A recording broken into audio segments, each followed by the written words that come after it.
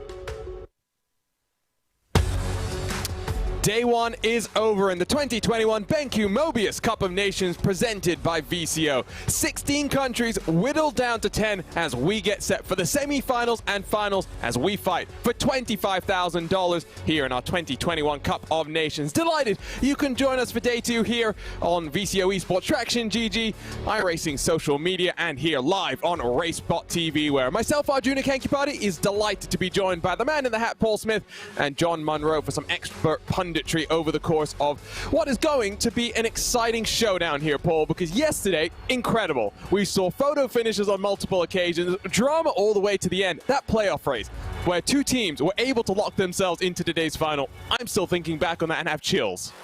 Yeah, and that was all just to decide who got to day two. So imagine what the racing is going to be like here today when there's $25,000 at stake here. So these drivers will be going absolutely full throttle. They'll be pushing the levels of adhesion, maybe pushing the levels of driver standards as well out there. But it's all desperation, and that's what we expect to see here today. Tempers will be flaring, I have no doubt about that. And John, you were watching on with great intrigue yesterday, but we've got some very interesting combinations of cars coming up for us today. Semi-finals, we should talk about the format very briefly here. Yesterday was starting with the groups. You were fighting with everyone out on track, but really you were talking about the points in your group. Today it's a very similar thing to kick things off in the semi-finals. 5 head-to-head matchups that will lead towards first the last chance qualifiers, but then 4 races in the finale. So just like we saw yesterday in the group stages, semi-finals, you're fighting with everyone on track, but in reality you are fighting with one other team and their 4 other drivers to advance directly to the final. Yeah, absolutely. The format today, with the semi-final in particular starting things off, is even more intense than the format we had yesterday. And I don't know about you guys, but I basically had to lie down from the finish of that Monza race. I only just got up 10 minutes ago because it was that exciting to watch. And as you say, this time it's head-to-head, so that is going to be an incredible spectacle. The drivers have got a lot less time to make up for any mistakes. It's going to be all about getting out of the blocks as quick as possible. And the great thing about this year's tournament, and specifically, is how open it is. You know, the fastest drivers and teams didn't necessarily end up with the most points yesterday. So it's going to be all about scoring the most points across your whole team and keeping in the fight until the final. But yeah, I have no idea who's going to take the trophy home today. And we have some pretty incredible matchups that across of international sport would be a treat. Of course, Poland versus USA, France versus Italy, UK, Germany, Spain versus Portugal. The football fan in me is going absolutely berserk right now. Russia, Japan, our final of these matchups. Paul, I think really the one that's going to be toughest here is UK and Germany. I think Germany's going to be on a romp a little bit here. Not like when UK took Germany to town and won 5-1 in football. I think it's going to be the opposite way this time around. I think UK is going to have to go through the last chance qualifiers. I don't know about any of the other matchups, though. Yeah, I was going to say that the UK lineup, you just look at that Germany squad and it is basically the choice drivers from Team Redline. So, you know, you're really going to be up against it there in that matchup. Russia and Japan, that could be a really interesting battle between the two of those, because there's a little bit of an unknown in some of their drivers out there as well. Poland, USA. Didn't expect to see that here today in day 2, but the way that Poland performed yesterday puts them in really good stead for today's finals. They were two competitors in the same group. Poland, after race 1, were out of the transfer positions, but because of a fantastic race 2, where all 4 of the Polish drivers really got some solid points on the board, Poland were very much looking comfortable heading into our rallycross race, the final of the group races.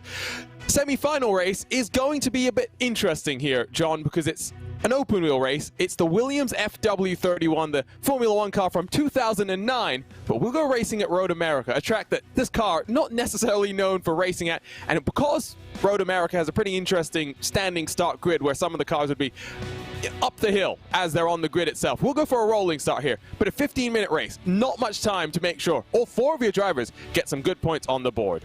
Absolutely, and the race is going to have kind of an IndyCar flavour, but obviously with a Formula 1 car doing the work. Now, obviously, a 2009 Formula 1 car, it's crazy to think it's already 12 years old. It's absolutely mental. But these 2009 cars, they have a great engine note, V8s, of course, and they don't have as much downforce as the modern-day Formula 1 cars. So, in essence, it is going to kind of feel a bit like an IndyCar sprint, somewhat. But the intensity level with 15 minutes, you're not going to get many laps in. Maybe 7, 8, 9 laps of Road America. I'm not quite sure how quick these things are going to lap the track, but yeah, it's going to be interesting to see. I'm really fascinated by a couple of battles in there. As you were talking about Poland versus USA, Poland might even feel hard done by because they did so well to pick up the maximum amount of points yesterday, but they've been drawn against USA, who were one of the quickest teams yesterday and were maybe a bit unlucky to end up in the playoffs. So I think Poland are going to have a tough time of it. Also, the Italy-France group, that one is going to be interesting as well, because France started so strong yesterday and then slipped away, whereas Italy started weak and then got stronger towards the end. So that's a fascinating one too.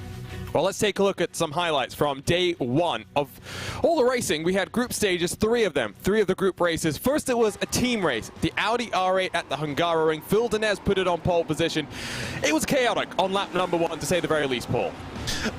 Yeah, chaotic is the understatement of the year. It sure is.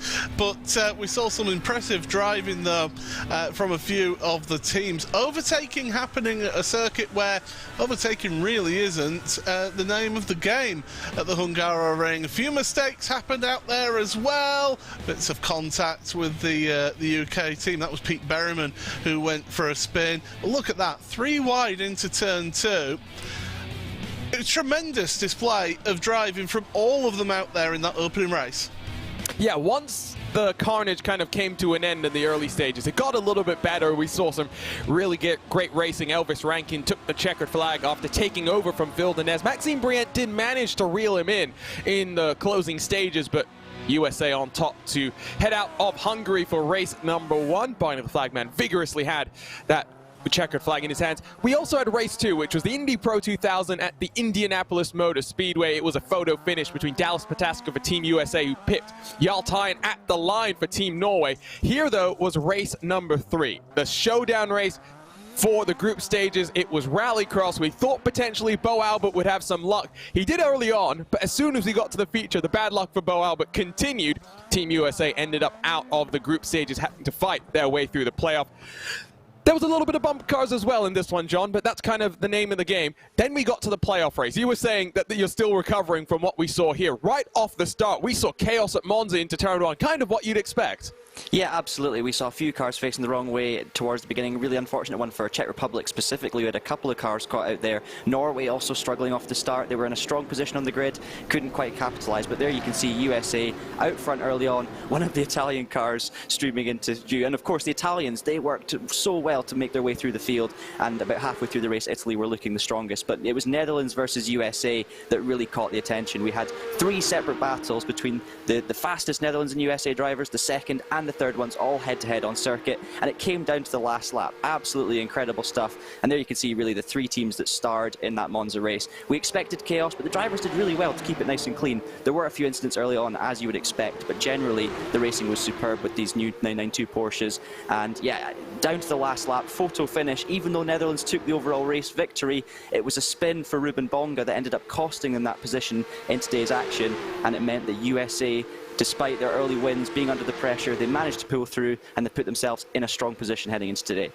It was Phil Denaire, Sam Coitert, and Moreno Sorica, making sure I don't mix up his name like we've done on some of the VCO Pro Sim broadcasts recently. Three-way fight between the three of them, but it was so interesting all the way to the line. 10 points between USA and Netherlands. If not for Ruben Bonga's spin, I think this pass by Sam Coitert on the final lap would have made sure that the Netherlands would have advanced. Ultimately, though, for Sam Coitert, victory not good enough.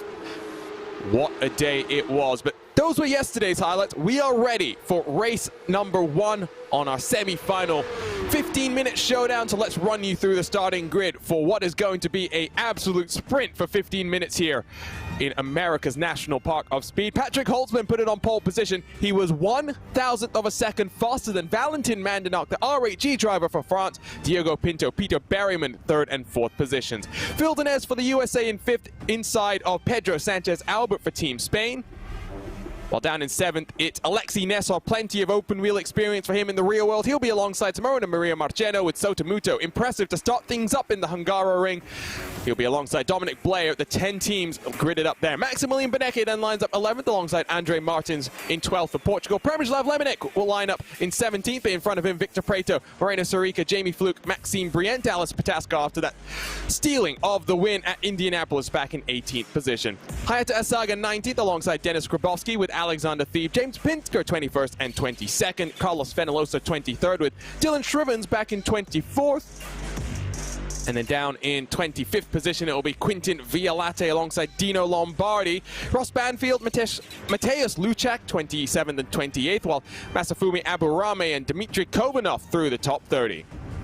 Christopher Dambeat and Charlie Summers, 31st and 32nd. Johan Hart, Alessandro Bico on row 17. Well, the young Elvis Rankin lines up alongside Nuno Henriquez.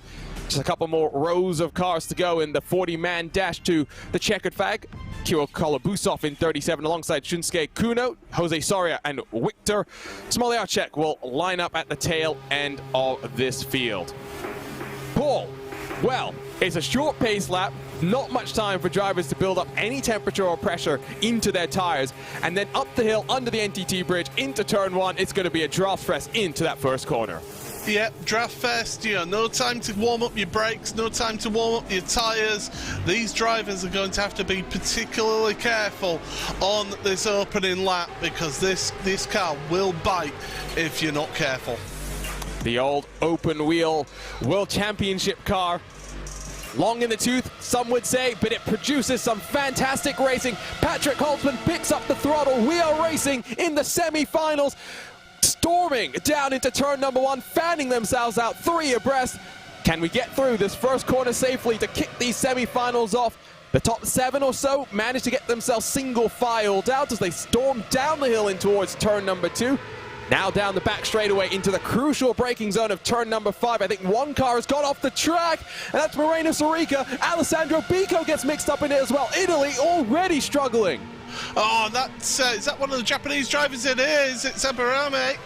So nightmare for him as well. But Italy, they'll be absolutely gutted about that. 2 of their drivers down there, 38th, 39th right now.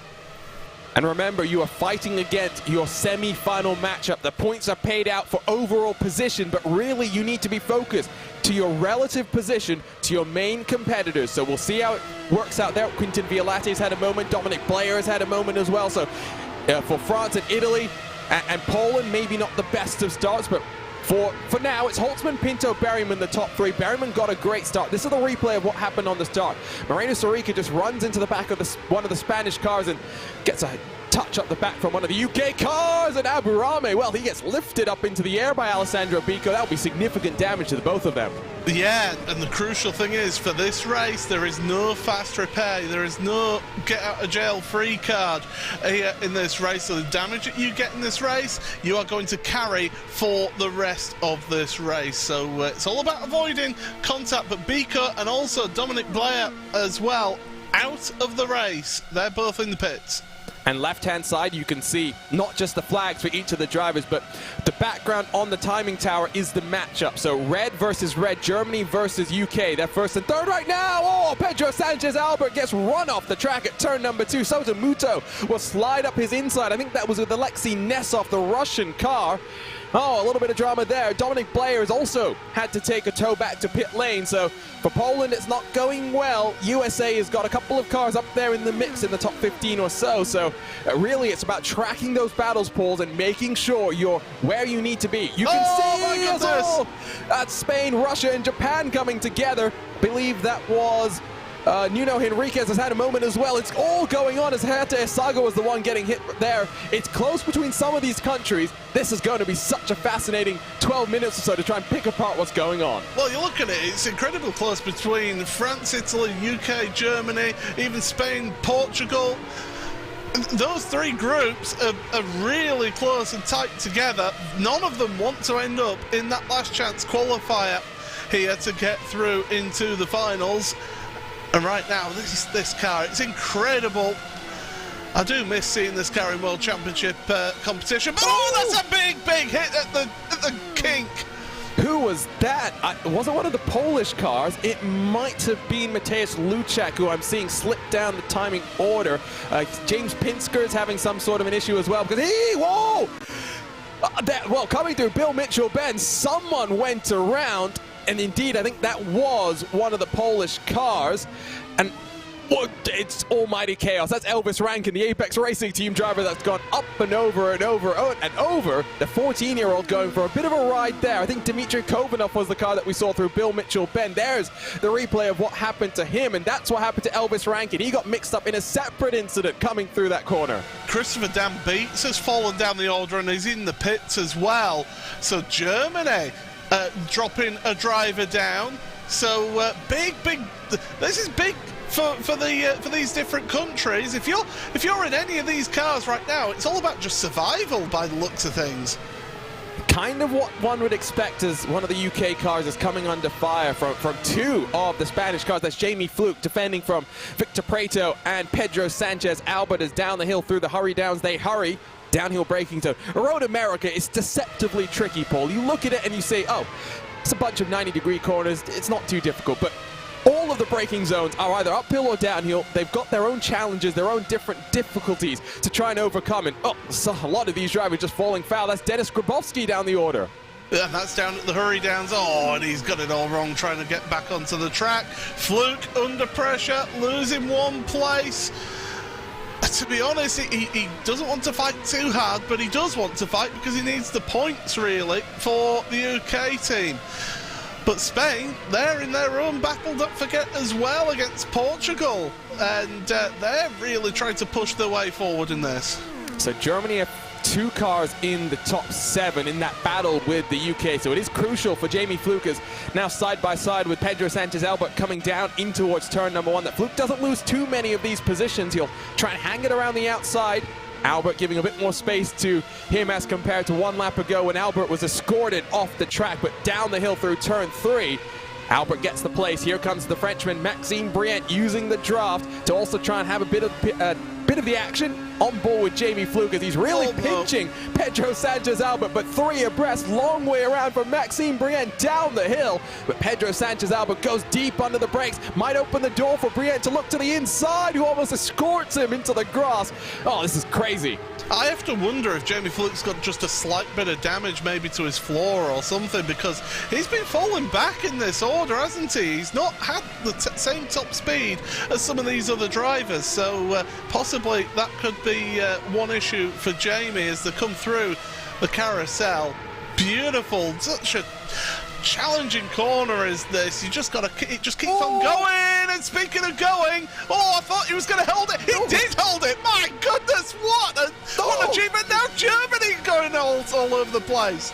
This is incredible. That was Ślemislav Lemenik for the Polish team that almost lost it coming out of the carousel. Now we'll dive down the inside of Jamie Fluke, who tries the up and under, but I think you're right. I think Jamie Fluke's got some sort of an issue. And then Carlos Fenalosa coming through the chemicals, almost lost it by himself.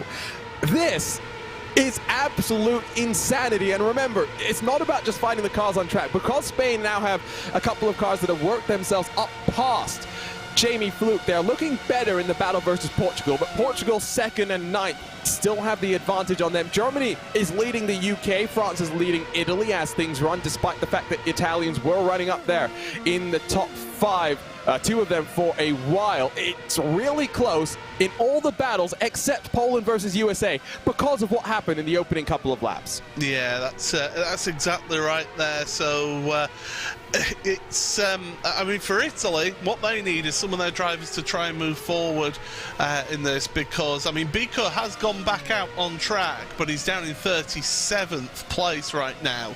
So not a good day for the Italians in that manner. But yeah, Christopher Dan Beats, he's out of the race. Elvis Rankin obviously out of the race as well. Here we are with Lombardi then. And it's fast, it's frenetic, and we just got past the halfway point of this race.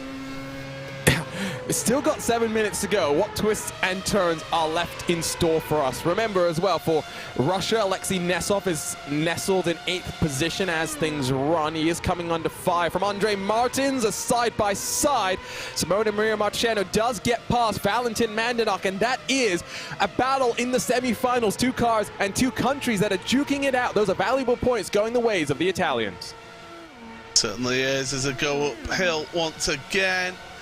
And now Simone is pulling away into Germany with Max Benecke trying to move forward, and he's trying to use the slipstream of Marcheno, and he does use that to move past, so notch them up a position between the 2 of them. But yeah, Benecke now, he's got his sights set forward to Simone Maria Marcheno. The front 2, I mean, they're pretty close together, Holtzman and Pinto, but they have pulled away from Pete Berryman. Yeah, they have. A bit of a surprise, if we're being completely honest. A side-by-side down the hill. Marcheno still trying to defend from Mr. iRacing! Oh, bobbles, but just about hangs on to that one. Mandanok almost took advantage. Benecke will lose 1 more position. Nesov getting some valuable points there. How? How does he hang on to that car and not end up into the wall? This is why we have these drivers here. They are the best drivers across all of sim racing. And my goodness, just the ability to hang on to this car. As I said, this car bites. When it goes, it goes. It's not necessarily as quick as the Dallara IR01, but look at the push as well. The Benecke through the kink. You'd think that would be a flat-out corner, but almost washes wide. 3 abreast in front of him into Canada corner. That's not going to work out, surely. Mandanok gets past Marcheno. Benecke takes advantage to slip up the inside of Nesov. This is brilliant stuff. We need more of this. Bring back the FW31. That's what I say. This is fantastic stuff. Oh, we got a car off at the Canada corner. Exit Canada corner, and it's a saga again. I think Dylan Shriven's got mixed up in that one. Oh, why is Italy going slow? Oh, that's a lap car. Traffic. That must be Moreno Sarica. Oh, for a moment I was like, what more dramas? What's left to be written in this story? Johan Half is dropping down the order, and he's taking a toe to the bit. Schmillo, oh my goodness, Victor has gone off. I apologise, Victor, I really do. But yeah, I'm tripping over my words there. But yeah, all sorts happening out there. Kiro Kolobusov for Russia is in the pits. Dylan Shrivens for Portugal is in the pits. Victor Smoliarczyk is also down in pit lane. Hasaga did mix up with Shriven. I'm not sure if Shriven just got onto the grass and then lost control by himself. That's what happened to Johan Hart on the right side of Bill Mitchell Bend. And that was one of the UK cars off as well. Who went flying in the air? I couldn't see on that shot, but yeah. Now we're trying to just get word. So this is what happened to Hart. Oh, it's a car recovering right across. That's one of the Portugal cars.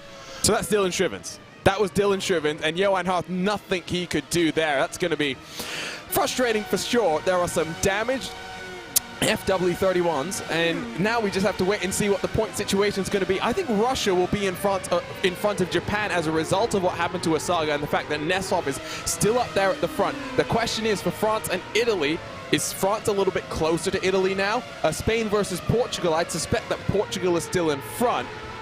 3 minutes to go, so about 2 laps on the offer for us here. I mean, I did expect this to be a bit of a sprint race, but this is turned into a race of attrition here already. This is absolutely incredible. And well, we thought things had calmed down by about halfway point of this race, but no, that's not the case.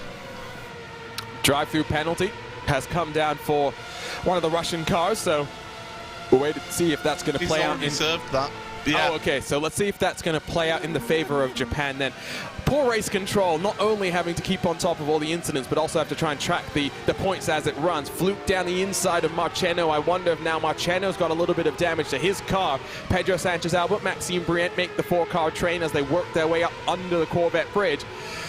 Wow, up front, Pinto is keeping his red line counterpart Patrick Holtzman honest. They have broken away from Peter Berryman, Jose Soria, Andre Martins, also down onto pit lane this time around. I have no idea how the points are looking right now, Paul.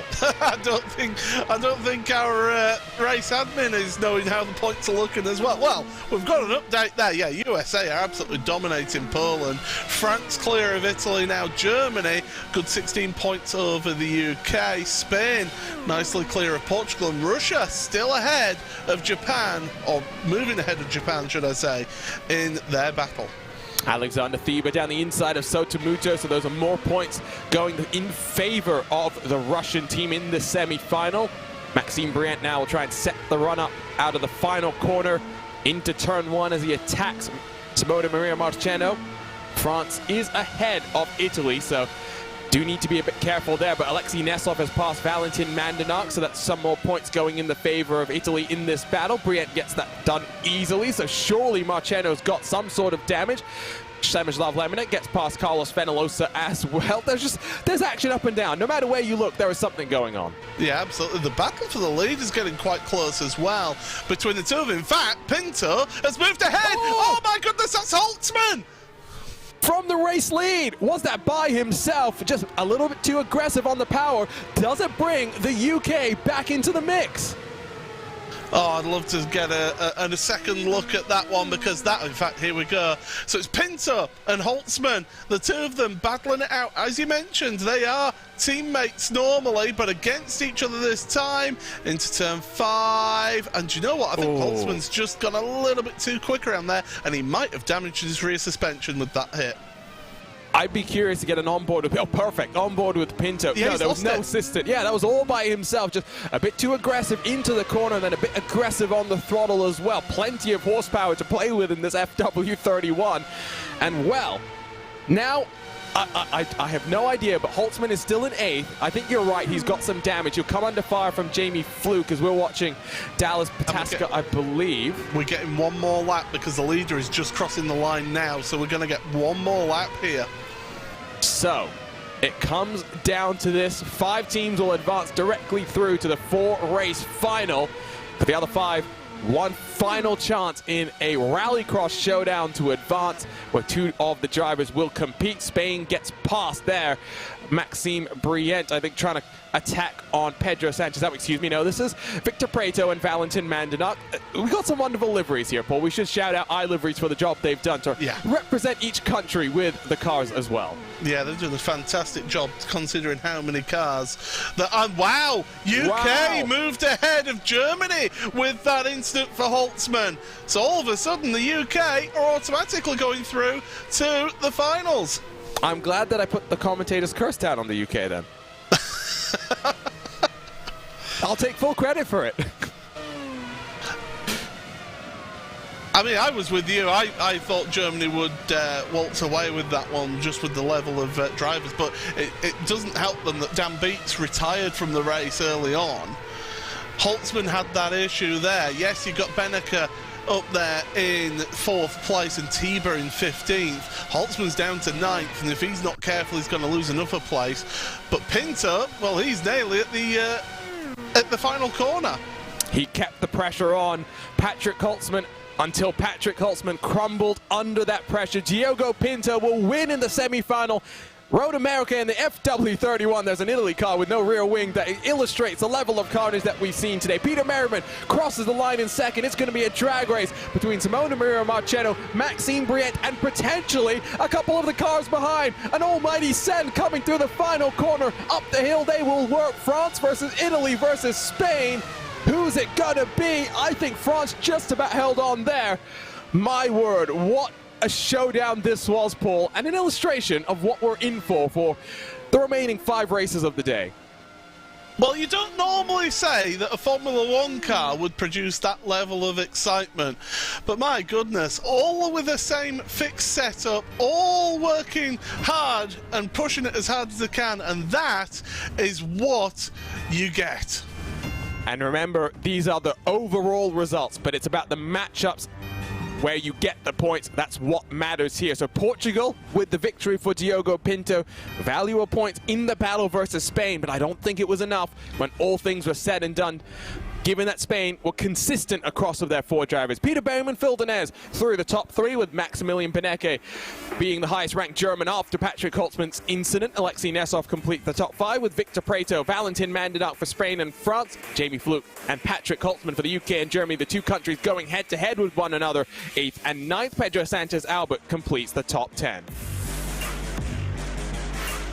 Maxime Briette, it was a drag race between him and some of the other cars. He finishes in 11th with Przemysław Lemonek for Poland down in 12th. Carlos Fenolosa, 13th position for him, while Simona Maria Marcheno for Italy in 14th. Alexander Thieb for Germany completes this race in 15th position. Dallas Pataska in 16th, with Sota Muto dropping down the order slightly down into 17th spot. James Pinsker, the man in the Aviators, finishes in 18th with Quintin Violette and Dino Lombardi head-to-head in the semi-finals, 19th and 20th out on track. Nuno Henriquez was in 21st position, while Ross Banfield for the USA down in 22nd. Charlie Summers, Burst Esports driver for the UK in 23rd. Well, then you find the Russian and Japan drivers that were meant to go head-to-head but found themselves mixed up in some strife early doors and really were on the back foot right off the bat. Dmitry Kovanov, Shunsuke Kuno, Denis Grabowski, and Kirill Kolobusov through the top 27. Andre Martins 28th, with Hayata Asaga mixed up in multiple incidents down in 29th. Moreno Sorica and his Italian counterpart Alessandro Bico 30th and 31st. Then we get to some of the cars that didn't finish the race. It was Mateusz Luczak, Dylan Shrivens, Jose Soria, Victor Smoliarchuk for Poland, Johan Harth, the 2020 iRacing Rallycross World Champion.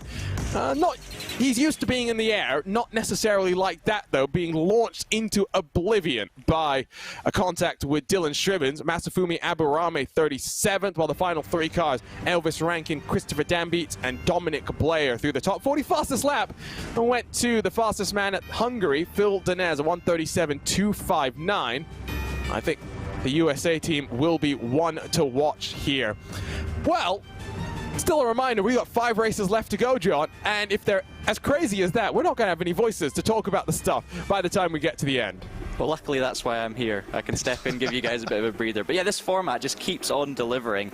Yeah, there was a certain point with 2 or 3 laps to go, things looked fairly settled, similar to the final race yesterday. And then, of course, we had the mistake out front from Holtzman, which was unbelievable. He did it all on his own. He could have given up that position. Germany would have been fine, but instead, they now have to fight their way through in Rallycross. I still think they have a chance. If they can get through the Rallycross, they'll be in the mix because they've got such strong strength and depth. But UK, obviously winning the Rallycross yesterday, now they don't even have to take part in it. We also don't have Johan Harth in the Rallycross too, because France are through as well. So the Rallycross is kind of anyone's to win, really. There was a few disappointing performances in there as well, I would have said. Obviously Dominic Blair having issues early on meant that Poland, after a really strong running yesterday, right near the back, similar for Japan. And Italy as well. They started off slowly yesterday. Bit of a slow start for them again today, and they've got it all to do.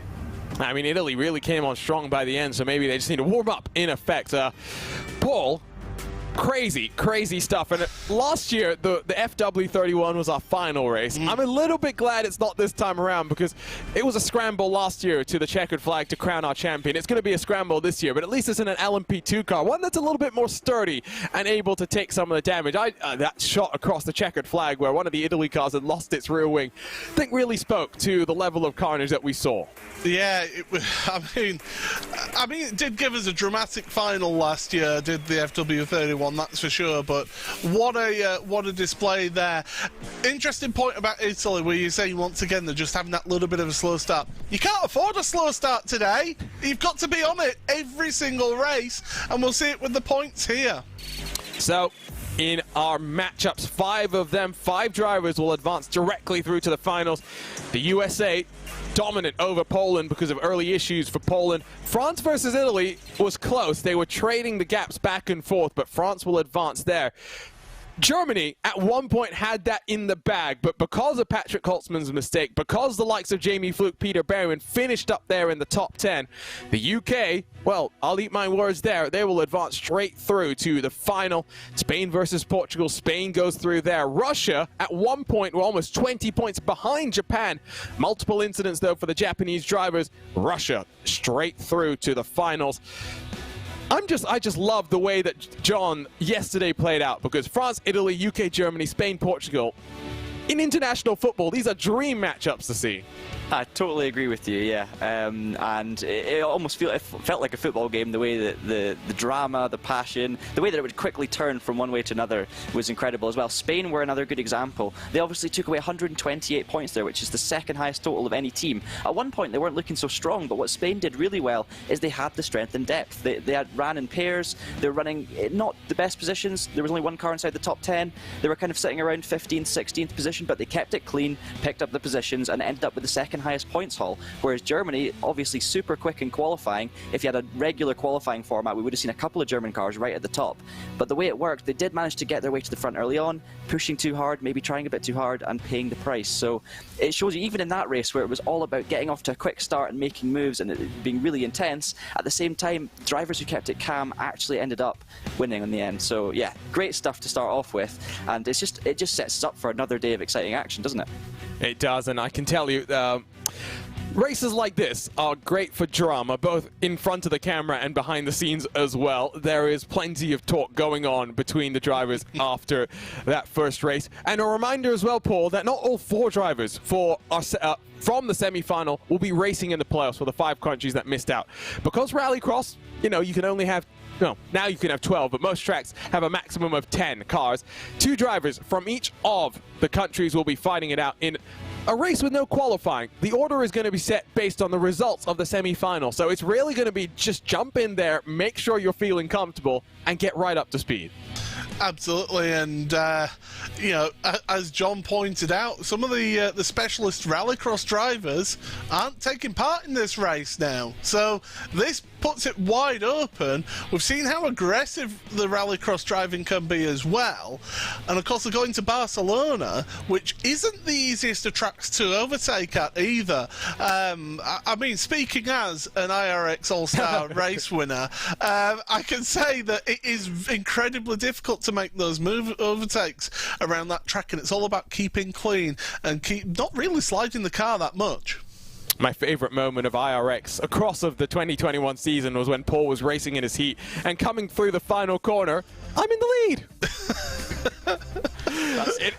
And it's going to be 5 laps, John. 5 laps, that's it. It's all the time that you've got. You're either setting yourself up to head into the finals, or you're setting yourself up to watch from the sidelines. It's going to be incredible, because it's going to be all about having that speed, and you need to have the aggression to make your way forward, obviously within reason. We don't want to see controversial incidents. Maybe some of you do, but I certainly want to see some good, clean action. But the thing is as well, with Rallycross, it's not just about being aggressive. You have to be clean and you have to be calm, because you have to hit your apexes. You can't be overshooting the corners, because as soon as you miss an apex, you're opening the door for someone to fire their car down the inside, possibly into your door as well. So you really, really need to stay calm under the pressure, but pick your moments to move forward and try and defend. It's going to be absolutely hectic. And we'll get to that race as soon as we can. But we're going to step away for a couple of moments' time. Don't go anywhere. We'll be right back with last chance qualifier action here on RaceBot TV, VCO Esports, Traction GG, and across of iRacing social media.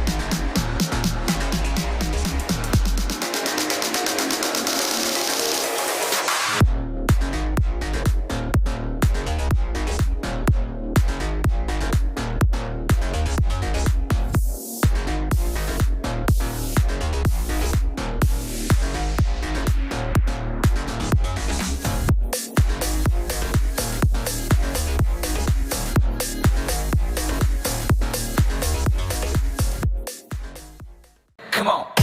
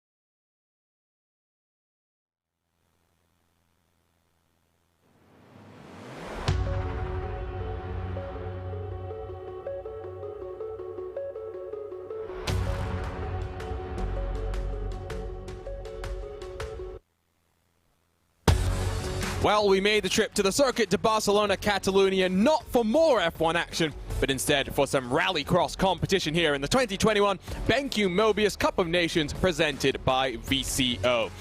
It's last chance qualifier time. 5 laps will determine the 2 final teams that will work their way into the 4-part finale to fight for $25,000. Welcome back to RaceBot TV, Traction, GG, VCO, Esports, and of course iRacing social media, where myself, Arjuna Kenkipati, is joined by Paul Smith and John Monroe. And John, we talked about it just before the break. 5 laps, that's it. That's all the time you've got to determine your own destiny here at Circuit de Barcelona, Catalunya. Yeah, this is probably going to be the shortest session of the whole weekend in terms of, you know, the amount of time between getting yourself prepared and being at the finish, knowing the results, is basically nothing. So it is going to be flat out from the get-go. And yeah, you guys are going to have to, you're going to struggle basically to get through this commentary without taking a breath, because it's going to be happening. Every corner is going to be crucial.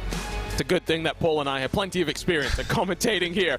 Of course, we were delighted to be part of the 2021 Rallycross World Championship coverage. But Paul, just looking at the teams that we've got in store for us: Poland, Italy, Germany, Portugal, and Japan.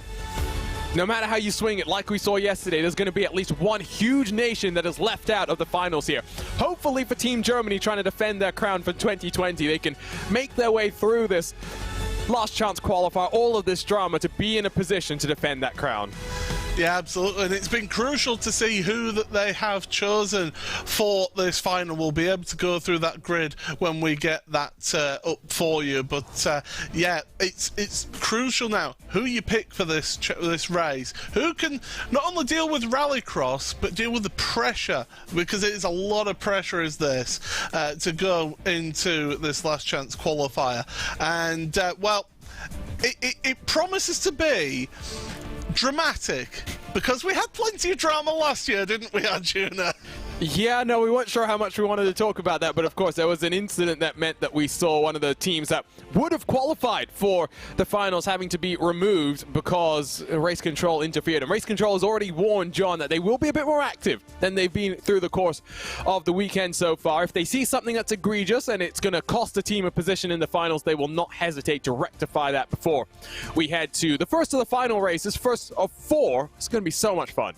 Yeah, I can't wait. And you were saying that, yeah, obviously there were a lot of incidents yesterday and the stewards were keeping an eye on things, but they're going to have to be on it, especially in this race with everything that's on the line. And yeah, we might see some provisional results that don't end up happening. We're just going to have to play it by ear and keep an eye on things as the race develops. But yeah, then 4 incredible final races coming up later on. We're going to have to try and survive this and then see where we stand. But of course, that is a chance for every single team to reset. And you know, if you make it through this race, suddenly you've got just as good a chance as everyone else. And the best thing about the competition this year, especially in comparison to last year, is it is wide open. Try and pick a winner from these nations. Even the nations in this battle at the moment for the next race, you know, the likes of Germany, Italy, even Poland, based on yesterday, they're all race-winning potential nations, or event-winning nations. So it's anyone's game. At least the UK and Germany didn't go to penalties. We know how that one would have gone. Scotland Not my don't have comment. a problem with penalties, Arjuna. Thank you, Arjuna.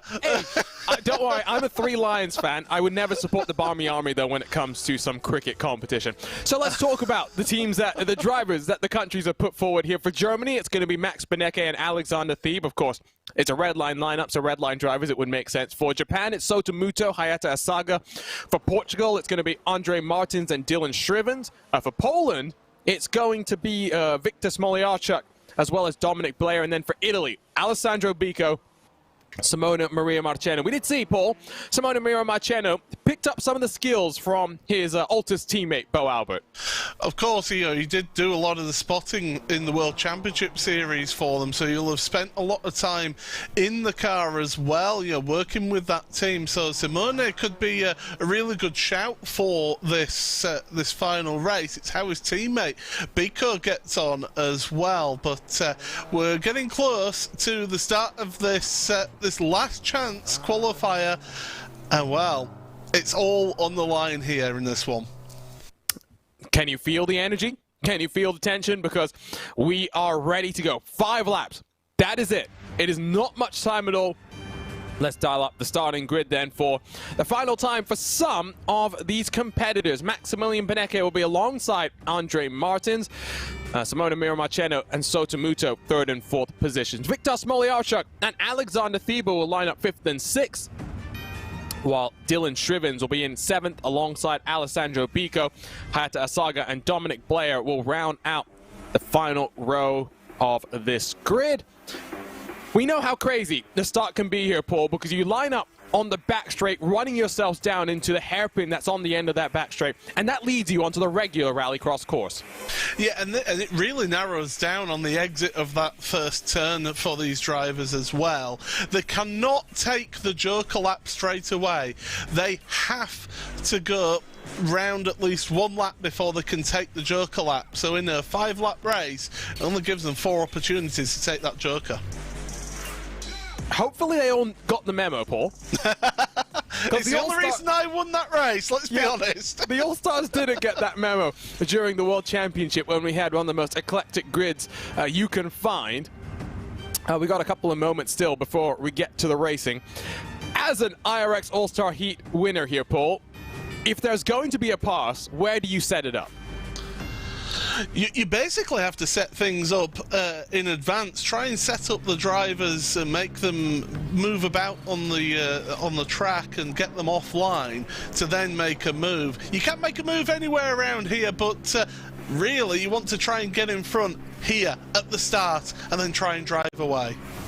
10 seconds. Who are you picking to win this one? Not advance. Who are you picking to win? Marchena.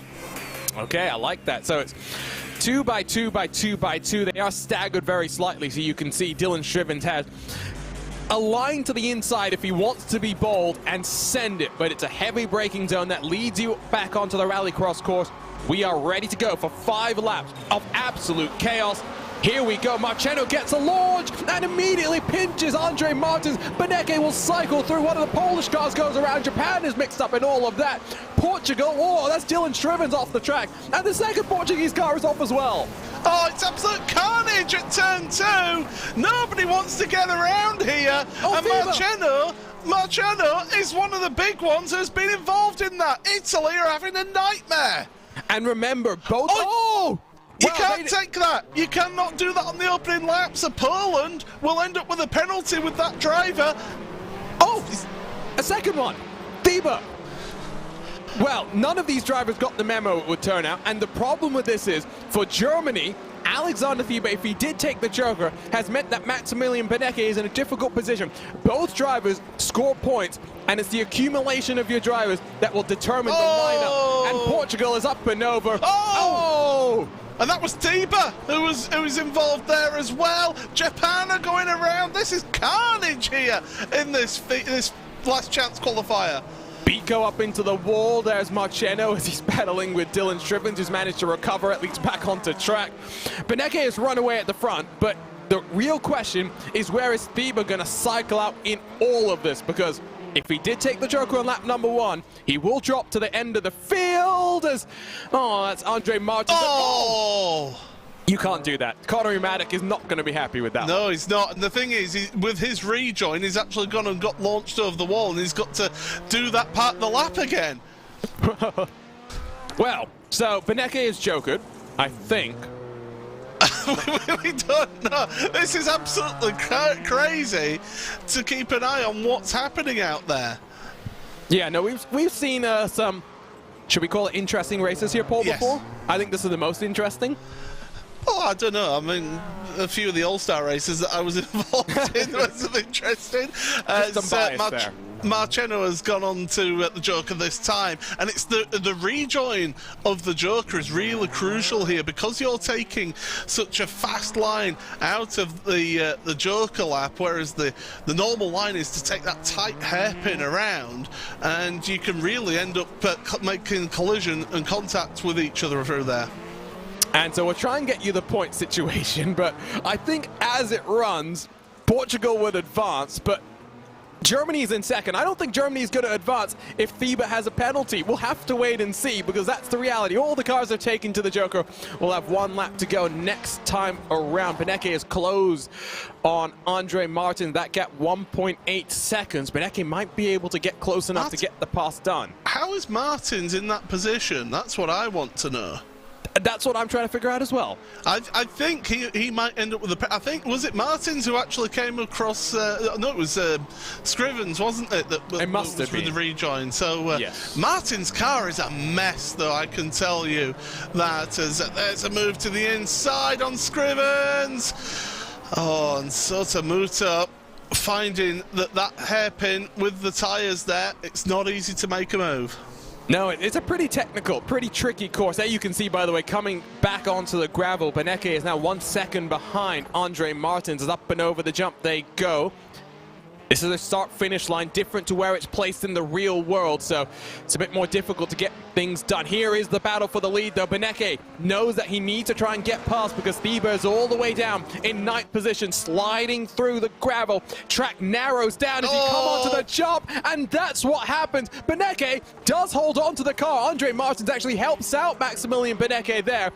2 more corners to go. It should be BenQ that wins this last chance qualifier. Martins in 2nd. But now the question is what's going to happen with every other car and how is the points going to play out here? Now that, I would say, was that Martins did nothing wrong there. BenQ was coming across his nose, and that's why there was contact between them. Italy, into the barrier. Well, we'll wait for the results to become finalised because they haven't been finalised yet. We have to wait and see what penalties are coming the way. And in fact, it's just updated now. And yeah, I don't know about you, but on my timing screen, I'm seeing slightly different results. There we go. Yes, no, that's what I'm seeing as well. It's Maximilian BenQ, 17 seconds clear of Simona Miramarchenu, who will add a party to the line. Hayata Asaga, Dylan Shriven, 2nd, 3rd, 4th for them. Sotomuto, 5th. So Japan is still in with the mix. So is Italy. Andre Martins had a lap penalty there, an automatic lap penalty, so not sure exactly what happened. Alessandro Bico, Dominic Blair, Alexander Thebe, Victor Smoljarchuk through the top 9, and Martins, of course, 10. BenQ, we're getting word, might have a penalty. Well, we'll have to wait for a final decision before we find out what's happened there. But, I mean, we said it was going to be chaotic, didn't we, with the iRacing around Barcelona? And that's exactly what we got there, with a bunch of drivers who never really take part in iRacing. John, what did you think of that smorgasbord of entertainment? There's no kind of way around it. It was a complete shambles. I mean, going into the first corner, we had the Japanese car that started 10th, 2nd, and then making contact with the Portuguese car. We had 9 out of 10 of them facing the wrong way or in the wall. It was like open lobby stuff there. After so many great races, it was going to come to a head. We said this would be the most intense race of the lot, and it's proved that. I had no idea who was going through any stage of that race. Very difficult to follow in terms of the results. Even towards the end, we had the lead 2 come together with BenQ's and the Portuguese car. So absolute chaos. We've got 3 teams in the mixer. I'm still waiting to see the final standings to see who got through. It's very close between Italy, Japan and Germany.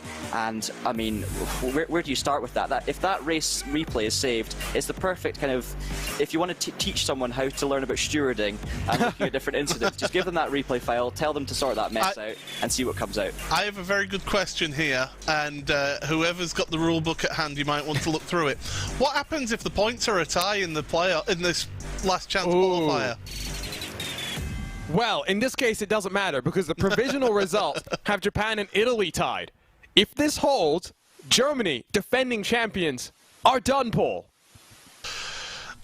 Yeah, which is a complete shock. Well, you think last year's champions of the Cup of Nations, you wouldn't have predicted this, would you, at all? But this is the thing. This is the peril of getting yourself into a last chance qualifier, and before you know it, you're ending up out of the event. Well, I will say, we can't say they're final yet because Italy's going to have something to potentially answer for. I know Portugal's a little bit frustrated with them. Germany might have something to answer for as well. Does that promote someone else into the mix? Japan, Italy, provisionally, we should highlight that, provisionally tied on 40 points apiece. Germany 2 points back from that, but we'll get you confirmation as soon as we can. In the meantime, these others, provisional points. Let's make that clear. In the meantime, John, let's start focusing then on the final. What's in store for the 7 nations that have made it through? And we are getting word these are confirmed. Japan and Italy will advance. Germany, Portugal, and Poland wave goodbye. We will have a new champion in these Cup of Nations. Drama. I think that's all I can say, John. Yeah, and if tensions weren't high before, they certainly are now. That will, especially for the Japanese and Italian teams that were involved in that race, that must have been a roller coaster of emotions, and they're going to have to really calm down, take a breath, and reset for the next 4 races coming up. And what a lineup we have of nations and of races. You know, Japan and Italy. Japan have probably going into this as the underdogs now because they've not really had the outright pace since the first race. Whereas Italy were looking really strong towards the end of yesterday's event. Maybe they can be contenders. I still think Italy are in with a shout of winning this thing. You've obviously got France and UK who've been strong throughout as well. There's plenty of strong teams in the mix. So yeah, it's going to be great. The first race, of course, the Porsche 992 around Montreal. We saw the racing that the Porsche produced at Monza, and that was a spectacle. Montreal, a similar kind of circuit to Monza, of course. Lots of long straights, heavy braking zones, chicanes. The walls are a little bit closer at Montreal, so if tensions are still running high after that race, we need to be a bit careful. But as we saw, they produced a lot of great racing. These Porsches all about the traction out of the corners as well. I mean, let's hope for a bit of a cleaner one, but I'm very excited, and yeah, it's going to be great. The Wall of Champions might claim some wannabe champions here today in that Porsche 911 Cup car. And we saw some great racing, Paul, in that Cup car yesterday at Monza. But it's a very different sort of a track. It will be the same setup, though, the same fixed setup, the same medium downforce setup that these drivers have to deal with. Oh, that's going to be a treat, especially when you think about that Montreal has curbs that are very, very willing to spin you around and put you into the walls. Yeah, certainly. Montreal, it's like a street track, is this venue, and it's unforgiving if you get one little line wrong. I mean, every chicane you go through, you are in peril, because if you get that wrong, if you're side by side with somebody, you don't quite get the room, you're in the wall. It's that simple. So you got to be careful with this track and treat it with respect. And then race number 2 of the final. So 911 Cup car at Monza, that's race 1. Race 2, John, is a throwback to what we saw last year. The Ford Fusion, the legacy Ford Fusion. So the old generation NASCAR Cup stock Cup car at Homestead, Miami. That is a very difficult combination, more difficult than I think people realize, because it's a track where in the real world the high line is pretty powerful, but it's a track where you can run multiple different lines as well. Yeah, exactly. And Homestead, Miami is not an easy oval to just keep it flat. It's not going to be anything like the Indy Pro race we saw yesterday. You know, the drivers are really going to, you know, anyone who's got experience in NASCAR and experience with Homestead are going to have a big advantage here because it's not an easy circuit. Tire wear might be a thing as well. Obviously, it's going to be interesting to see what different lines the drivers go for. But I mean, this race could go any direction. Like at this point, who can predict a winner? And then for race number 3, that's going to be back to hell Lankenbahn in an STI, Subaru STI Rallycross car. So that will be the penultimate race of the weekend. And then the final pole, Dallara LMP2 at Sebring, respecting the bumps for a 20-minute showdown to decide it all. Yeah, and what a classic venue it is to be able to see that. By the way, I'm getting word the stewards are reviewing an incident from that rallycross race yet. So we could still have a change here. I think we're going to have to give the stewards time to be able to look at that and get the results to everyone in the show once we know finally. Well, I tell you what, while race control goes and takes one final look, we're going to step away for a couple minutes. Don't go anywhere. We'll be back with the final 4 races here in the 2021 BenQ MOBIUZ Cup of Nations presented by VCO in just a couple of minutes' time.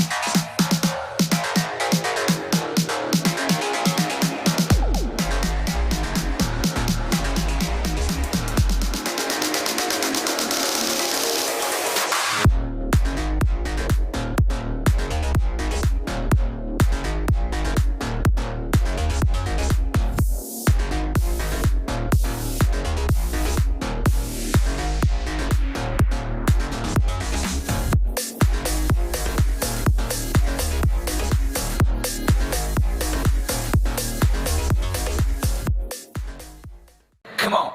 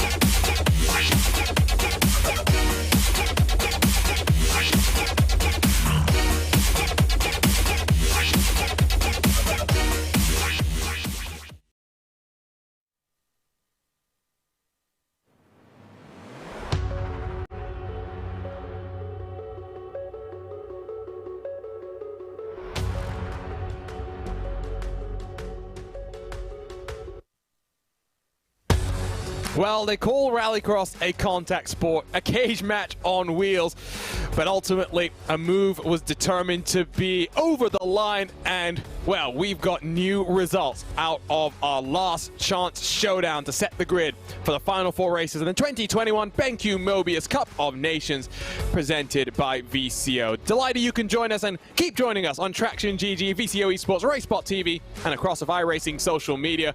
Myself, Arjuna Kankipati, joined by Paul Smith and John Monroe. And Paul, updated results. Portugal made a protest about some contact that happened with Italy. Italy dropped down the order.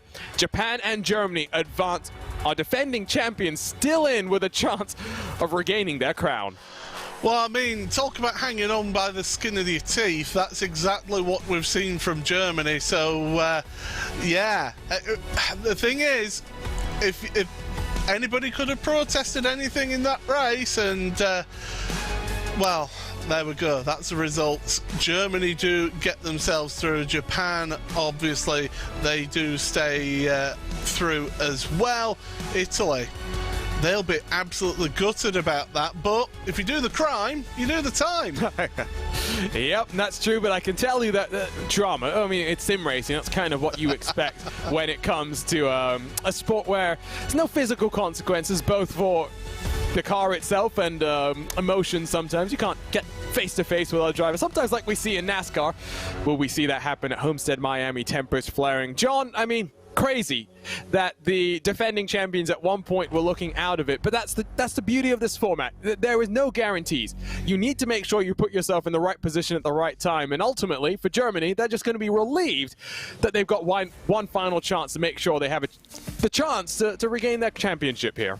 Exactly, and they're on equal footing with every other team now. Suddenly, you could argue they might even be the favourites if they've got the strongest group overall. And it's kind of funny that after that first race, you know, we saw Germany looking really good, and then right at the last minute, it got turned on its head with a mistake, and they're out into the playoff races. And then suddenly in the playoff races, it's the totally opposite side of the scale, where they're looking bad, and then right at the last second, it comes good for them. Okay, it came down to the stewards in the end, but I mean that whole race was defined by the stewards and the race itself. There was so much carnage. We were always going to see that, but yeah, Germany now in with a shout, which is something we didn't think 10 minutes ago. Really interesting that, you know, Paul, you were saying after that first race at Road America, Italy, they were slow to start, but you can't afford to be slow to start, and it's been proven. You know, they were into that race, they had a good showing, but they couldn't pull it together. It was so much carnage that it was anyone's result, and at the end of the day, Italy are now going home early. Yeah, absolutely, and you know, Italy, as I say, they'll be frustrated with the decision and they'll feel aggrieved, but at the end of the day, when everything sort of cools down and the emotions have gone, I've seen a clip of what happened. I feel that the correct decision was made by the stewards. So at the end of the day, yes, they can feel aggrieved, but at the end, well, I'm sorry, but you can't do silly things that push people out the way in a race. To quote Paul Smith, you do the crime, you do the time. I think that's very apt to what we saw there. Kind of similar to what actually happened yesterday in some Nitro Rallycross in full medal action. Chase Elliott, the NASCAR stock car driver, one of the most popular drivers in NASCAR, was getting a taste of flying cars and fighting with Tanner Faust, one of the greats in American Rallycross. A little bit aggressive when trying to get a move done. Won his battle bracket, but did end up getting a penalty, so Tanner Faust advanced from there. We saw that in the final of the battle brackets as well. Mr. Travis Pastrana was battling with one of the Hansen brothers, and similarly a move was dinged there. Rallycross, yes, it's a cage match on wheels, but you do have rules to be followed. So now we get ready for the finals. 4 races, all building up to our champion, our Cup of Nations champion, our World Cup winner, if you will. I love this format. It's just so much fun. And this 992 Cup car at Montreal is going to have open qualifying. So, John, I think that's crucial. Unlike what we're seeing for a lot of the other races where the grid is set by the results, that the group stages, for example, set the grids there. The results from qualifying weren't determined by the strictest open qualifying results. For the semi-final, it was tabulated by the order so that it was a little bit more interesting. This, though, is a race where you can make sure if you have 4 fast cars, you could start in the top 4 as well. Exactly. There is nowhere to hide in this session, because if you're near the back, you can't be saved by your teammates' good qualifying effort, and there's nothing false about it. You have to be at the front of the grid. You know, if you're the fastest driver in your team and you're only down in 20th, your whole team is going to be on the back foot straight away. So, of course, every point from now on accumulates. So every race counts just as much as every other race, and it means that this first qualifying session is going to be absolutely crucial. We saw Germany this morning at Road America right at the front in qualifying, not with 1 car but with 2 cars, Holtzman and Beneke. So they obviously have that strength and depth. That didn't really help them at the start of the race because of the system. Whereas now, if they can do that again, they're going to be looking really good. So this is going to be a huge test for the drivers, but especially the drivers towards the back of the grid. And surely, Paul, you'd kind of suspect that a lot of the World Championship drivers that will be competing in the Porsche Tag Heuer Esports Super Cup in 2022 will have a bit of a leg up in this part of the race as well, because, for example, Maximilian Beneke won a pretty significant tournament in this car just a week ago, fighting with the likes of Sebastian Job and so many other World Championship drivers. Surely they're the ones that have the experience that, with this type of format, will carry them, not just in qualifying, but the race itself. Yeah, absolutely. You've got it spot on there. They're going to be all on a fixed setup, so it's not like they would have in a World Championship where they've got the car dialed in exactly how they like it. But certainly that experience in this car will go and contribute towards their results here today, and they should have that little bit of an advantage over everybody else. But, you know, never say never. A lot of these drivers tried qualifying for this year's Porsche Tagore Esports Super Cup as well, so they've got a lot of time in the Porsche 991 that was in, but still plenty of experience in that tin top action. So let's get some predictions. Germany, UK, France, Japan, USA, Spain, and Russia. It's wide open, and I think it's very hard to actually predict. So if you get this one right, maybe you are a time traveler. John, which way are you swinging right now? I'd say based on yesterday's action, France were looking good, but I've got to say the potential I've seen from this Germany squad, I know they won last time, they've not really been at their best this time, but you can see the pace is there, you know, the lap times are there, they've just maybe made a few mistakes. I really do think, especially after that rallycross situation, Germany getting in by the skin of their teeth, they will be absolutely desperate to take advantage of the opportunity that's been handed to them, and I honestly think we could see another German victory come the end of the day. How are you thinking about this one, Paul? I mean, we've been calling Germany all along, haven't we? All the way from yesterday that they're one of the favourites, being the winners last year, having a team lineup that worked together as a team normally as well. So they've got that dynamic there. However, in an event like this, in a championship like this, things, little, you know, curveballs can come their way, and before you know it, you're not doing well. We saw that in the semi-final at the start of today's event. So we can't write off Germany, absolutely not, but there are some really, really good fast races out there for other nations. UK, I think they're going to be really good in this car. I think they've got a really good outfit for them in this vehicle. It's a toss a coin. It's you roll the dice. Who do you want to win? You know, I just think that this is going to be some tremendous action, because you see, I've learned from the master of sitting on the fence, which is Arjuna Kankapati. See, I'm going to go. I'm going to put a prediction here. I think it's going to come down to France and the UK, but I think that France, the level of quality that they have, the fact that they've got Johan Hart in the team as well, that's really going to help them in that rallycross race. I think it's the French team that will come out on top. See, I can avoid sitting on a French sometimes. I mean, can we all? Would you say Japan are the underdogs here? I would say they're probably the one team that no one's putting their money on. The USA have shown enough pace in those early races that you can't really count them out, whereas Japan have been struggling a little bit. They've been hanging on by the skin of their teeth. Could you imagine the scenes if we have a Japan victory? I do think, though, for the USA, they have pace, but do they have the consistency over all four drivers to put themselves in the right positions, Paul? As much as I'd want to say yes, I just don't think they have. I mean, Phil Denez will do very well in this car. We know how good he is in a GT-style car. He is a wonderful driver. The rest of the team, I mean, some of these teams actually in today's race, the ones that were in the last chance qualifier yesterday, have got a leg up over everybody else because they've had that recent knowledge of this car. So they know what it's like to race, they know what it's like to drive it, so they've got a little bit of an advantage over the rest of the competitors. You can never really write off the USA, that's for sure, but yeah, I just feel that they lack that consistency that someone like Germany or France seem to have. Well, almost ready for qualifying here at the Circuit Gilles Villeneuve for the first of 4 races in the finale. You can see the cars out on track getting a little bit of practice under their belts, and a reminder that 7 nations are out on track. We'll have 28 cars in our field.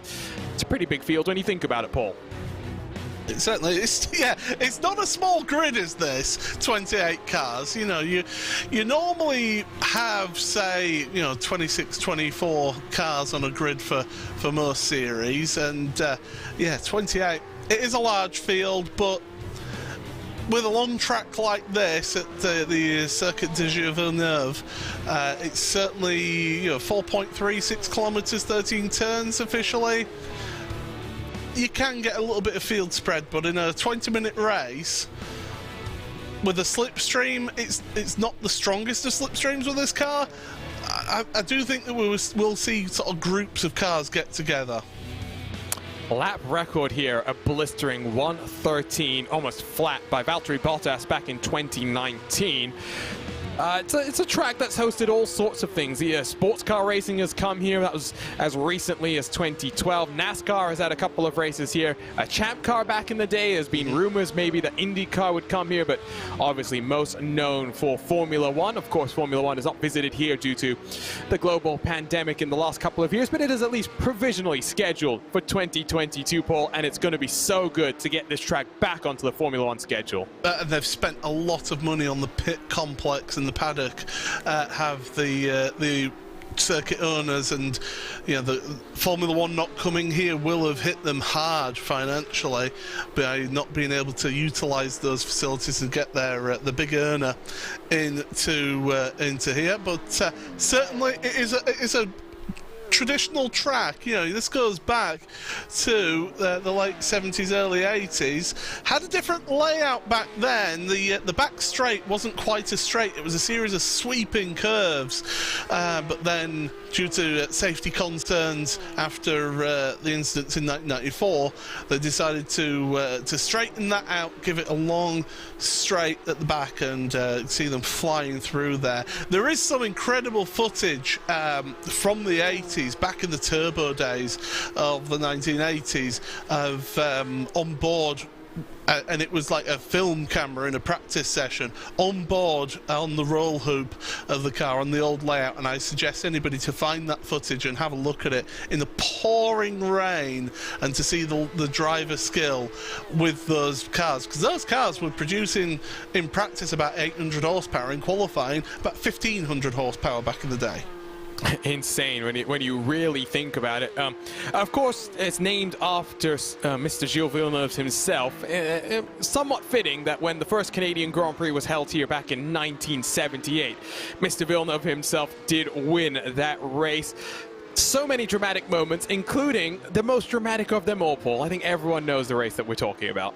Oh, you mean Jenson Button winning on the last lap after being last place and 6 times through the pit lane? Yes. And in a race that took, what was it, about 4 and a bit hours to actually 4 and a bit hours, yeah. I remember watching David Coulthard and also Martin Brundle talking about the wildlife around here whilst we were waiting for the restart of that race.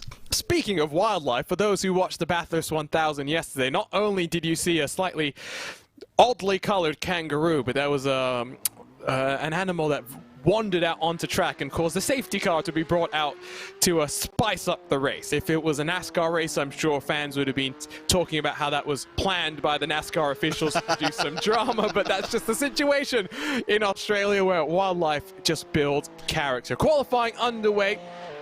Cars get the track to themselves. 10 minutes is put on the board, but you get 4 flying laps. You do get the chance to do the full out lap, Paul, to build up the temperature and pressure in the tyres. That might be crucial in these 992 Cup cars. Yeah, absolutely. And yeah, it's all about getting the tyre temperature in this, because it's usually the second lap that we get the faster times with this car. But sometimes, because we've got 4 laps, you'll see them finish 1 flying lap, pull over, get a fresh set of boots on and get straight out there and do another lap. But only 10 minutes, it doesn't leave you a lot of time to be able to do that out lap. You're talking about 1.5 minutes, 1.75 minutes to finish your out lap there. But Alexander Tieber from Germany then, he's heading down the back straight, and will certainly give you a little bit of a ride on board with him once he gets finished as his warm-up. Look for your braking spot into the final chicane. Here we are then. This is the view that Tieber will have. Important to get the launch out of the corner, use all of the curb and then some. Get over to the left-hand side of the track to give you a nice straight braking zone into turn number 1 here. Down the gears he goes. Second gear mid-corner for him. Keep it tight in through this hairpin. Onto the power now. Let the car drift out to the left-hand side. Try and cut off as much of the track as possible. Braking hard. Down the gears again. Third gear. Up over the curbs. That's one of the benefits of this Porsche 992. Being able to use the curbs. The quick left, then right. This sweeping right-hander, it's tricky on cold tyres. Watch out for that on lap number 1. Again, use the curbs to to help you around this section of track. Careful applying the throttle. You can see how much he's having to put opposite lock on with the power of this vehicle. It's always a tricky braking zone into here. There's bumps underneath that bridge. Use the curb and then some. Use all of the curb on the left as well. Go right up to the wall on the outside of that corner. Keep it up to the left-hand side. This is where Robert Kubica had an awful accident back in 2007. Onto the brakes, into the braking zone for the hairpin. There's an overtaking opportunity there, but it's all about the run out of the hairpin now because you are flat out full throttle. You do not want to lift the foot one iota as you go down the straight here. Get it over to the left-hand side and prepare yourself. Look for your brake marker. Make sure that you've got the right brake bias onto the brakes. Clatter over the curbs. Look at how much curb he's taking there. The car doesn't want to cooperate, but it does. Keep it to the middle, maybe over to the right-hand side for the shortest run to the line, and that is a lap around Circuit de Villeneuve. And what fun it really is. It's a technical one, that's for sure. Really challenges the drivers. Thibaut's provisionally second. His Germany teammate Maximilian Benecke has put the benchmark down. The only car into the 1 minute 35, so 1:35.904. Germany 1 and 2. Spain do have 3 cars in the top 10. As I say that though, Pete Berryman puts it up into 3rd position. Interesting to note. We kind of thought that maybe Japan would be a dark horse, but they're struggling in the early stages of qualifying. Where there was Phil Denez, he's the one USA car that we kind of expect to take the fight in this first race. Not put a time in just yet. Yeah, it's a tricky track to get right, and you almost want to get a banker lap in really around here, just to at least get yourself a certain lap in, and then really push on that second run through to really get it on the ragged edge. And you can see the USA car there, not quite going up to the wall, but you play with the walls, and one little touch, you invalidate your lap, and that's the end of that qualifying run for you. But you can see that hairpin, that famous hairpin there, Phil Denez, what can he do? He's not got a lap time in yet as Phil, so he'll be hoping that this one counts, because we're almost halfway through qualifying. Has he already done a lap? Yes, he has, and either an off-track, maybe a wall graze, means that his first lap was invalidated. Charlie Summers jumps up to 10th as through the final chicane. Here comes the BS competition driver. What's the time going to be? 1:35.9, the benchmark to beat. Fenelosa second, Violate's gone up to 3rd, Denez is up to 4th. So the times are coming in. Sotomuto has jumped up to 6th as well.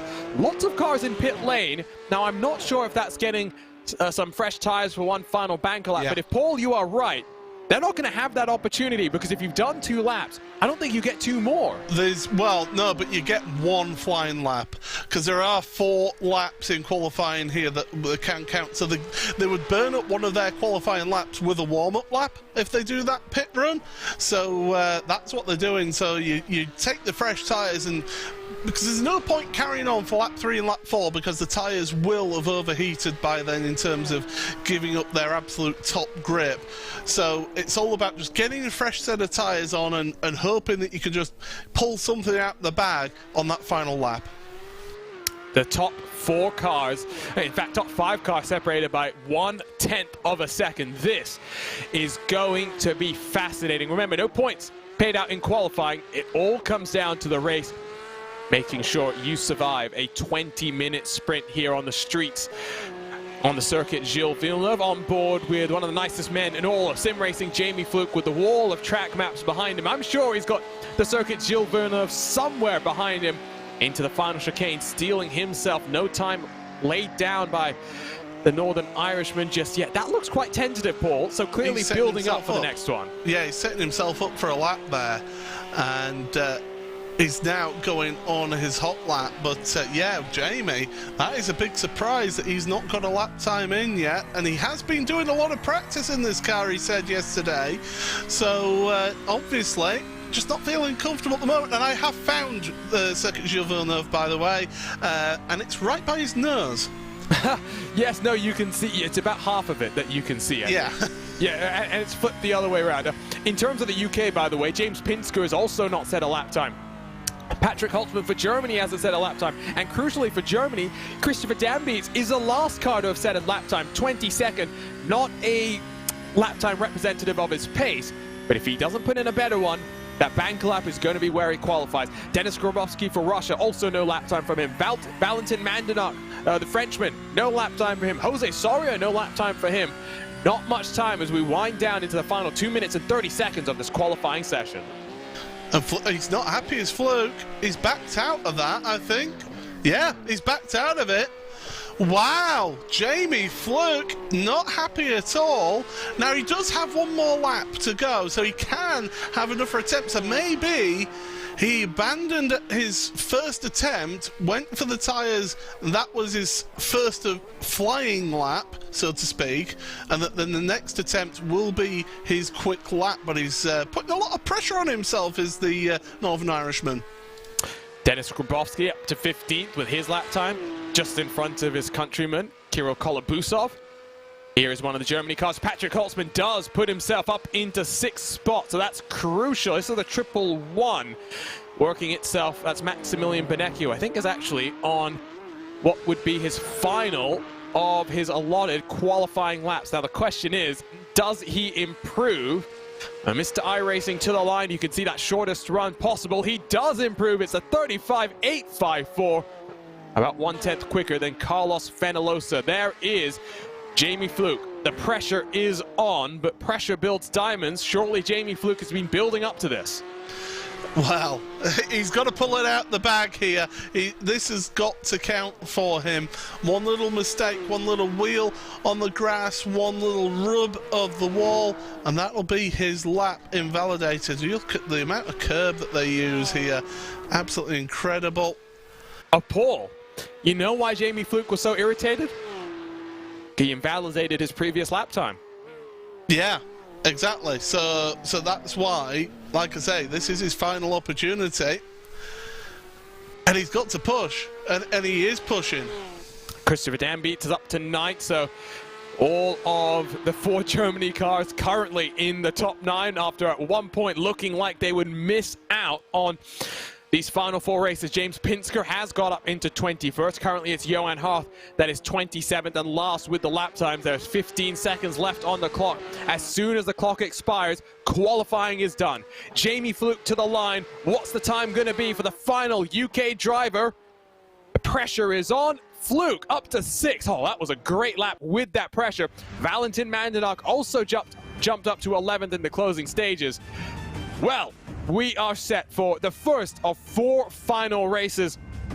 It's a 20-minute sprint here in the circuit Gilles Villeneuve. Let's take a look at the starting grid. At 1:35.854, the benchmark from Maximilian Benecki, the highest I-rating driver on the iRacing service. He'll be alongside Carlos Fenellosa with Quintin Violate and Phil Denez 3rd and 4th. Alexander Thieber makes it 2 Germany cars in the top 5, while pressure to the line, but Jamie Fluke got a top 6 starting position right at the death.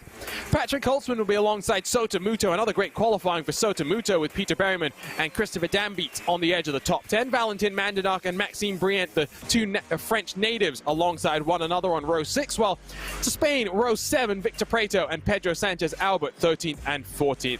Alexei Neslov will be alongside the young Elvis Rankin with Charlie Summers and Denis Grabowski just behind them. On the edge of the top 20, it's Kirill Kolobusov and James Pinsker. Dmitry Kovanov starts behind his fellow Russian counterpart with Ross Banfield on the outside of row 11, Hayata Asaga and Jose Soria 23rd and 24th. Dallas Pataska and Shunsuke Kuno 25th and 26th, while the final row, the 14th row of the grid, has Masafumi Aburame and the 2020 iRacing Rallycross World Champion Johan Harth, who did not put in the lap time that one would expect him to do. So expect for Harth to be charging up through the field. Hopefully, he doesn't get mixed up in what is sure to be some chaos here on lap number 1 here, Paul. It's a tight circuit. It is a tight circuit. You've got cold tyres and cold brakes, standing start. It is definitely going to be... well, it's going to be get the popcorn out, everybody, because this is going to be an exciting start to this one. Porsches around here are always brilliant. And it's this new 911 992 Cup car, which is very much a GT3 light. It's going to be one where in the World Championship, drivers are able to throw the car around a little bit more aggressively than they were able to do here in 2021, but we are ready to go for the first of our final races. As Jose Soria has missed the grid, so is Ross Banfield. The lights illuminate, the engines rev, and we are racing at the circuit. Gilles Villeneuve, great start from Jamie Fluke. Phil Denez goes nowhere as they come down in towards turn number 1. It's a good start from Germany. All of their cars working themselves up in towards the top 5, safely through turn 1. Now do they survive the second chicane, almost 4 abreast, coming through the center, number 2. This is the tense part of this track. But, well, through they go. A little bit of contact between 2 of the France cars, and they're avoiding action over the grass. So did one of the Spain cars. Will they all make it through? That right-hander there is always a bit of a bottleneck on lap number 1. But so far, so good it appears to be as we're going through the rest of this opening lap. Oh, one of the Russia cars goes around just as he put the commentator's curse down. I think Johan Hart has been charging. He's already up in towards the top 20 as they work themselves down the second set of chicanes. That's turns 8 and 9. You can rub yourself up to the wall and into the hairpin. Turn 10, crucial braking zone. If you get it wrong, you lose all the momentum down the long back straightaway in towards the final chicane. That's a send from one of the Spanish cars. Don't know how he got it stopped in time to the inside of one of the Russian machines as they work themselves down the back straight. That was Pedro Sanchez Albert. That was bold. Just about got slowed down in time. I did say yesterday, didn't I, that, you know, if you're a demon on the brakes, if you're the last of the late breakers in this car, and you can do it without locking up the tyres, then you are on for a good day at the office. And you can see how he was just trying to set up that car on the exit of the chicane, but Nesov doing a sterling job of holding on to that place. Meanwhile, up at the front, Violate is having to hold on in front of Jamie Fluke. And oh, that's Russia versus Spain. Pedro Sanchez Albert loses out there, bundled off into the grass. He'll drop down to the edge of the top 20. Believe that was Alexei Nesov that he was battling with, either him or Denis Grabowski, the Russian counterpart. Nesov, yeah. So, and remember here, Paul, unlike what we saw in the semi-finals, unlike what we saw in the group stages, now it's about fighting everyone out on track. Yes, you build the points for your team, but you're all mixed up together. If you don't get the points here, you put yourself on the back foot heading into the next couple of races. Exactly that. You want to have this good opening race now. Get yourself a good allotment of points to really set yourself on a good footing and push forward for the rest of the competition. You don't want that desperation after just the first race, but we've got plenty of time in this race. You know, it's a 20-minute race. It's not exactly an endurance race, that's for sure, but it's not a mad dash like some of the 10-minute races that we've had. Charlie Summers trying to go around the outside of Alexei Nesov. Excuse me, that's Denis Grabowski. Kirill Kolobusov, the other Russian driver, just behind him, as side by side down the back straightaway they work. Surely the inside line will pay dividends for the Russian driver on the inside, but Charlie Summers does have the draft, actually, of Alexei Nesov just in front of him, and he'll be bold to go the long way around. Grabowski has to concede. Oh, but they make contact, and it's Charlie Summers around, not going the way the UK would have wanted, Paul, because James Pinsker has already towed himself back to pit lane. Yeah, that was almost predictable, was that really? You were never going to, and that's a slowdown penalty for Maxime Briant as well. Took a cut across the chicane, and this is it. You know, that is something that is automatically applied by the iRacing service. If you cut the corner, you've got to slow down and give that time back. But yeah, Summers going around the outside there was always going to be ambitious. That was about 4 places lost for Maxime Briant. It's so easy to do, take a little bit too much curb on either side of the final chicane, and well, the iRacing automated stewards are ready to hand down a penalty. Sotomuto coming under fire from Phil Denez as we look at the live point situation, and would you believe it, Paul, after the drama having to come through the last chance race, at one point looking like they'd miss out on the finals, defending champions Germany well and truly in control. Yeah, all 4 of their drivers in the top 10. That's a nice move. Space given by the Russian driver as well. So you see that's, you know, not squeezing, but he's now put himself under pressure with the 2 Spanish drivers behind. It's which side do you defend? So that will be Victor Preto, the first trying to attack on Kirill Kolobusov. Pedro Sanchez Albert also mixed up in there. Oh, well, Victor Prieto was able to take the wider line, get the power down, but got a little bit squirrely on the curve that is on the inside, coming down onto the main part of this back straightaway. I think he'll lose just a little bit of the momentum. Looks like Johan Hart down the inside of Denis Grabowski, not fought there. They'll be side by side, Spain versus Russia. Russia holds on, but does that compromise him down onto the pit straight? It should do. He had to take a tighter line through the chicane. But the thing is, if that Spanish car was too close to the back of him, it would check him up as well. So Victor Prieto looking to go around the outside into turn 1 to give him the inside for turn 2. There is a gap there, but Russia getting on the power early and able to stay ahead. But Kolobuksov doing a fantastic job of defensive driving. Violate's just punched in the fastest lap of the race, a 1:35.593. BenQ half a second slower than him the last time around, so it gives you the indication of just how powerful the drafts can be here. Phil Denez, by the way, from that great qualifying spot, that awful start that he got, has dropped him down 5 positions into 9th spot. Victor Prieto, though, harassing the rear end of Kirill Kolobusov down in towards turn 8. Kolobusov goes defensive, and once more that will compromise him. Can Victor Prieto go around the outside? Oh, he's going to go for it this time, but this is going to give him the outside for the hairpin. It's the long way around, but he can set him up. But the problem is now they've got France joining in the battle as well, and that's Mandanat getting involved there, and Pedro Albert is saying, you know what? You've had a few tries now, let me have a go. Jamie Fluke battling with Quintin Violate, and he gets pinned to the outside of the track, gets turned around as well. And for the UK, that's going to go from bad to worse from them. Fluke is now going to drop outside of the top 10. Looks like... I'm trying to figure out exactly what happened there. Well, it's a similar thing to what happened to Charlie Summers, don't forget. Charlie Summers tried the outside line into the chicane, and just the smallest of contact, and before you know it, you're facing the wrong way. As look at that, you've got Mandanat going to the inside and forcing his way through. Good move, clean move from Valentin Mandanat. I wonder if race control is going to have a look at what happened between Quintin Violate and Jamie Fluke. So now Germany have all 4 of their cars in the top 10, 3 of them sitting in the top 5.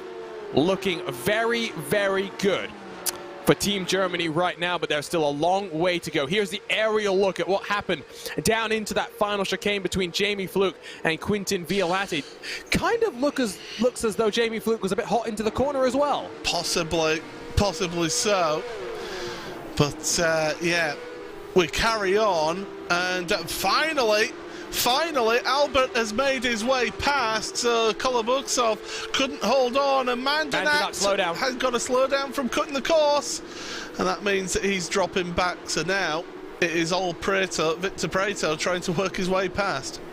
Well, still gives, I think, potentially that chance for the fight back to happen. But oh, what fun we're having right now. The top 3 separated by just under 2 seconds, and they've got about a 1.2 second buffer to Alexander Thieber, who's being chased down by his Red Line and Germany teammate Patrick Holtzman. Looks like Maxime Brient and Denis Grabowski coming very close to one another, coming in through the final corner. Brient's the one that's going to lose out there. He tried the move and then lost out. I think just getting a bit too high onto the curbs and losing a bit of that lateral control of his car.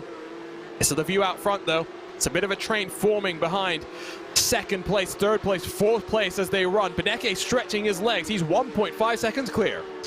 Stewards have ruled, by the way, no further action for the incident with Jamie Fluke. So they felt that it was just a racing incident, and so therefore we carry on as we are. But yeah, this is tremendous from Germany, and well, we say that they were the favourites, and then they had to go through the last chance for this opportunity, and even had to wait for a steward's review. But they are taking the opportunity, aren't they? They really are jumping at this chance and are trying to get as many points as possible. Yeah, you can't you can't let what happens in previous races affect you mentally. And yes, maybe sim racing isn't as physically demanding as, you know, full metal action. But I think in some ways, Paul, not just for the driving where you have less senses, so you need to be mentally a little bit sharper. I think there generally is a little bit more mental focus that has to come given the level of competition that we have here in sim racing, given the fact that things are pretty equal between cars, given the fact that you have almost unlimited practice. There's so much more that has to go on as the Russian car almost gets pinned around there by the Spanish car. Well, it was Kolobuksov who actually made it past into the hairpin, and that allowed, then you just see that trying to make the move then from Albert, and getting a little bit too close for comfort was that. There's the updated point standings, and you're looking at Germany, 147 points, France, just updated to 90, and around goes Kolobuksov. Pedro Sanchez Albert just a little bit aggressive on the curves. Valentin Mandinok takes the opportunity to scramble past Victor Prieto. There's also the fact that for Kirill Kolobusov, that incident is compounded by the fact that Alexei Nesov actually has come down onto pit lane. So those points that we showed you a moment ago will have swung dramatically to disadvantage the Russian team. Here's a look at the replay. You can see the 412 of Albert just aggressively to the inside, and nothing Kolobusov could do there. That's a bit ambitious, is that? And it was ambitious, but not going to work, that's for sure. And I'm sure that the Russian driver will not feel very happy about that. Now look at this train of cars here. This is absolutely tremendous. That is Fenalosa in second place, 2.4 seconds behind Beneka right now. Max has just blown the rest of the field out the water. We call him Mr. iRacing for a reason. It'll be interesting to see if, with a lot of the Coanda drivers stepping away from the Porsche Tag Heuer Esports Super Cup, if this will finally be the year that Beneka can break through and take a world championship to his name, as that's the 313 of which French car is that? Valentin Mandinok getting past Pedro Sanchez Albert. Looks like Johan Hart is having a fight with Elvis Rankin, so the Apex Racing teammates who usually are working together, now having to fight against one another. One of the funnest things about this competition, Paul, is the fact that drivers that you're usually working together with on a day-to-day basis are now you're now in effect your enemies. Pedro Albert, by the way, has got a 3-second post-race penalty for that contact with the Kolobuksov, so that penalty forthcoming from the stewards. But yeah, fighting against your teammates, you don't often do it, but you really enjoy it when you do, because you know they always say that the person you need to beat is your teammate. Well, this is a different way of doing it, but it certainly is a fun way of doing it. No, that's for sure, and I think for the Apex Racing team in particular, Peter Berryman deep under the brakes, guts Patrick Holtzman, but now might actually compromise himself. Sotomuto looks to the inside of him, but Berryman did get the power down. You're talking about late on the brakes and being bold. That was another level of bold. Yeah, it certainly was. Look at everybody trying to break the slipstream, moving over to the far right-hand side of the track, and here goes Violette then, trying to move past, not forthcoming. And Fenalosa, well, he was an unlucky driver in last year's Porsche Tag Heuer Esports Super Cup. He knows how to drive this car, and he is quite aggressive. But Violette to the outside. He's got the other side there. He needs to be left room. He forces his way past, and Violette, he earned that corner. All is fair in love and war, and I think that was a pretty clean move. I think Patrick Holtzman now loses out to Sotomuto. What's happened to Patrick Holtzman, who's also been passed by Peter Berryman? Sotomuto, by the way, you and I, Paul, we know just how quick he is. But for people new to iRacing, I think this tournament is a showcase of his abilities, as now he has to defend from Patrick Holtzman. Yeah, this is quite the thing, and look at this now, Phil Denez getting involved in this one as well. So Holtzman, it's not going well for him this lap. Denez to the inside. Oh, it's going to be tricky on the brakes, and he does make that move, but I think Holtzman was thinking the long game there. Yeah, he must have... He must have got one. I mean, Denez. Did Denez have a slowdown? No. Somehow he got away with that because he'd launched himself over the inside curve. Holtzman got passed around the outside by Peter Berryman at turn one. I think that just cascaded because he got pushed off the line. Let Sotomuto take advantage, let Phil Denez take advantage. Still, though, for Germany, all four of their cars in the top 9. So Might not be as big as a lead as it was a couple of minutes ago, but still looking pretty comfortable. Violate, though, under fire from Thiba, who now wants to steal second place away from the young Frenchman as they come down through the final chicane. There's the point situation. 44 points in front is Germany ahead of France. UK and Spain separated by 2 points. So to Muto. Oh, slowdown penalty. Oh, it's brutal as well through that chicane, and when you're involved in a pack like that and you just jump out the way, if you're one of the other cars and you see a car just suddenly move offline like that, and you're thinking, rubbing your hands going, yep, thank you very much, that's a freebie. Freebies are fun. Freebies are fun as the two Spanish cars, I think, swap around there. This is all behind Valentin Mandinak. Just behind them, Dmitry Kovanov, I think, has gone and passed Dallas Pataska. That's Russia versus USA. This is the battle for 15th, on back as they work themselves down through the second chicane. Remember, Pedro Sanchez Albert does have a time penalty to be served. That will drop him behind Victor Prieto. So why not let Victor get on through and let him try and make the pass happen? I mean, the thing is, normally you would say yes, but it's not going to change the position for Spain. If you do swap the positions right now, you might as well just keep it as it is. Oh, Dallas Pataska, he's got damage to the front of his car. He's crawling around to a degree as well, so he's not having fun out there. But you don't necessarily want to switch the positions if you're in a tight battle like that. And speaking of tight battles, here's what happened down at the chicane. Oh, it was the tiniest of contact. Dallas turns around. Assisted. Yeah, assisted to it, yeah. That was Dmitry Kovanov, I believe. These cars, they're just so easy. Even though they are a lot easier to go faster than the previous generation Cup car, still very easy to loop it around us. There is Pedro Sanchez Albert getting past Valentin Mandinak. Might open the door for Victor Prieto, who's got the run out of the final chicane. Draft being fed from Albert to Prieto in towards turn one. Long way around, bumping doors on the entry. Victor Prieto's going to go deep, has to back out of that one. Whoa, it's getting physical up and down through the field. Now, if you're Pedro Albert, do you help your teammate out, try and back up Mandinak into Prieto, or do you possibly look at just try to run away to minimise the effect of your 3-second penalty that you've got?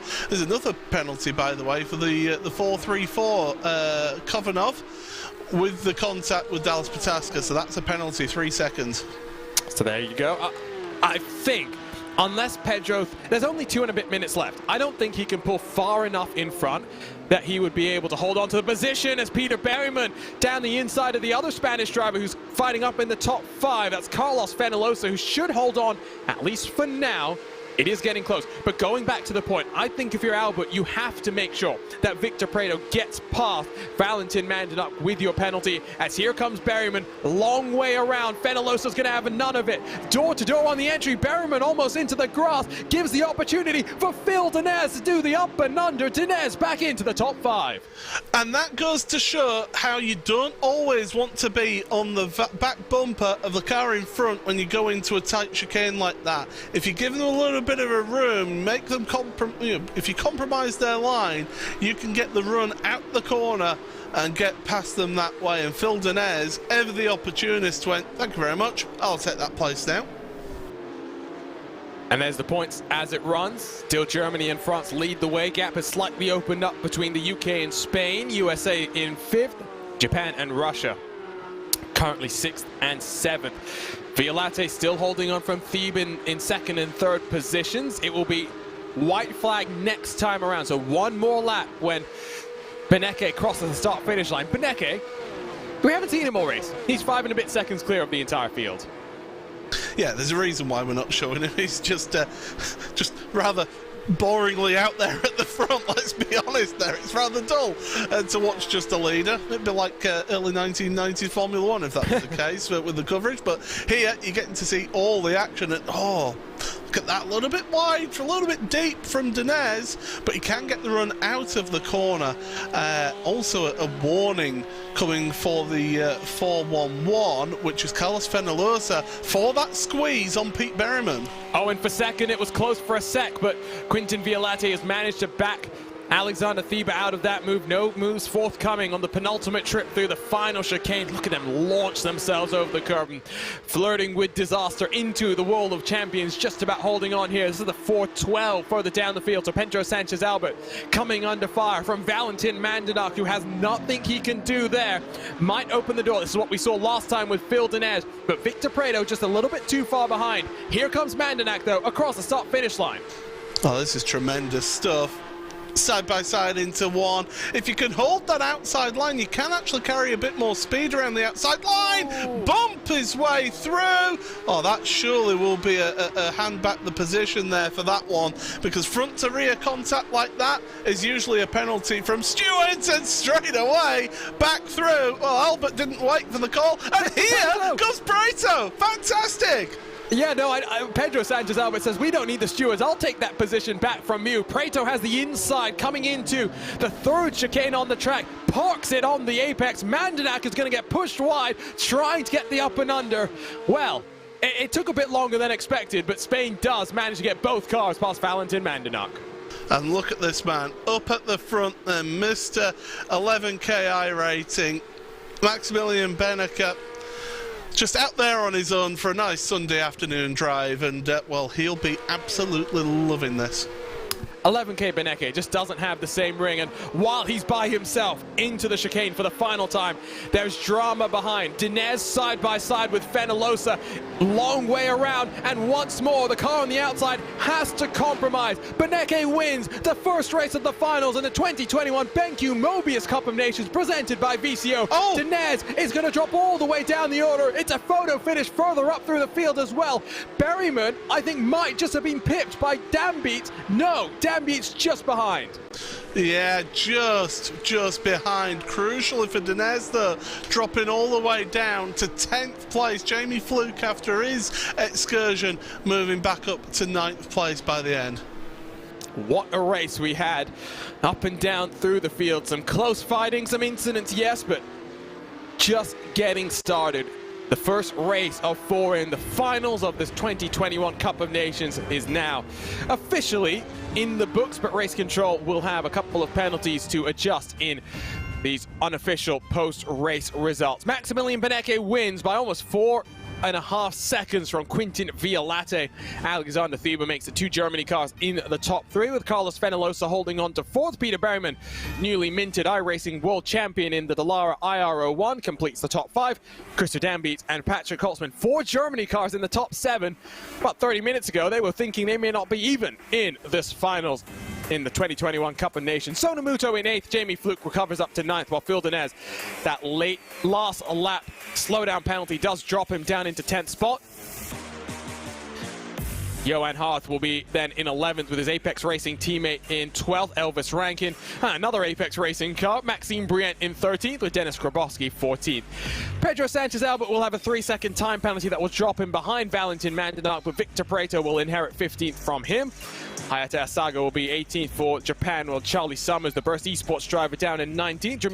Dmitry Kovanov, another driver that will have a 3-second time penalty, will drop behind, at the very least, Shunsuke Kuno in 21st for Japan. All down in 22nd, it's Dallas Pataska, Kirill Kolobusov, Masafumi Aburame, Ross Banfield, the final car on the lead lap. Alexei Nesov had damage that forced him to come into pit road after contact on lap number 2. James Pinsker and Jose Soria both not making it to the end of this race. Another penalty has come down in the closing stages of that race, Paul, and it was for Carlos Fenalosa. Not exactly sure exactly what incident that was for. I would have to assume potentially what we saw there into the chicane for the final time.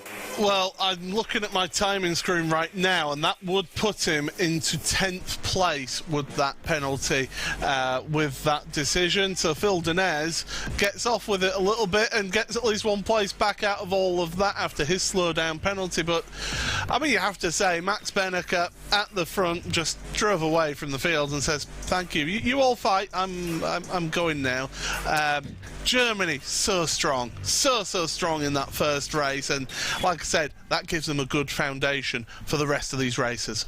And again, John, about 30-40 minutes ago, they were thinking that maybe they'd not be even able to fight in these finals. To put forward a performance like that, It just speaks to the quality of their lineup, the mental strength that they've got, but also puts them into a really strong position with 3 races left to go.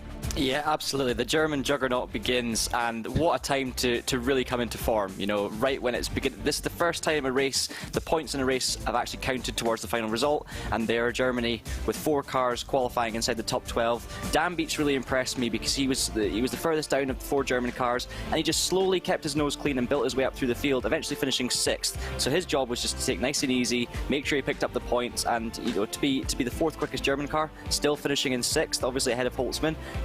They are going to be so tough to beat. And we'll get you the points out of race 1 as soon as we can. Race Control obviously has to just make sure all their eggs are in the basket and make sure that the time penalties have been applied appropriately for the 3 or 4 penalties that were indeed handed down. John, talk to us about that race. You caught a couple of moves that we didn't see on the broadcast itself. Great racing, and really, not just now gets me excited for the rest of the Cup of Nations, but really gets me excited for the 2022 World Championship as well. This car really does put on a show.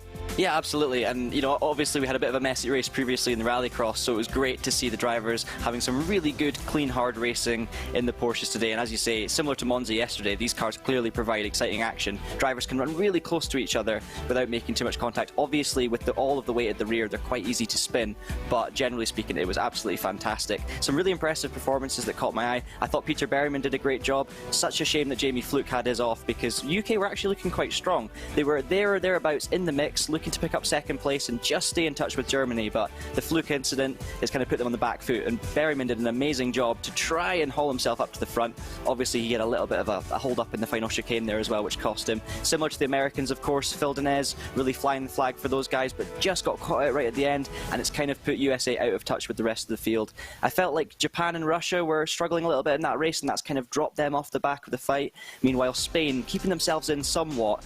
You know, the 2 working together was absolutely brilliant. The 2 of them fighting for 15th and 16th, trying to put the French car aside, did a great job. Very similar actually to what happened at Road America with Spain, where they had 1 driver right in the top 5 and the other 2 just trying to maintain the position in the midfield. So Spain are looking okay. Obviously that penalty kind of pushes them back, but generally speaking, France are probably now the only team that are really feeling like they're still in touch with Germany, because the gaps are going to be pretty big. Yeah, provisionally it's about 54 points, the gap between the 2 of them.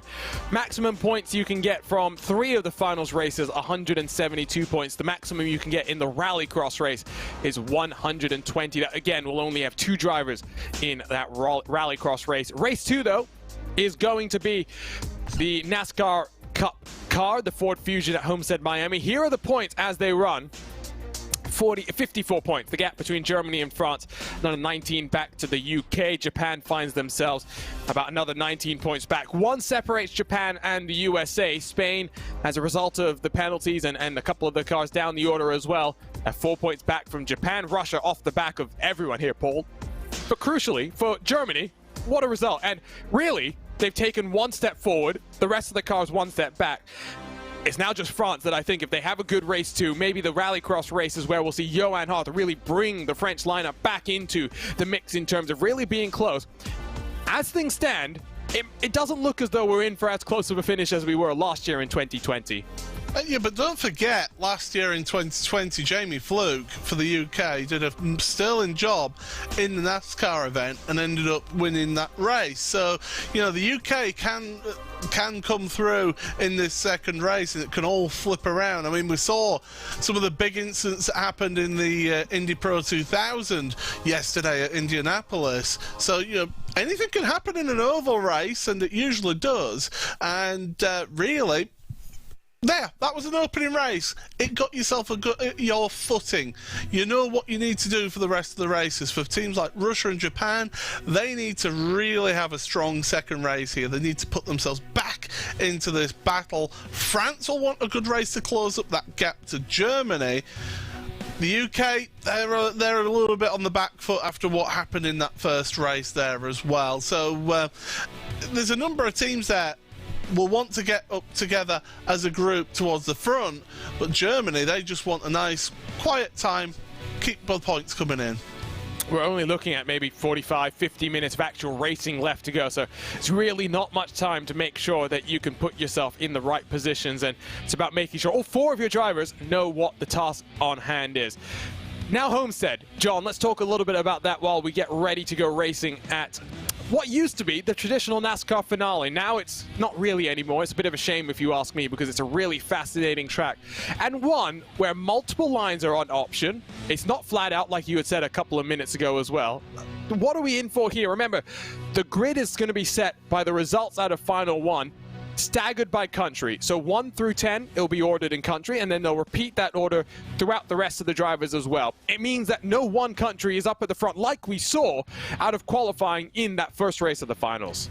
Yeah, absolutely, and this one is about tactical nous and experience. So whichever these groups of drivers have more oval racing experience, this will probably show in the race. But it's not quite as straightforward as Indianapolis was yesterday, where that was fully tactical. This time, you really do need to focus on your driving as well, because there are multiple lines. You have to just get your braking point spot on. You know exactly when to put the power down. Try and keep your tires in check. There's a lot of thinking to be done here, but it's not just about that. And I think Germany, they've had the dream start to this final. It could not have gone better for them. If it was maybe Italy that got through instead of Germany, we might have been seeing a 3 or 4 horse race for the win right now. But now you have to say it's probably Germany's to lose, although there is still a long way to go. So if those guys go into this race with the right attitude, they really just want to be finishing. They want to be keeping their nose clean, getting a good result, but doesn't need to be right at the top, because they have that buffer now. They can afford to basically match the rivals around them, and they'll still be in a good position. But I think the Americans will be in with a good shout here, because they're more likely to have more oval racing experience, especially here at Miami. How much fun would it be if we threw a curveball and sent them out on the Roval configuration at Homestead, Miami? We're going to step away for a couple of minutes' time. We'll be back with race 2 in the finals here for the 2021 BenQ MOBIUZ Cup of Nations. We're going NASCAR racing at Homestead, Miami.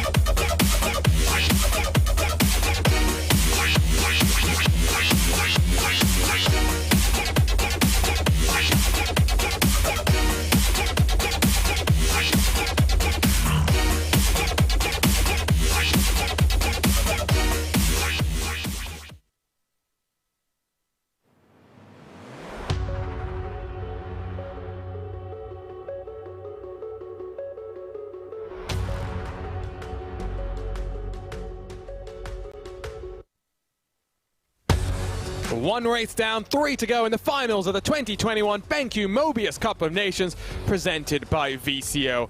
After potential drama for Team Germany in the last chance race, they did indeed make it through to the finals, and our defending champions have taken a commanding lead heading out of the circuit Gilles Villeneuve, but we stay in North America heading to the Sunshine State for a 10-minute showdown here at the Homestead Miami Speedway in the NASCAR Ford Fusion stock car. My name is Arjuna Kankipati, delighted you're joining us here on Traction GG, VCO Esports, iRacing social media, and live on RaceBot TV, where I'm joined by the man in the hat, Paul Smith, and expert pundit John Monroe. And John, Homestead Miami, what a fun place it is to go racing. And we were just talking about this. Fortunately, there are no cautions today, but that's maybe not so fortunate if you get mixed up in some issues right off the start here. No, exactly. You're going to have to try and keep your nose clean, but it's way easier said than done. Of course, if you're in the middle of this field, which most of the drivers are going to be, there's not that many at the top and at the back, so you're going to be stuck in the mire, and it's going to be so tricky to be careful. You know, do you try and push forward and get ahead of the chaos before it happens, or do you try and just back off and avoid the chaos if it does happen? It's really tricky, and if you've got cars right in front of you, right behind you, you're being bumped along in the straights, it's going to be tricky. I can see the low line being very popular, but we're going to see some drivers taking some risks, going up high. Some of the drivers, of course, inexperienced on ovals as well relative to others, so yeah, it's going to be fascinating to see how this one plays out, and it's going to be really difficult to call. And here's a reminder of our format. Yesterday was the group stages and the playoffs. We whittled down 16 nations to just 10. We went head-to-head in 5 matchups in the semi-finals. That was a 15-minute sprint in Road America in the Williams FW31 car, leading up to the last chance qualifiers, where 5 nations got one final chance for 2 of them to advance to the final. Then we reset the points. 4 races across multiple disciplines here on the iRacing service, where the best nation will be crowned champion, and they'll take home $10,000 of a $25,000 prize pool. And now, with this format being explained, let's talk about the points here, Paul, because Germany, they are in control, but France is looking strong. If UK had a bit more luck, they'd be right up there in the mix as well. Sotomuto for Japan was looking extremely strong until he got a slowdown penalty that put him a little bit back in that first pack in the race. So many strong teams here today. I mean, of course there's so many strong teams here today because they made it through into the finals day. It's pretty self-explanatory, but no, I know what you mean there. Just the level of competition between these teams and these nations is just absolutely tremendous. And, you know, Germany, France, yeah, they're up there at the top. But now things get a bit spicy because we've got that mixed up grid for the rest of these races. It means that we aren't going to have things going exactly the way that Germany will want things to go their way either, so anything can happen now. And this is very much not the discipline that we usually see Germany compete. Yes, Team Redline, we've seen a number of their drivers racing in some stock car racing, specifically open wheel oval racing. I've seen both Gianni Vecchio and Max Verstappen joining one another to do some Indy fixed competition, but this is very different, very, very different. Maybe USA will have a bit of strength. We saw UK being pretty strong here last year in the finals. It was, I believe, Jamie Fluke that took the victory, the checkered flag, in this very race last time around, but things will be mixed up. Who knows who will be on top here? We're racing under the night lights as well, John, which adds a little bit of an extra dynamic. The track itself will be a little bit cooler, might even open the door for even more lines to be run here. We'll see if we end up 3 wide more than once here. Yeah, absolutely. I've raced in the dark myself as well, and it is terrifying. It's so difficult to actually see, and it totally affects things. But in this kind of race, around an oval that's well lit, it really doesn't make that much of a difference for the drivers, more the spectacle itself. The thing it does change, of course, as you mentioned, is the track. The conditions of the circuit, the grip level will be different. That might, you know, if drivers have been practicing, I do wonder if they've done some running at night to try and work out the differences. This is where experience is going to be key. You know, as we keep saying, you know, the Germans, it's damage limitation for them right now. Their strongest races are most likely to be the first and the final race of these 4 that make up the final of the VCO Cup of Nations. So for Germany, this race, of course, and the next one, it's going to be all about just picking up the points, keeping their nose clean, and having a lead going into the finale. I'm trying to just confirm that there's no cautions, because otherwise it's going to be a very different sort of a race than the one that we're expecting. But I think you're right. Germany very much now have banked the points in race 1. Now they're looking to maintain the momentum, make sure they're still in a strong position heading into the final. The LMP2 race at Sebring, respecting the bumps, going to be very, very interesting. No cautions confirmed. Race 4 is a road race, Race 2 is an oval race, Race 3 is a rallycross race. There's no dirt oval, but that I think probably is for the best, because otherwise we'd be seeing a lot more flips than we necessarily want to see, Paul. Oh no, I would say get them all in sprint cars. Let's see that. Let's get them going on the ovals, there. But no, 10-minute race here. You don't really need to worry about your tyres that much really in that sort of time. So definitely, these drivers will be pushing as hard as they can throughout this 10 minutes. It's all about just getting the positions that you can get in a sprint race like this, and you take whatever opportunities come for you. And this is the old generation Cup car, the Ford Fusion, so you can talk all you want about the current iteration and even the next gen car that's coming, and maybe taking a little bit of skill out of the equation and putting a little bit more on positioning and being foot to the floor. This is very much going to challenge the drivers, but we are ready for this 10-minute race 2 in the finals of the 2021 BenQ MOBIUZ Cup of Nations presented by VCO. Let's go trackside here in the Sunshine State. We'll take a look at the starting grid and how things are looking to get things underway here under the night lights at Homestead Miami Speedway. And so Patrick Holtzman for Germany will line up on the front row alongside Valentin Mandanuk, James Pinsker and Masafumi Aburame on row number 2. This is reverse, so the drivers who finished worse in race 1 start at the frontier, an opportunity for some redemption. Ross Banfield will be alongside Jose Soria. Jose has a lot of open-wheel oval racing experience. What can he do in a stock car with Alexei Nesov and Christopher Dambies alongside one another? Maxime Briant and Charlie Summers, 9th and 10th positions. Shinsuke Kuno and Dallas Pataska, 11th and 12th on the grid, row number 6. Pataska's got lots of oval racing experience under his belt. While down in 13th position will be Pedro Sanchez Albert alongside Kirill Kolobusov. Alexander Thieber will be alongside Johan Hart with Jamie Fluke in 17th. Row number 9, Hayata Asaga will be on his outside. Down in 19th, it's Elvis Rankin. For a moment I got confused because Jamie Fluke and Elvis Rankin, teammates for the Apex Racing team, but they'll be starting neck and neck with one another. Victor Preto completes the top 20. Dmitry Kovanov and Maximilian Benecke, 21st and 22nd. Quintin Violate, Peter Berryman, 23rd, 24th. Sonamuto and Phil Denez alongside one another on row 13, while the final row of the grid, Carlos Fenalosa, Dennis Grabowski, bringing up the tail of our 28-car field here at the Homestead Miami Speedway. Cars lined up on pit road as we get ready for the pace car to lead us around to get underway. Interesting grid here, Paul. I'm not sure exactly how this one's going to swing out. I don't think Patrick Holtzman has probably ever done a race like this before. I mean, I'm sure he will have had sort of like a bit of fun every now and again, sort of as a team, sort of, mess around sort of session, up on hosted sessions. But here, in this sort of pressure environment, this is something different. Now, the one that I'm looking out for is Ross Banfield. How he does in this race could be crucial for the United States, and he could have a lot of say in who finishes where up at the front. And so they start the roll. Once again, we give a shout out to iLiveries for decking out all of the cars for this VCO BenQ MOBIUZ Cup of Nations in their country's colors, flags as well. He's done a great job representing all the different things that we've got. And you're right, Paul. Holtzman has done more oval races than I'd expect. He's done 650 official road races, 159 oval races. Well, there you go. You see, he's a veteran.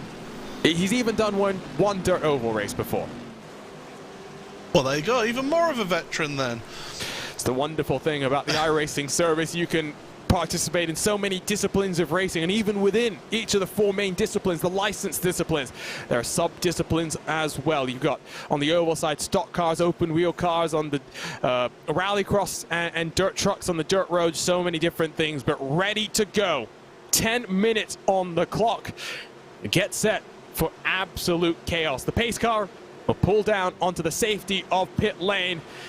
Already a couple of cars trying to line up the start here. Jose Soria trying to get the run on Masafumi Aburame. Green flag in the air. Patrick Holtzman gets us underway. And already a crash. One of the USA cars gets involved, as does one of the UK cars. I believe that might be Charlie Summers, who's gone around to kick things off. Yeah, Alexander Thieber as well involved in that one. So Absolute nightmare for UK and Germany to have two dropped off there. There's a Japan car, I believe, going off, and there's going to be, well, it looks like on my timing screen anyway, a big one, but we'll have to wait and see how things pan out. But certainly there's a big hole just behind the front few.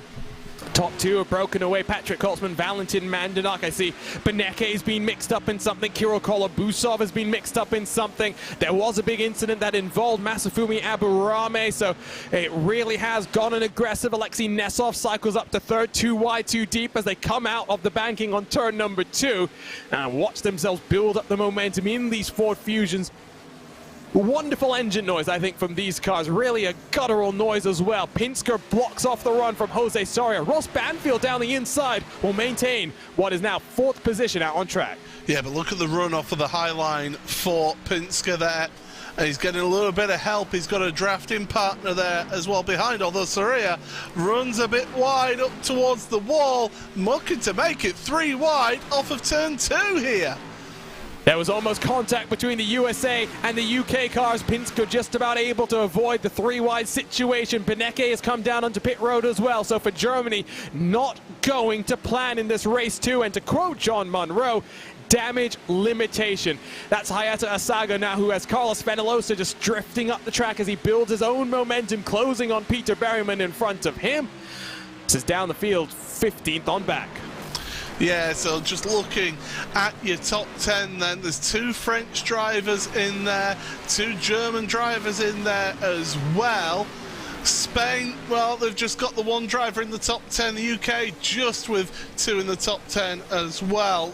The USA then, Banfield and Rankin, Elvis Rankin, is on a bit of a charge then, up 10 places so far. Yep, now in battling with Jamie Fluke up the order is down the field. There's so much going on up and down. Elvis Rankin, Jamie Fluke, Pedro Sanchez, Albert Quintin, Violate, dueling it out between the 2 of them. This is further up the field. This is James Pinsker, Christopher Dambeats just below him, trying to make sure that Germany doesn't lose too many points, with Johan Harth not far behind.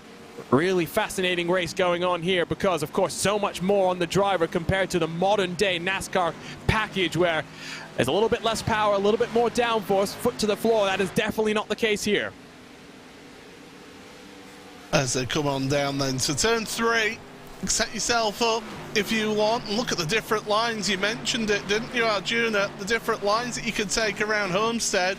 Some drivers taking the high line, trying to carry the speed around the corner, whereas some taking that lower curve. Sorry, that was through turns 1 and 2, apologies. But yeah, you see those different lines and how certain drivers prefer different lines through there. With this fixed setup, trying to get the run out the corner, the Banfield not quite able, Pinsker not quite able to get with Ross Banfield. This is now a couple of the cars down the order. That's a French and Spanish machine as they come in towards turn number 1. One of the USA cars basically ripping up against the wall. When Carl Lawson did that a couple of months ago, that was called a video game move. That's what we're seeing now. Quintin Violate in 11th sees Pedro Sanchez Albert and Phil Denez behind him. There's a little bit of damage on the front of Jamie Fluke's car as we jump on board with the Northern Irishman. Down the low line, painting the white line is in front of him. He's got Elvis Rankin trying to make some moves up and down through the field. This is the one race where it's a complete wild card, even compared to Rallycross, because we've got some World Championship drivers in Rallycross, Paul. Now that Yaltayan is out of the mix, we got no oval drivers really. Yeah, but I mean, now normally in this type of event you'd be saying, oh, the drivers using the low line are maybe using up their tyres a bit more, especially that front right tyre, but right now the low line seems to be a good one to get, even if you do get the run out of it. But look at that now, Rankin, Pinsker together, working their way through, and Rankin up to 9th, and he's got Jamie Fluke in his sights right now. Rankin is up 10 positions so far. Not the biggest mover. That goes to Phil Denez, who's plus 13 from where he qualified. Phil Denez, by the way, is a road to Indy driver. He's done a decent amount of oval racing even in the real world, but that would have been on some slightly smaller tracks at places where you potentially even are on the brakes at points in times. Here's a look at the standings, closed up very slightly between Germany and France, but the UK and the USA still a bit far behind. The USA is almost a full 100 points back from Germany as it's running right now. Spain, Russia, Japan, no changes in the running order for them. Banfield and Dambeats are battling it out for 5th and 6th positions as we're still watching behind Johan Harth what's happening there. Well, one of the things that won't be helping Germany is, of course, that Max Benneker is out of this race. He's sat on pit road, so he's not going anywhere further. Look at that dive to the inside then, taking that low line. And the 222, working his way, the 322, should I say, Phil Denez, working his way through. He's trying to move forward. He's got Pinsker, Berryman behind him. And you look up to the high line of Sanchez as well, and Violate and Denez is saying, well, I want to take both positions, thank you. Slides it down the inside, but of course loses momentum. Almost 3 abreast, no hole for Pedro Sanchez Albert to pop himself into. Good view for both Berryman and Pinsker behind the UK cars in the popcorn seat. Denez washes up the track, might open the door for Berryman to look to the inside. Denez loses the momentum. Here comes Berryman to the inside, blocked off by Quintin Violate. That was a little bit aggressive from the Frenchman. Oh, it was aggressive, that's for sure, but I tell you what, he did a sterling job to get down to the white line then to block him off. Oh, big slide there from Violate, and Denez almost getting out of control as well. 3 minutes to go. We're probably looking at 6 or 7 laps at the rate we're going right now. Looks like Shunsuke Kuno has had an issue of his own, so it's one of the Japanese drivers that's dropping down the order after Masafumi Aburame is already on pit lane. So is Kirill Kolobusov, Maximilian Beneke. So out of the 28 starters, 25 still out there and circulating as Kuno tries to get it back in gear and back out on track. Denez ripping the outside line now. Violate, oh, look at the slide from the Frenchman that time around. Will block the momentum of Denez, and here comes Berryman once more. Albert is just trying to pull away from these guys battling, and the thing is, all this battling that these guys are doing is allowing the cars in front to pull away. So Elvis Rankin, Jamie Fluker saying, thank you boys, you keep it up, we'll stay in these positions. As Berryman now up into 10th place, Soria and Nesov as well for 3rd place, switching positions. So moves are being made in these late stages of this race. It is indeed. So Soria has gotten past Nesov. Holtzman has managed to break away. He's about 2 seconds clear of Valentin Mandanok at the front. Look at the different lines being taken. Basically just trying to find a bit of clean air pocket for these cars to follow. Banfield leads away from Dambeats as Harth and Fluke, traditionally teammates. Oh, this is so fun seeing them having to actually fight against one another. Now Harth will get the position. Nesov cycles back in front of Soria, so that's for 3rd position. Harth loses some momentum. They're too wide. Soria is going to use the outside to run himself back into 3rd spot. 2 laps to go this time around, I think. Yeah, they're counting down the time, and we'll look back to Violate then. 12th place. We've seen how aggressive he's been in his defensive moves. He's looking forward now, though, to Albert and trying to make some moves. And again, they're getting the back end out there. You see that battle for 3rd place on the right-hand side of your screen, and the battle then for 11th on the left-hand side of your screen. Oh, into the wall. That was Phil Denez as to the inside. Violate's trying to pinch and get the move done on Pedro Sanchez Albert, but just a little bit too far behind. Sotomuto closing on Denez as well as Soria and Nesov still side by side. Nesov has got to wait till the last lap of the race. He's got the momentum, slide up the track. I think he's done that potentially a bit early. Soria now still has a couple of laps to try and set the move up here. Yeah, 2 to go then, and Soria, although has he worked his car a little bit too much, because Nesov is pulling away actually after that move and completing it, so maybe Soria not quite working out for him. We've still got this battle for 11th place. This has been the most entertaining battling that we've seen out there on screen. And that Japanese car, that is a lap down there, so we can... No, that's that's Sotomuto. Sorry, yes, absolutely right. He's got involved in this battle. I do apologise. Dambeats and Fluke in front of these guys battling. White flag in the air this time around. So Holtzman, next flag will be the checkered as 2 wide, 2 abreast. They fought. I should say funnel. Excuse me, live broadcasting, words can be difficult sometimes. We've got lots more racing yet to come. Still more battling between these cars, but coming out of turn 4, Germany makes it 2 of 2. In the final stage of the BenQ MOBIUZ Cup of Nations, Patrick Holtzman takes the victory. Valentin Mandanuk second. Looks like Alexei Nesov has held onto third, and there's contact. Muto gets together with Violate. Pinsker, I think, just about avoids getting mixed up in that one. Dinez will take full advantage of that.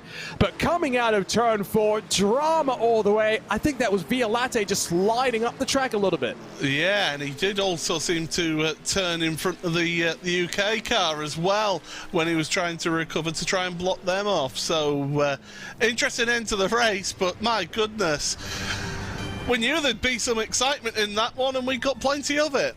It was the wild card race that we thought would be interesting, but we've got one more wild card still yet to come in the Rallycross. Patrick Holtzman victorious in this race 2 of the final. Valentin Mandanuk ends up in second, about 3 seconds adrift from your race leader. Alexei Nesov down in third, does manage to hold off Jose Soria. I think potentially Jose had a little bit of damage to the right side of his car after knocking down the wall maybe one time too many. Ross Banfield, we were wondering what he could do, but he stays where he qualified in 5th position. Christopher Dambeat worked up a couple spots to 6th, while Jamie Fluke plus 10 finishes in 7th for the UK.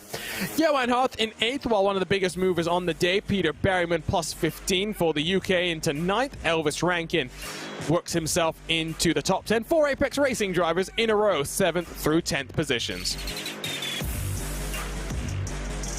Phil Dinez, another car to make his way up 15 spots. He finishes down in 11th with Pedro Sanchez Albert right behind him. Quintin Violate does manage to hold on to 13th, but I wonder if Race Control is going to have a look at that one. James Pinsker not able to get around Violate. He finishes 14th with Dmitry Kovanov for Russia in 15th.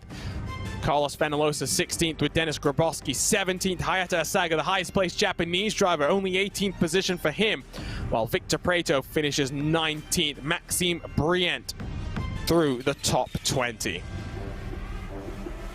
Started up the field, did Brient, not the best day for him. Alexander Thieber got mixed up with contact right at the start, finishes 21st position. Dallas Pataska 22nd. Sotomuto, the last car on the lead lap after that contact through turn 4. Only 23rd for him. Charlie Summers 24th. Shunsuke Kuno 25th with Kirill Kolobusov 26th. One of the first retirements from the race, along with Masafumi Aburame and Maximilian Beneke. 3 Japanese drivers lower than 23rd positions. Not the easiest of races for them. John, thoughts on that one? Another great race. As we thought, the Germans had to be a bit careful because they ended up losing drivers very early on. Beneke going out first was a real shock. And once again, for me, Dambeat's a little bit of the unsung hero for Germany because he was the one who was kind of given the task to just keep it clean, make his way forward, and again, picking up another top 6 result. So he was really strong. Holtzman, a bit of redemption after this morning's action at Road America, so I'm sure he'll be happy with that. France, a very strong performance overall. I think Violate, that last lap incident might have just cost France a few points, and if we're waiting to see what the stewards say, but I mean, France were looking like they were going to close the gap to Germany a little bit.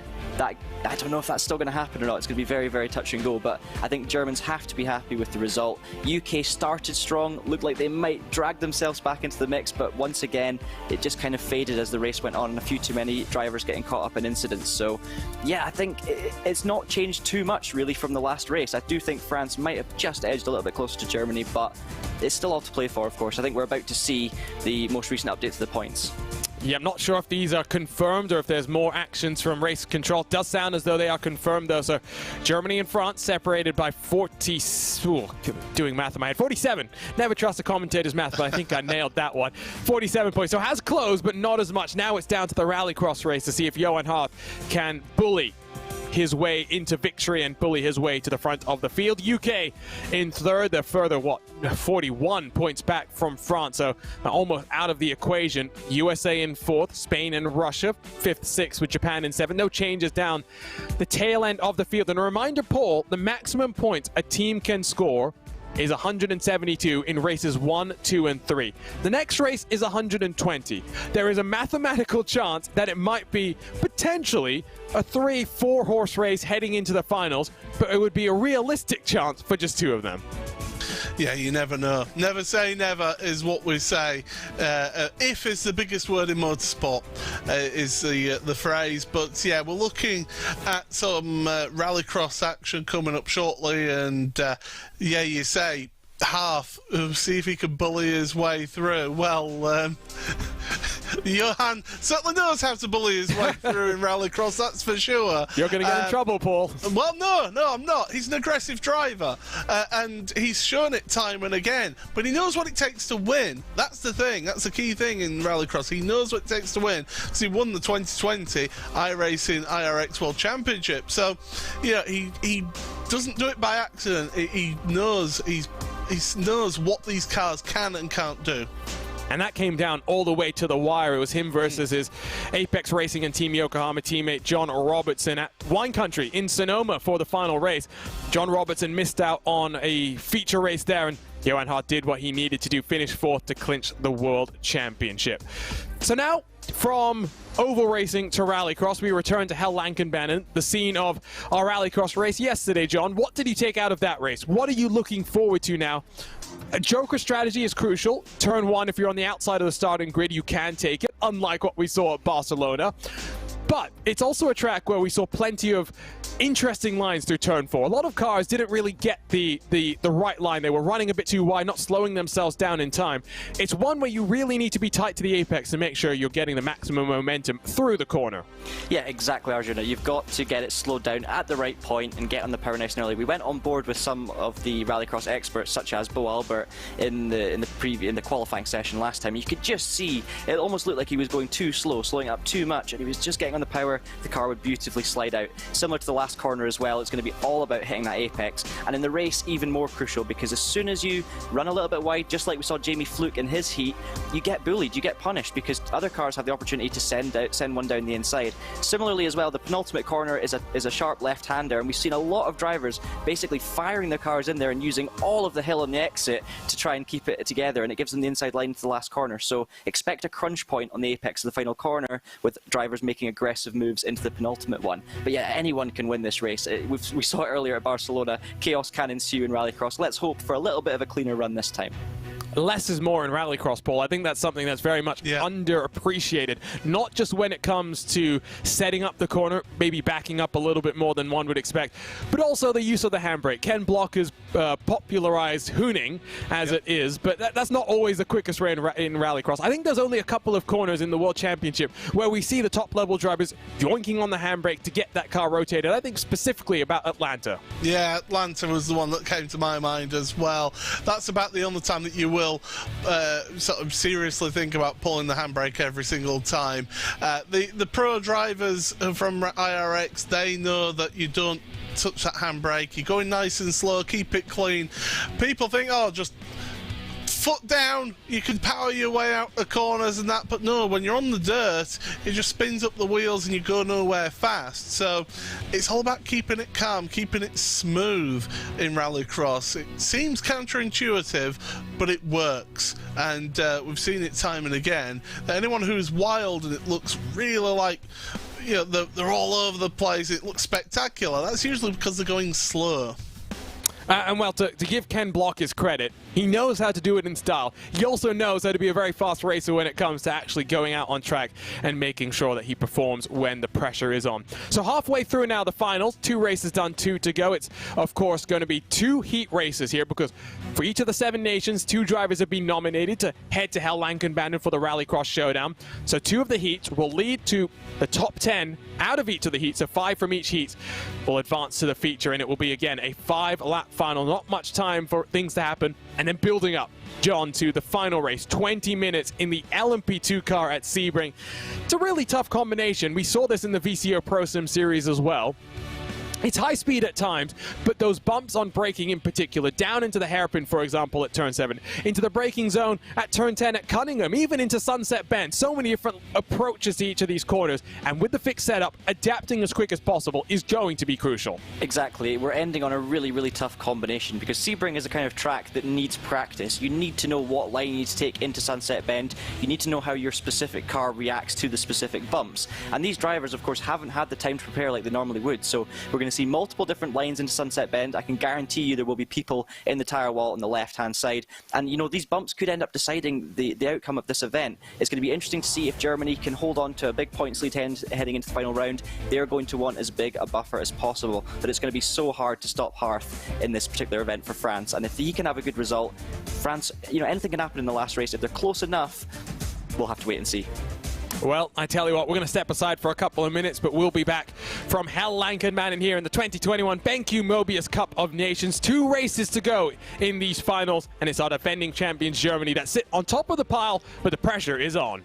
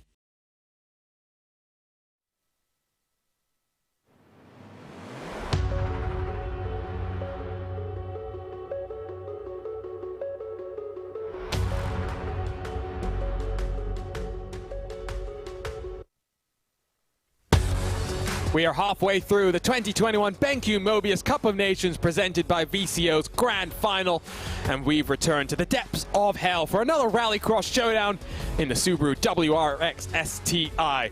It is Team Germany that leads the way, but it's all up for grabs, and France is closing, and knowing they have the 2020 iRacing Rallycross World Champion here to propel them forward, they'll be hoping to make things close, heading to the Grand Showdown. 20 minutes of action at the Sebring International Raceway as we return to the Sunshine State. My name is Arjuna Kankipati. Delighted you can join us here on Traction GG, VCO Esports, iRacing social media, and of course live on RaceBot TV. Alongside is Paul Smith and John Monroe. And John, excited for this one. We saw Rallycross, we saw hell yesterday, but this is different. The pressure is on. We are fighting for $25,000. Absolutely. Well, today's Rallycross was even more hell than yesterday at hell, it has to be said. But yeah, really exciting. Obviously, every race so far has delivered in terms of drama. Some have been cleaner than others, and the Rallycross, obviously, last time out was a little bit iffy. So we're hoping to see some more clean racing. But the thing is, the tension level now is as high as it's ever been. So any kind of all the adrenaline that these drivers are going to be having is going to come to a head here. We're going to see how it goes. They've got to get as many points as they possibly can heading into the final race at Sebring to put themselves in the mix. And of course, it's not just about the leading battle, it's about a battle for third as well. We've got 4 or 5 nations all still within chance of a top 3 position, and of course the prize money that goes with it. So plenty of action still to be had, and I think this race is going to be very intense.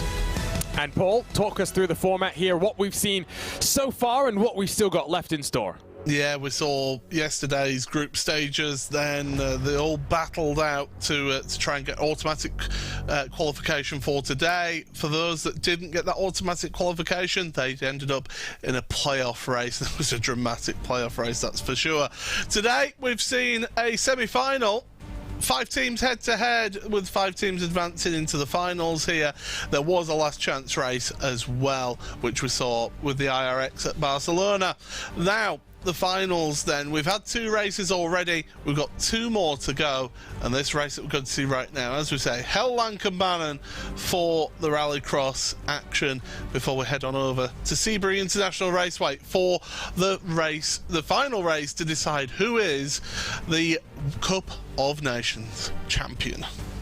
And here are the points as they run. It is 47 points between Germany and France. Yes, you can trust my math, at least on this specific occasion. The UK and USA, not far between the two of them, but they're pretty far behind the rest of cars in front. Spain or Russia, not too far behind, but Japan, unfortunately, after 3 of their cars finished outside of the top 20 in our second race, that oval showdown in the Ford Fusion at the Homestead Miami Speedway. They are still not into triple digits just yet, and they may even be out of mathematically potentially in the championship fight before we get to that final 20-minute race. Reminder as well that we only qualified for the first race in this final. Each of the races after that have been gridded up depending on the standings orders, often staggered by the country. So you'll run through the list of countries once, you'll then run through them again and again until you set the grid. In this Rallycross race, it is just 2 drivers that have had to be nominated by each of the teams, and that's where, John, having a diverse driver lineup is going to be important. That's where we were just talking about during that break. For France, the fact that they got the Rallycross World Champion back in 2020 as part of their lineup is crucial, but also the fact that they have the man that a lot of people call Mr. LMP2, the guy that loves Sebring as well, Maxime Briand, who's going to make sure that even if the Germany team is looking strong heading to the final race of this Cup of Nations, Germany's still in with a chance. Excuse me, France is still in with a chance. Yeah, absolutely. They've kept the fight alive. They're close enough on points that it's not over yet. It's going to be a tough ask, don't get me wrong, but they've got, as you say, Johan Harth for this race, and of course Brienne in the LMP2s next. So France kind of have a bunch of drivers who are really good in single disciplines specifically, but even saying that, you know, Johan Harth was in the top 8, I believe, in the last race, so he showed diversity there as well, and we'll be hoping for a better result here. And then you've obviously got the likes of Violate for France, who's been setting fastest race laps. He's been right up there at the top of the races on the kind of more regular road courses that we've seen. So they've got strength and depth, they've got diversity. The problem they've got is the strength of Germany. And of course, Germany also have the diversity, but they've just got that sheer outright pace and quality, which is seeing them at the front of the field overall. Just a reminder as well that you can follow along with all things Cup of Nations on Cup of Nations Sim on Twitter. For all things VCO Esports, follow them on social media at VCO Esports. great content coming from the team there, keeping you up to date, not just on what's going on here, but the various things that VCO is involved with. You can also stay tuned for the VCO Simi Awards, which will be handed out on December 26th, the day after Christmas. Both Paul Smith and myself nominated, I should say, in the best commentary category. RaceSpot TV also nominated in the best video content category. Voting closed a couple of days ago, so you're a little bit too late to put your hat into the ring to express your opinion, but over 6,000 people have voted for that. But we are ready to go racing at Hell Lankan-Bannon. 2 3-lap heats, 7 cars each, 5 advance to the feature before a 5-lap final to hand out the points. Mr. iRacing Maximilian Beneke will be alongside Ross Banfield and Charlie Summers on the front row for the first heat. Victor Preto, Hayata Asaga, and Kirill Kolobusov will line up alongside one another just behind them. While the final car in this field will be Jamie Fluke. Watch out for Jamie. He's got some rallycross experience under his belt. Competed in the IRX All-Star Invitation alongside Mr. Paul Smith. Plenty of chances for Jamie to cycle through the field here. And it's a tough technical track, Paul. Surviving it, not just the most important thing, but being fast around here. Very, very difficult. It is. It's an incredibly difficult circuit, and one that these drivers will enjoy the challenge of, but it's also going to be, do you know what, I think we're having a little bit of an issue here, so we're going to have start delayed, unfortunately for us.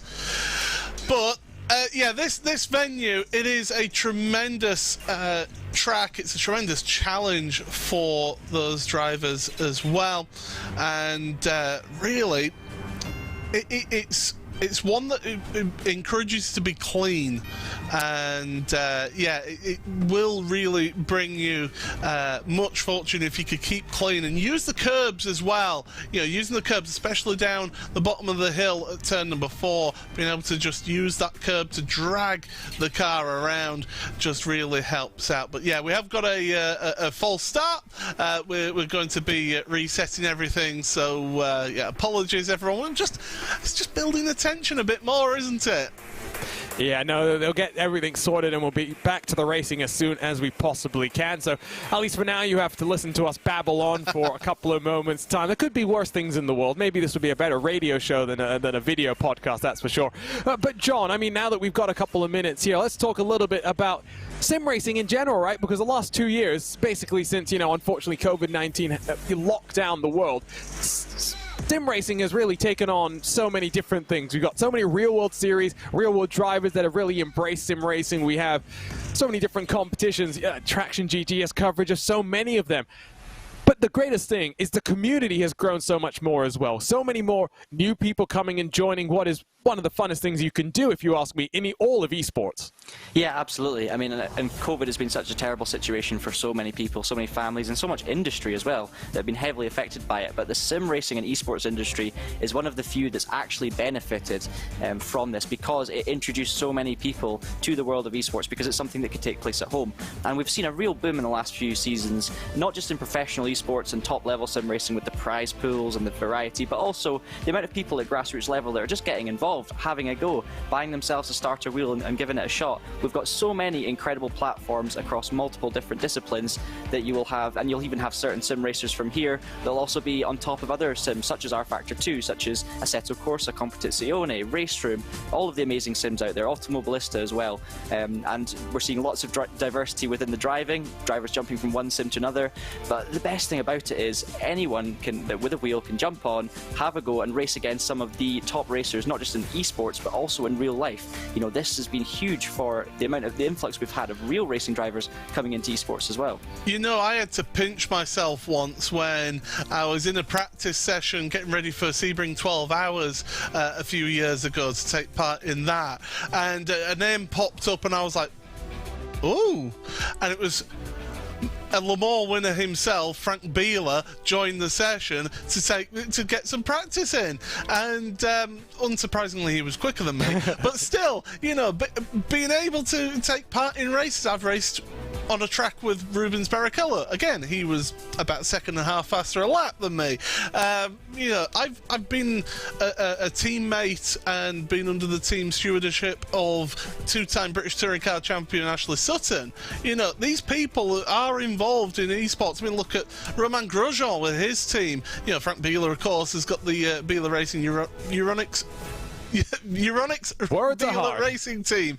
Got there in the end. You know, there's multiple teams. You know, Quadrant with Lando Norris as well. You know, all sorts of different teams and drivers that are getting involved in esports and seeing the true benefit of sim racing as well, not just for an exposure point of view, but also from an experience point of view. You know, some of these drivers use this just to get their eye in terms of, oh, where can you overtake? Where can you throw an overtake? Let's try that. It's funny you mentioned Rubens Barrichello did compete in last year's Cup of Nations and indeed earlier this year in the 2021 Cup of Nations Pro, when we saw the real world drivers get their own crack at some Cup of Nations activity. I've had the pleasure of even being a spotter for Tony Kanaan, something that you never think it would happen, right? But that's what's happened as a result of the last years. Sim racing hardware has almost become as difficult to find as GPUs, which is a bit crazy to think about the way that the world has transformed in the last 18 months. What's on the future, though? Let's talk a little bit about that. Of course, next year, so many new things coming to iRacing, announced just a couple of days ago. New TCR machines coming. We've got, of course, the Mercedes AMG Petronas Formula One team vehicle, because that's the way we have to describe it. Potentially a World Championship coming there. We've got tournaments like the Virtual Le Mans Series, which are, you know, bringing endurance racing to a top level, mixing in sim racing and real-world competition. We've also got for VCO a couple of interesting things. We've got the Esports Racing League and the Esports Racing World Cup. The World Cup will take place at the end of January. We'll challenge teams across all three simulators: Assetto Corsa Competizione, rFactor 2, and iRacing. You can't just be a one-trick pony. Very much like we see in the Cup of Nations here, you have to be flexible, adaptive, and be able to be quick across the simulators. But more interestingly, I'm not sure you guys have heard about this position, so I wanted to get your thoughts on it. The VCO Infinity. We've got 24-hour races. What about a 24-hour series of races? 50-minute sprints, 10 minutes between 24 individual races. John, when I say that to you, think about what we see with Cup of Nations here, where, you know, the different combinations come into the mix. That's going to happen for VCO Infinity as well. That will be at the middle of May. That sounds great. I think you might need a few extra commentators in there so that you guys can have a bit more of a break. That'd just be awesome. I mean, even just with this format we've had this weekend with the Cup of Nations, the way it creates the intensity level is just phenomenal. Every single race is action-packed. I'm on the edge of my seat just watching at home, and I'm sure most of you guys viewing at home are as well. So could you imagine that for 24 hours? That's going to be a tricky one. And I think the point system there is going to be great. I think the thing that I kind of said to Florian Hasper, Paul, about that competition is, don't announce any of the combinations. Announce the combinations 15 minutes before the start of each race, not even in one bulk group. Do it per race. I mean, that's one way of testing the driver's ability and skill, isn't it? That's for sure. And their flexibility. Yeah, that's an intriguing way. I mean, it almost reminds me of there was a race where it was 80 hours long, 83, 84 hours long in the real world. You know, you hear these crazy concepts that happen. I mean, we don't forget about the Spa 25 hours that happens with the Fun Cup, you know, every year, and there's all sorts of different events that happen throughout the world of motorsport. It's not just, you know, the prestigious ones. I mean, the one that I really enjoy watching online as well is, of course, the Race of Remembrance, which, of course, John, you've taken part in, haven't you? Yeah, I've taken part in that almost every year it's run, actually. I've only missed a couple, and we've been lucky enough to win our class in that event as well. And that's what I was talking about earlier with night racing as well. There's so many incredible different types of motorsport in real life, so it's nice to. The nice thing about sim racing is you can kind of create anything you want. You've got less constrictions. You can, as you say, you can jump from Homestead Miami in a NASCAR, and then suddenly you can be on the other, you know, completely opposite end of the scale. You could be in Norway driving a rallycross car within minutes with the same drivers, and that's what obviously you can't do that in real life. So the idea of doing, you know, 24 hours of racing across 24 different combos is absolutely crazy. But yeah, I mean, there's so much diversity out there in motorsport and so many things to get involved with, so many events to go and view. It's just a fantastic hobby to have. And one of the crucial things, I think, at least when it comes to iRacing, is the fact that hopefully next year we get rain. Yes, our Factor 2, Assetto Corsa Competizione, already have that rain dynamic element being mixed into the equation, but I think it's fair to say iRacing is the place where the average person can just jump in, get up to speed with an online multiplayer race, go racing in the special events, which are unique to iRacing. They marry competition with community, and that's going to be great, Paul. I can't wait till maybe at the Nürburgring next year when you have one part of the track raining and the other part of the track completely dry. Yeah, well, the Nürburgring 24 Hours is the one of the special events that I do actually set aside my weekend. I don't take any bookings. That is a sim race that I love racing, and I finished 3rd place in class in top split back in 2017.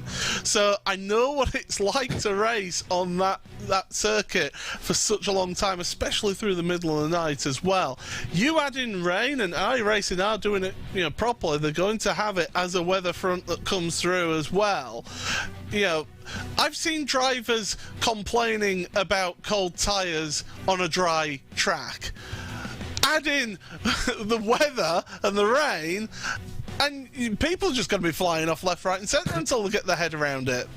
It could be worse. It could be like in the real world where it goes from dry to snow to hail to snow, back to rain to sunny, all in the space of 15 minutes, and only at 1 or 2 corners. That's the great thing about the Nordschleife in the real world. If you ask me, Nordschleife and the Nürburgring, one of the best tracks in the world.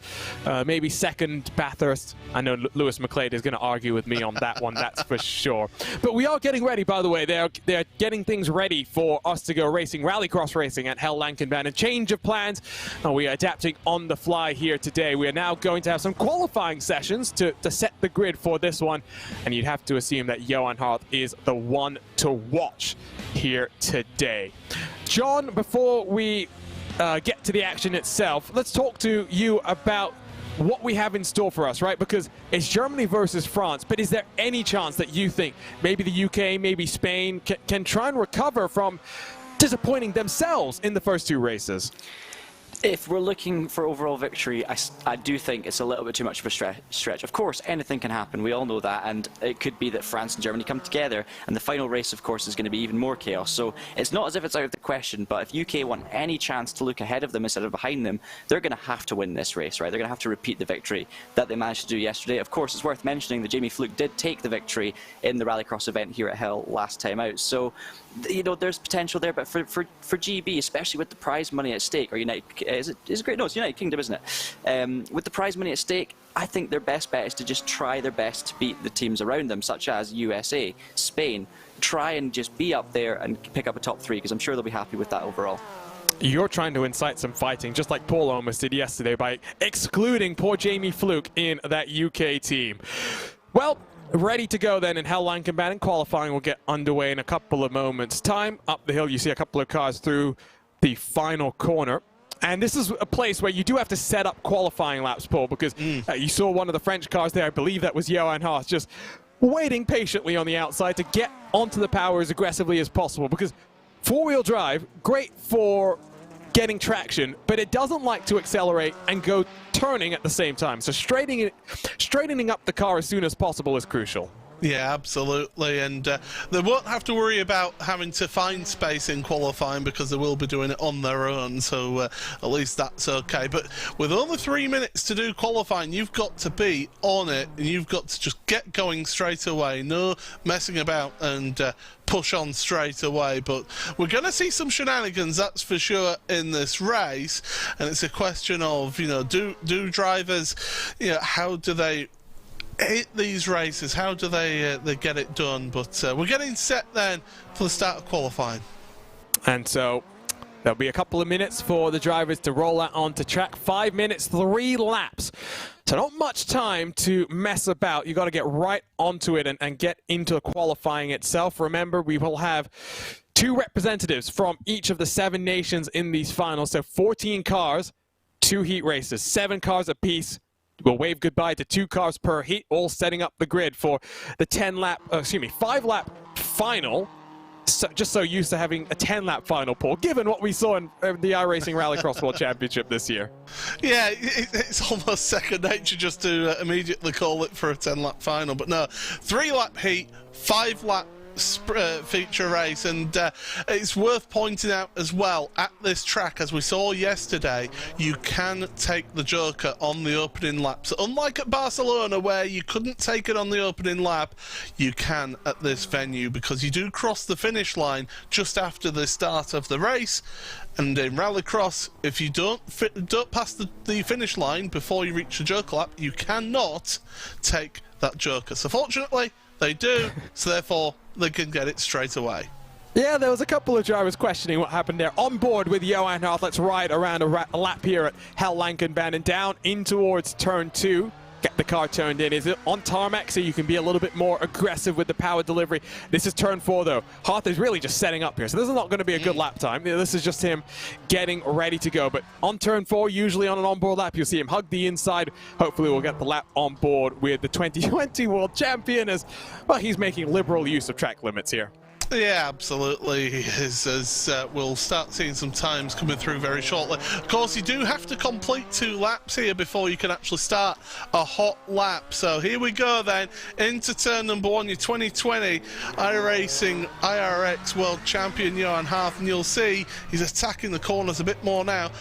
Not letting the car slide that much though. You notice that he's keeping it nice and tidy here. Get it turned in nice and early. Use the curb then to drag yourself around the corner. Back uphill then, through this left-hander. You want to set it up nice and early. Get it as close to that barrier as you possibly dare. Onto the brakes hard. Nice and tight. Onto the power nice and early. Again, using that curb to drag you around. Up and over the jump at the end. And Johan Harth goes top of the standings, unsurprisingly. Yeah, 4/10 clear of Thieber.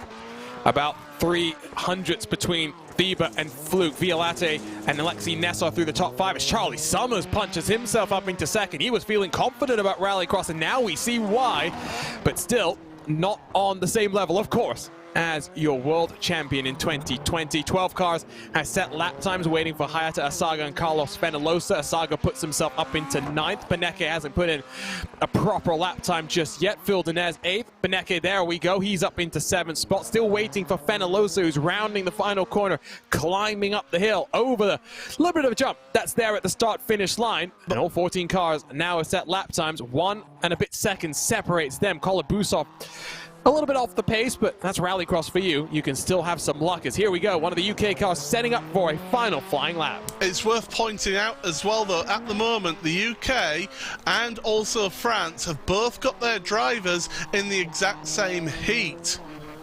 So you could end up in a situation where one of those teams, one of those countries, end up with one of their drivers knocking out of the heat their teammate. Fluke trying to take the lessons he learned from Johan Harth, but just a little bit wide on the entry down the hill in through turn 4. Working in towards this left-hand sweeper.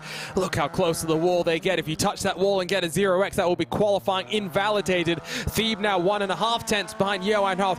Fluke to the line though. What's the time going to be? Half a second behind. Thebe as it runs, still behind. Now getting a bit of Joker practice in as well. Yeah, Harth just put in an even quicker lap time as well. So Alexander Thieber, even though he did get a tenth of a second back, well, he's now 3/10 back. Fluke up into 3rd though, so that separated the 2 UK drivers in their particular heats. Because of course, in Rallycross, if you qualify in the odd numbered positions, that's the heat. You're all going to be in that one heat. If you're in the even numbered positions, then you're going to be in that respective heat. So under 30 seconds to go in the qualifying. I think most of the cars have already used their 3 flying lap times. Only a couple of cars still on track. Phil Dinez, Alexei Nessov, I think more just out there getting some practice under their belts. Well, penultimate race of these 2021 BenQ MOBIUZ Cup of Nations presented by VCO. We have returned to Hell Lankenbahn, most famous for being a rallycross venue, but actually not built initially for rallycross. That happened almost a full decade after it was built in the late 70s. Here we go then Two heats. The first of them 3 laps in length with 7 cars about to get gridded up. Let's take a look at the starting grid for heat number 1.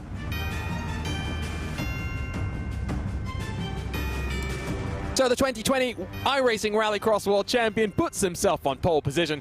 He'll be alongside Jamie Fluke and Quintin Vialate. So Vialate, watch for him to maybe peel off into the Joker. Carlos Fenalosa, Alexei Nesov, and Ross Banfield will be on row 2. While final car in this heat number 1 will be Hayata Asaga from the very last grid spot in this field.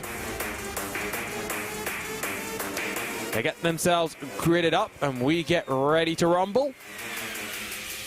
Yesterday was pretty physical, Paul. I'm sure today will be no different. Oh, we expect that absolutely for this to be physical. All the drivers are on the grid, so we're getting ready for the start. Just waiting for the engine notes to build. Launch control ready to spit these cars off the start line. 0 to 60 in 2 seconds. Hearth gets the whole shot, but his compatriot on the outside doesn't get the launch. Vialate bundled down the field. Fluke to the Joker first time around, 3 abreast. Carlos Fenalosa just a little bit wide. Hearth leads the way. But he gets turned. Oh, Vialate deep into the corner, and he makes contact with his countryman, Johan Hearth, to the tail end of the field.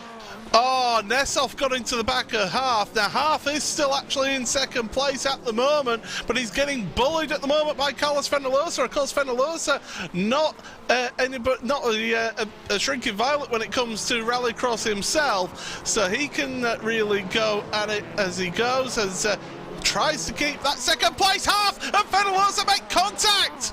And Hearth has shortcutted the course. Now the question is, will that be a slowdown penalty? And I apparently got the Russian and the French cars confused, but to my defense, they look pretty similar. The colors are the same. Alexei Nesov, though, 1.6 seconds clear.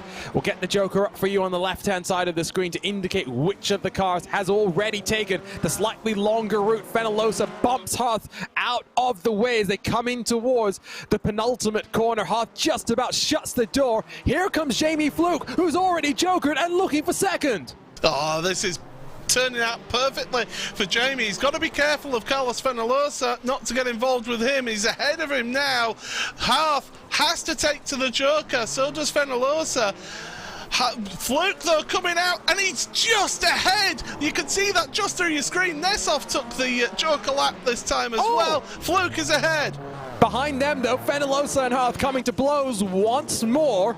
Hearth in danger of not transferring to the main event. That is crucial. Up front, though, here it goes. Side by side, Fluke and Nesov. Not the names we expected to be squabbling over Heat 1 victory.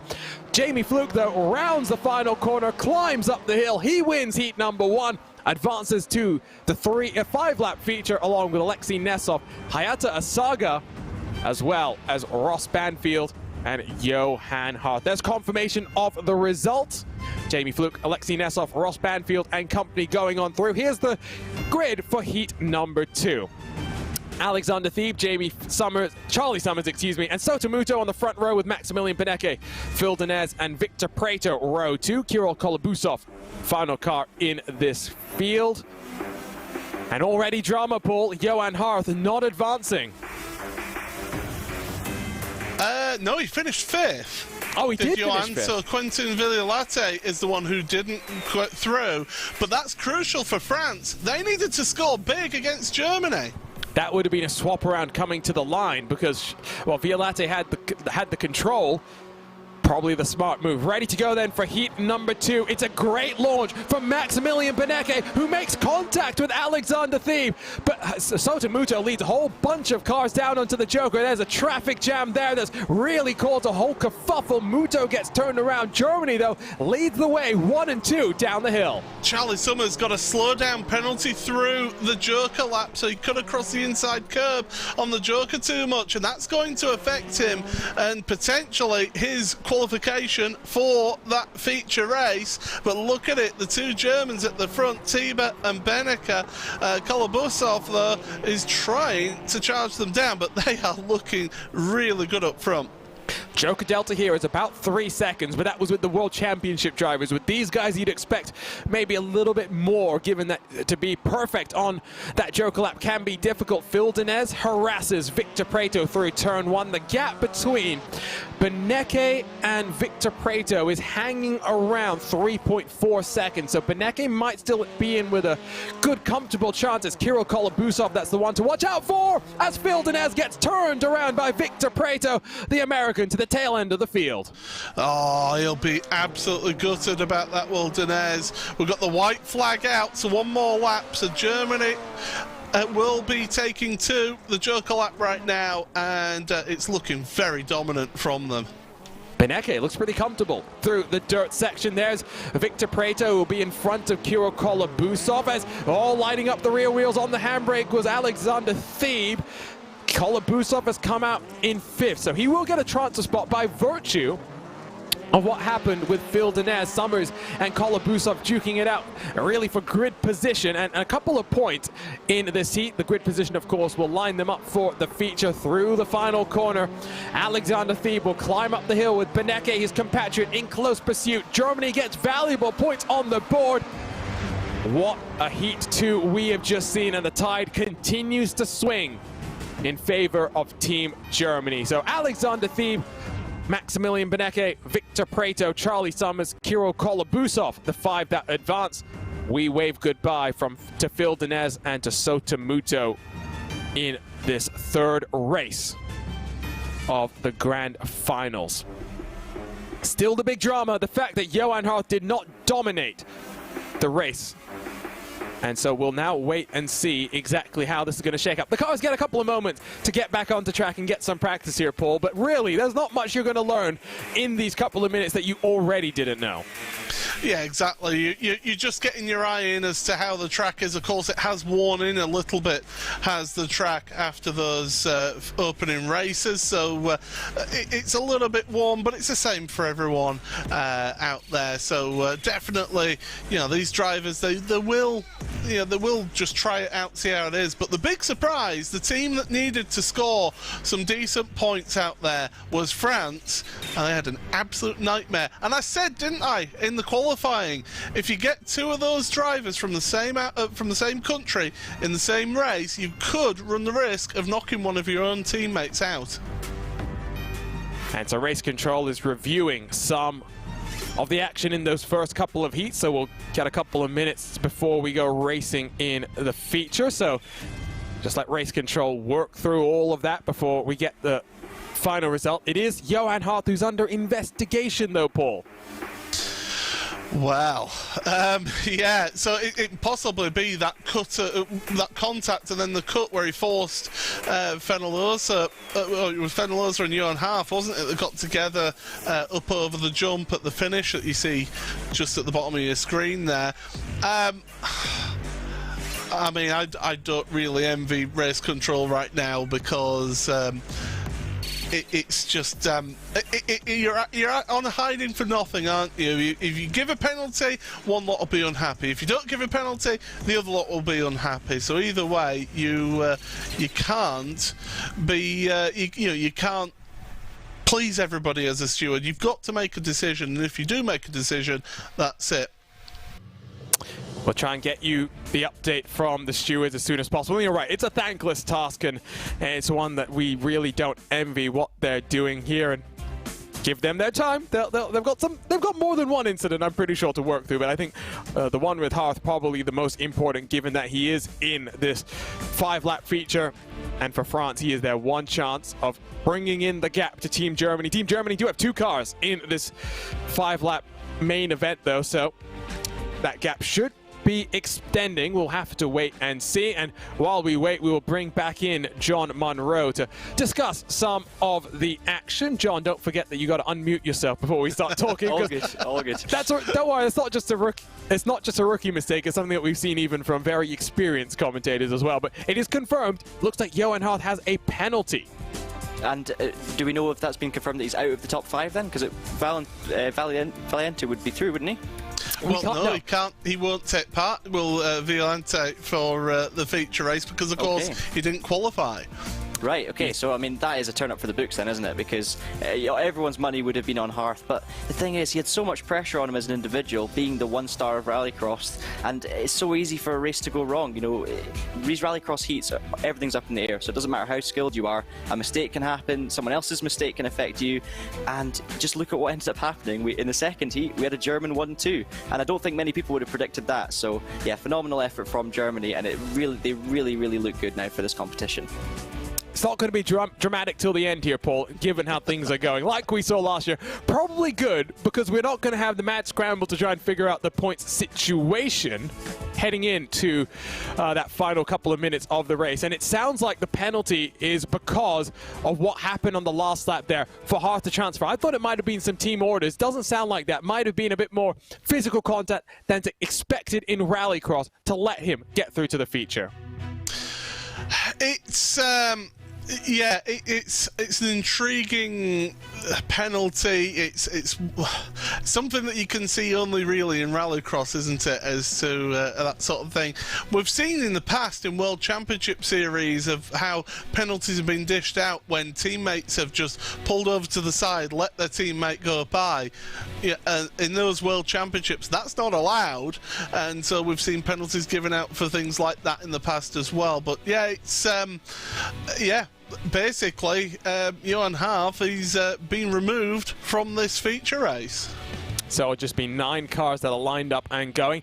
No points, therefore, to France in this main race itself. They'll still keep, I believe, the points from the heat race. So very much swinging in the favor of Team Germany. It's going to take an almighty effort and probably a bit of bad luck to go the way of Team Germany for anyone else to have a chance for France to be able to pick them for this 2021 Cup of Nations Championship. We're getting to the race in just a couple of moments' time, but from your perspective, John, watching on, what were you surprised by in that feature, in the heat races, I should say? I was pretty impressed by Alexei Nesov's pace.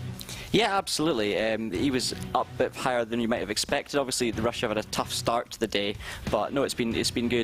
I think just honestly, Germany's dominance, I really expected this to be a little bit weaker for them because I know that a lot of the other teams had some good drivers. UK obviously had a strong showing, but I think the German guys just worked so well together to take home that 1-2. They really impressed me. And I mean, if they have a good run in this final, it's as near as over. Of course, there could be a massive incident at Sebring. We don't know. There are lots of points at play, but they are doing everything they possibly can to get this thing done before the final race. Well, we have to take a look at the starting grid for this 5-lap main event. Jamie Fluke, Alexander Thieber, and Alexei Nesov on the front row, with Maximilian Benecke looking to get the whole shot once more alongside Ross Banfield and Victor Preto. Down in 7th, it's Hayata Asaga, Charlie Summers, and it will be Kiro Kolobusov, the last car in this field. Johan Hearth watching on from the sidelines. Well, so here we go. This is going to be exciting, invigorating, thrilling, all leading up to the grand showdown in this 2021 BenQ MOBIUZ Cup of Nations presented by VCO. Team Germany looking comfortable. What can Jamie Fluke do to try and rob them of some points over 5 laps of action here in Hell-Lankenbanen?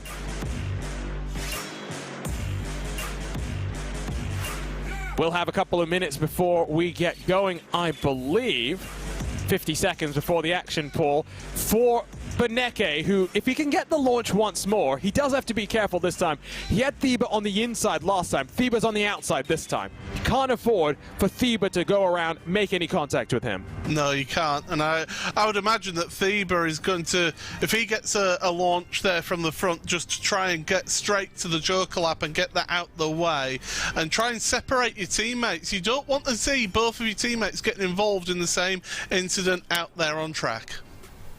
Well, so here we go. Launch control ready to go once more. Engines revving, lights illuminating. Ready to go for 5 laps at Hell-Lankenbanen. Benecke doesn't get the best launch possible. It's Charlie Summers that does. Thieber tries to cover off Jamie Fluke. A little bit of contact there. One of the Spanish cars has gone around. Victor Preto going for a ride in through the Joker. 4 cars tried to go to the Joker. 3 cars playing bumper cars down the hill. They are indeed, as they go into turn number 4, and Fluke's got his line wrong. That's allowed Benecke to go through. Nice and easy for him, and that's Germany first and second place. And so we'll wait and see what the gaps are going to be for the Jokers. Fluke has been bullied out of first position. Didn't get the best launch possible, but still has the chance if he can play the Joker strategy. There's a little bit more of a window this time around. 3 laps basically means you either take it on the start, take it on lap 2, or you're forced to take it on lap 3. Through turn 2 they go. Fluke just a little bit too far behind. Gap between Jamie, Fluke, and Alexei Nesov, who's the first car to have come down onto the Joker, is sitting at about... Oh, that's the 2 German cars getting into each other! My word! Fluke will take advantage of this. Nesov gets past Thieber. BenQ managed to hold on to his car coming out of turn number 4. What happened there? Thieber, he got it a little bit wide through turn number 4. BenQ made a little bit of contact and started turning his teammate across his nose, and Fluke says, "Thank you very much, boys. I'm off. See you later." BenQ to the Joker. He'll be alongside Summers down the hill into turn 2, just behind. Let's take a look at the RaceSpot TV replay. Aerial angle brought to us by ATVO. Thieber's deep into the corner, and BenQ just doesn't get it turned around in time. Fluke just makes contact there with Thieber, who nothing Thieber could really do there. He's just the victim of misfortune. And this is what I said, if you can take a Joker lap early for one of your drivers, you separate yourselves out, you're not getting involved in an incident with each other. And that's exactly what's happened there for Team Germany. Charlie Summers almost got bullied out of the way by Max BenQ as Hayata Asaga will take to the Joker this time around. Where does the Japanese driver feed out alongside BenQ? Asaga has to light up the rear tires onto the handbrake, emerges in front of BenQ. The 2 of them make contact. BenQ goes up into the air. Question is there a slowdown penalty for the German?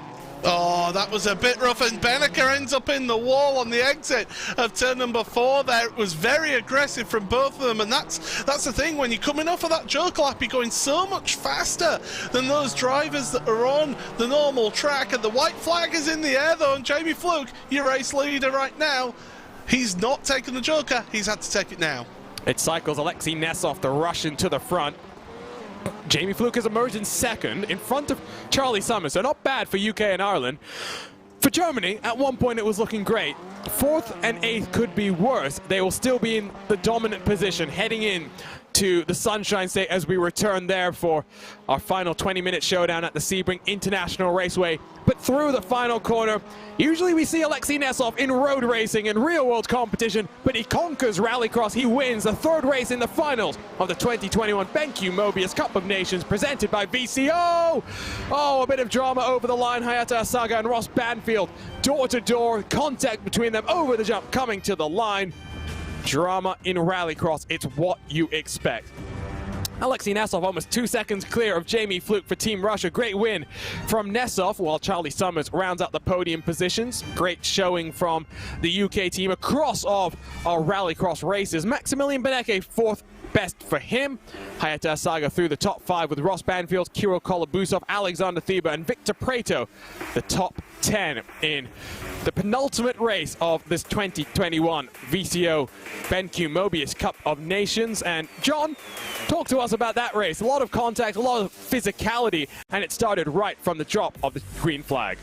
It did, and you know, there was a very scary moment for quite a few drivers heading into the Joker lap on that very first run, because there was a car right in front of them sideways, and to be fair, it was a really good job from the Japanese and Russian cars to avoid the spinner as well. So yeah, good stuff. Germany, wow, I mean, it's okay, they're still in a really, really strong position, but talk about snatching defeat from the jaws of victory. Unbelievable. And the thing is, though, it wasn't really either driver's fault specifically. It was a combination of issues. You know, the driver in front making a little bit of a mistake on the way in. It's really difficult at that stage, if you're BenQ behind, to actually back off and avoid the incident. So once that had happened, it was very difficult for them to separate. So maybe it looked worse than it actually was, but of course it does make a difference to the points. And now, okay, Germany still are in a great position, but if the, you know, France, that's the only chance they're going to have.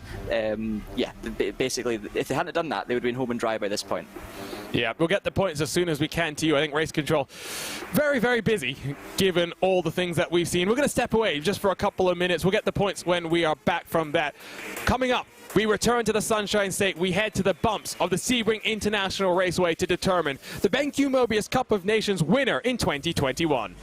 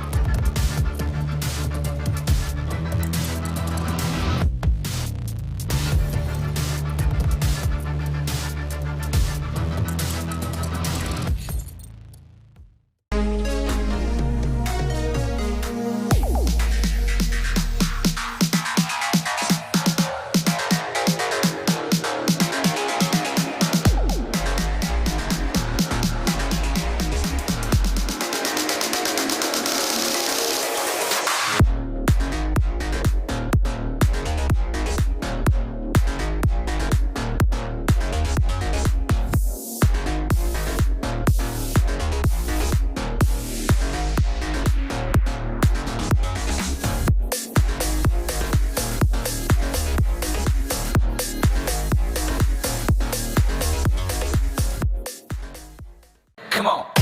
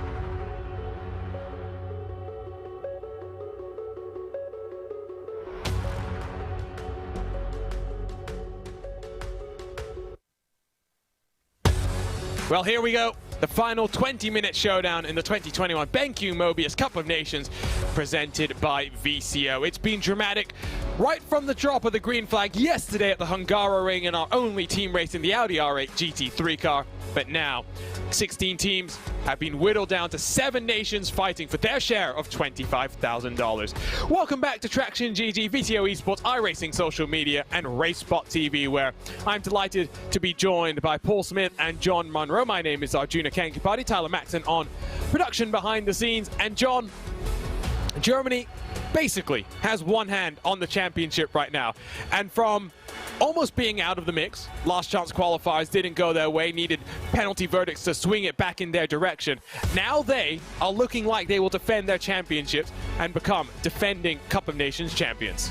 Yeah, I said at the time, Germany were handed a lifeline and they were never going to let that opportunity go unmissed, you know, so they were really determined to get the result, and they've been strong throughout the whole weekend in terms of their pace. They just haven't really had the results, and to be honest, they've probably been affected more than others by the format and the way the grids have been set. So really, when it gets to the final and there's nowhere to hide, the German strength and depth really does come on strong. So we've seen the juggernaut continue ever since that first race at Montreal. Even in the rallycross, they were looking like the favourites to take the points at the end of the day. So hugely impressive from Germany, and yeah, I think at this stage it's going to be very, very difficult for any other team to get them. Of course, there's still lots of points on offer, and with all 4 drivers in the mix for this race as well, rather than just 2, anything could still happen.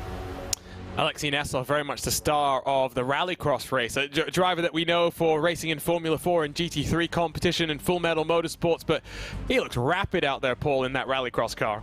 Yeah, he seemed to really enjoy that, didn't he? And while everyone else was busy taking each other out, he went, well, okay, I'll find myself in first place then, I suppose.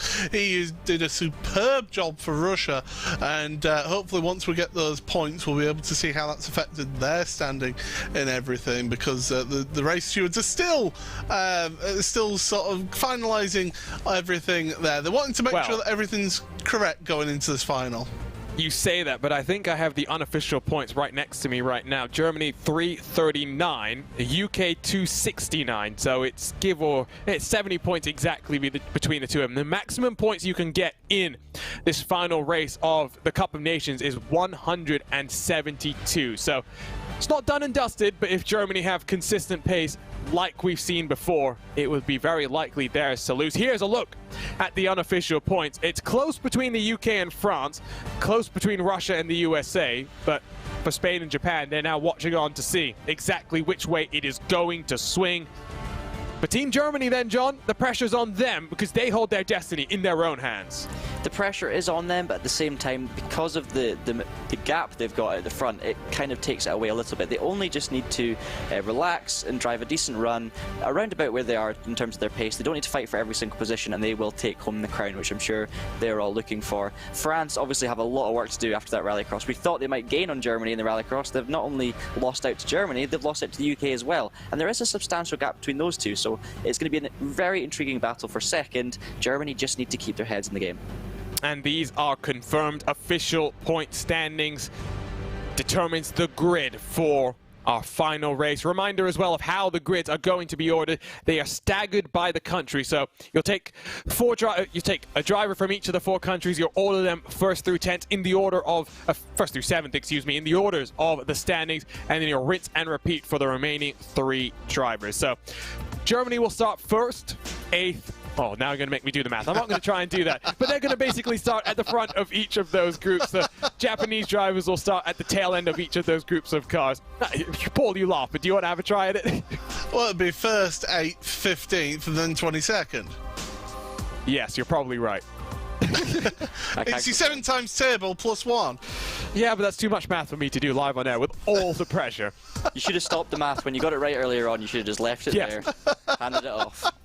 Exactly. So now Sebring, it's such a fun track. It's a bumpy track as well. And in these LMP2 cars, John, where you've got the downforce to assist you under the brakes, adapting to the way that that's going to affect how you modulate the brakes in some of the heavier braking zones, the hairpin, turn 10 at Cunningham, that's going to be crucial. But also crucial is the fact that Sunset Bend has multiple different approaches that you can take. There's bumps on the inside, there's bumps in the middle, and there's bumps on the outside. But I've seen over the course of the last couple of years that if you're able to find a way to go fast, it might not be the same as someone else's way to be fast around there, but you'll find a way to be quick. Absolutely. I mean, Sebring has some of the sketchiest braking zones you will see across the planet, and Sunset Bend is probably the #1 example of that, because you're not only putting the car under load in terms of the braking forces, but you're also getting lateral force because the braking zone is a corner. So, I mean, some drivers might go for more of a coasting approach, be a little bit softer on the brake pedal. Some drivers might try and drive it in deeply, push the brakes hard at the last minute. But as you say, there are multiple different lines into Sunset Bend. You can have a wide sweeping line that will give you a better exit onto the pit straight, or you can try and dive down the inside, send one down the inside, maybe defend your track position on the way in, might compromise you on the way out. It sounds simple, but at Sebring, nothing is ever simple. And Sunset Bend is probably as close to as we get to an oval corner, in that the corner lasts for so long, the apex isn't exactly clear. Drivers are really going to have to keep their wits about them to keep the car facing the right direction. Turn 1 is pretty treacherous as well. It's as close to flat as you can make it. There's a slight dab on the brakes as you try and get to the inside of the wall where there's a cone that very much serves as a reference point to how close you can get to the wall. And on the outside of Turn 1, Paul, there's that gravel that we've seen on a number of occasions. Cars just drifting a little bit wide and then spinning back into the path of oncoming traffic. Yeah, it just happens every time. You know, somebody will do that at some point here through this race, and it's a case of how they negotiate that dirt on the outside of Turn 1. Turn 1 itself, it catches out a lot of people, not just the wall on the inside, but actually on the way into the corner, because the pit wall just juts out a little bit before it goes in towards your braking zone. And if you're hooking that pit wall and you don't take it into account, you end up with a damaged car. Fortunately, we don't have to worry about cars exiting pit lane as well, because that's always a pretty fun situation coming through Turn 1 as well. A reminder of how we've got here in terms of the format. We started with 16 nations broken up into 4 groups. 4 groups of 4 different teams. You were fighting with everyone on the track to gain points, but you were fighting in terms of the actual point with the other 3 teams in your group. The top 2 from each nation, each groups I should say, advanced directly through to day number 2, while the remaining 8 teams went to the playoff, a 15-minute showdown in the Porsche 911 Cup car at Monza, where the top 2 teams advanced to day 2. We waved goodbye to 6 nations after day 1. Semi-finals started day number 2 off, where the 10 nations went head-to-head. 5 individual matchups. The winning 5 team advanced to the finals. The 5 losers went to the last chance qualifiers. That was Rallycross 5 laps at Circuit de Barcelona, Catalunya. It was chaotic. Race control had to intervene to determine who would advance, but in the end it was Japan, it was Germany that made their way through to the finals, where we reset the points. Everyone started with a clean slate, 4 races across different disciplines here on the iRacing service, and with 20 minutes left to go, we will crown our Cup of Nations champion in about 25 minutes time. It's looking like it will be Team Germany. Unlikely to see the drama that we saw last year when it was pretty close between Team Germany and company. Even earlier this year in 2021, the Cup of Nations Pro saw it come down all the way to the wire. That time around it was Team Australia taking the victory there. It was a really fun competition both last year and earlier this year, and we've had a lot of fun, John, in 2021 with this Cup of Nations, with the sim racers once more. Absolutely. I have loved every minute of this weekend. It's been superb. So many good races with, obviously, you take the best talent on the platform, you put them all on a grid. It's going to be exciting, but to see just the strength and depth of the field, we've had great racing all the way throughout, not just in the top 15. Also, we've had great racing for 25th, for 30th. Every race has thrown up something different as well. There's been no predictable races. Every race has had a star, a surprise, someone who we thought would do well that's fallen back, and it's just been magnificent to be part of. So yeah, this Cup of Nations, last year's was exciting, this year delivered even more, and hopefully we'll have many more exciting Cup of Nations in the future. But we've still got 1 race to go, of course, and yeah, this LMP2 around Sebring is going to be immense. And we thank all of our partners that have made this possible. BenQ, MOBIUZ, VCO, Williams Esports, Traction as well for coming on board and helping to host the broadcast as well. You can follow along with Cup of Nations Sim and VCO Esports across of social media to keep abreast of all the latest developments in Cup of Nations competition. Find out next year how you can qualify yourself, because open qualifiers were held for this, not just for the nations, but for the drivers as well. We picked the fastest 4 from each of the nations. We picked the fastest 16 nations across of 3 stages of qualifying. So only a couple of minutes from getting underway here, Paul. What are you expecting? I think a little bit of carnage is almost for sure, given how the rest of the races have gone so far. But I think for Germany, it's just got to be the knowledge that, like I said earlier, they're in control of their own destiny. They need to just relax, enjoy this next 20 minutes, and put themselves in the right positions at the right times. And that's it, you know, keep yourself out of trouble, don't end up getting any DNFs. We saw how in the oval race at Homestead, how, you know, Germany having a DNF did allow other nations to close up. So if you have 1, maybe 2 cars not finish this race, all of a sudden things get very, very nervous for those teams. No free fast repairs for these teams out there either, so if any of them do get damaged, they'll have to come onto pit road and get replacement parts, if indeed they can get replacement parts fitted in time in this race. But if you're UK or France, you've just got to push to the limit from the get-go. And I think this is the track as well where, or I should say, this is the car as well, where it's a bit more physically capable of taking the bumps. We've seen that in occasion, for example, when the VCO Pro Sim Series came here a couple of weeks ago.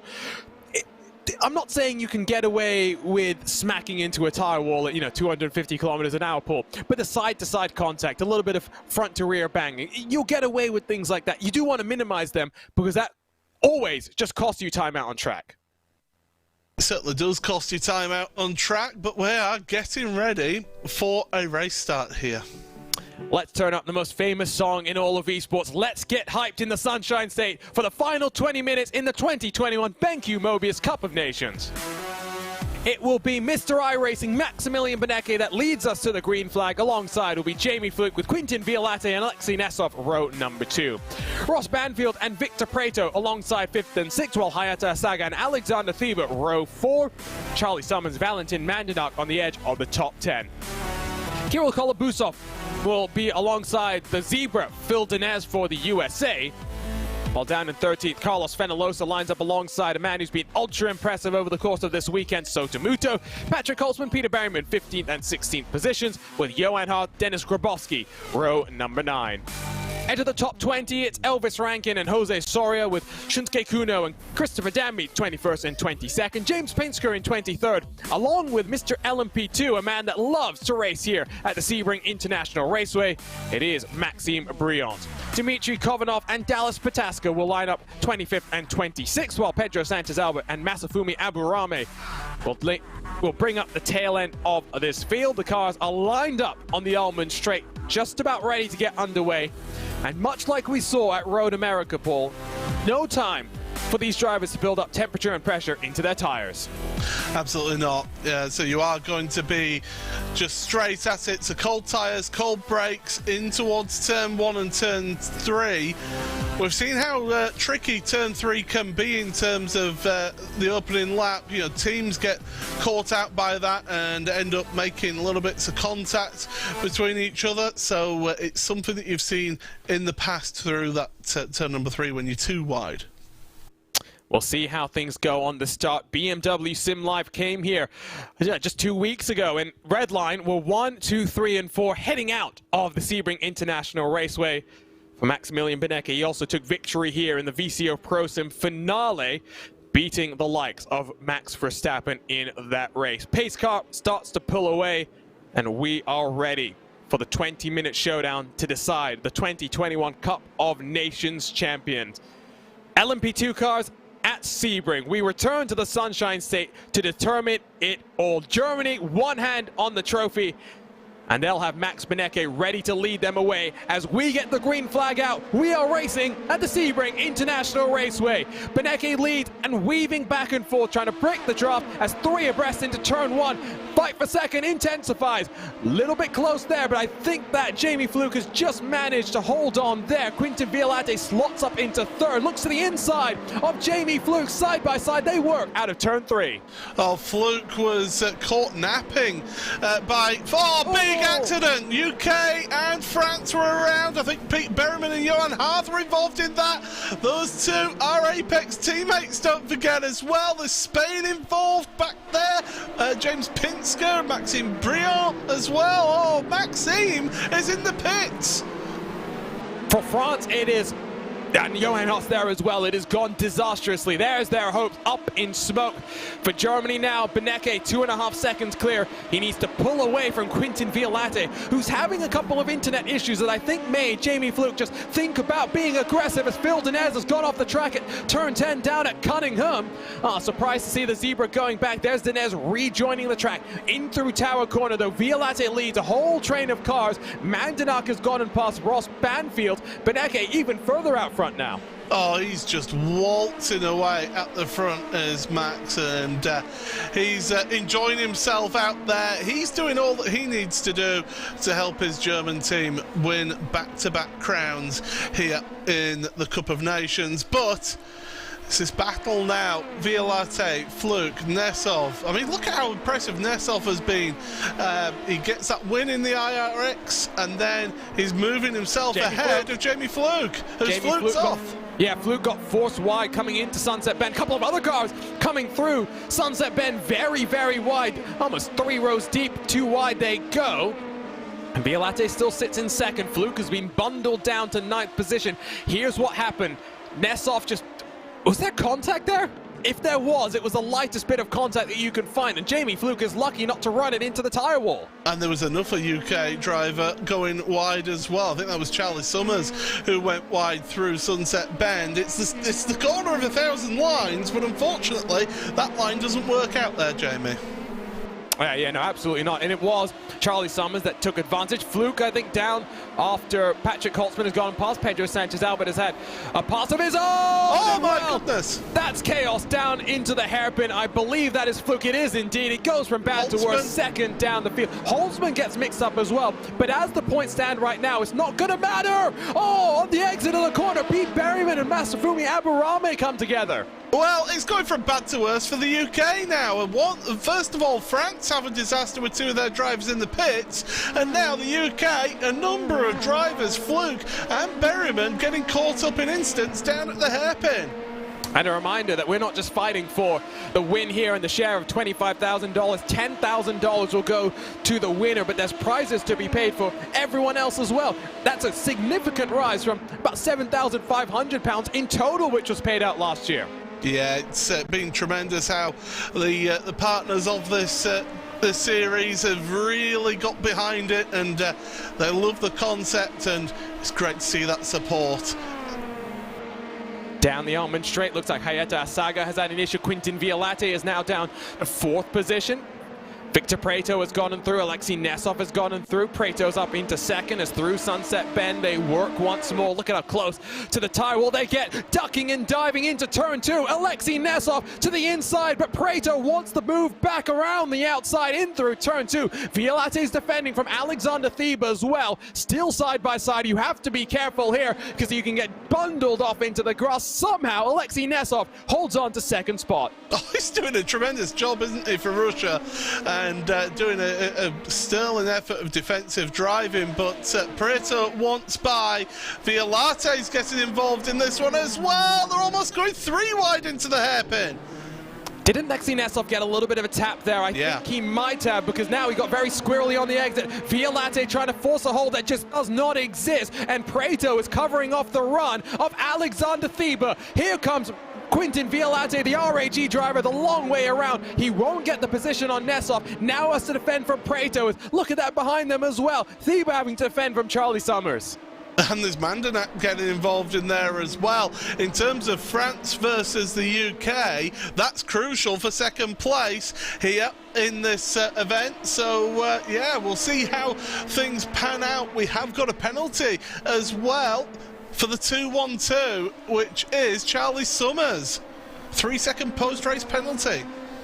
So that is going to be Charlie. I wonder if that's for what happened down at the hairpin. Possibly so.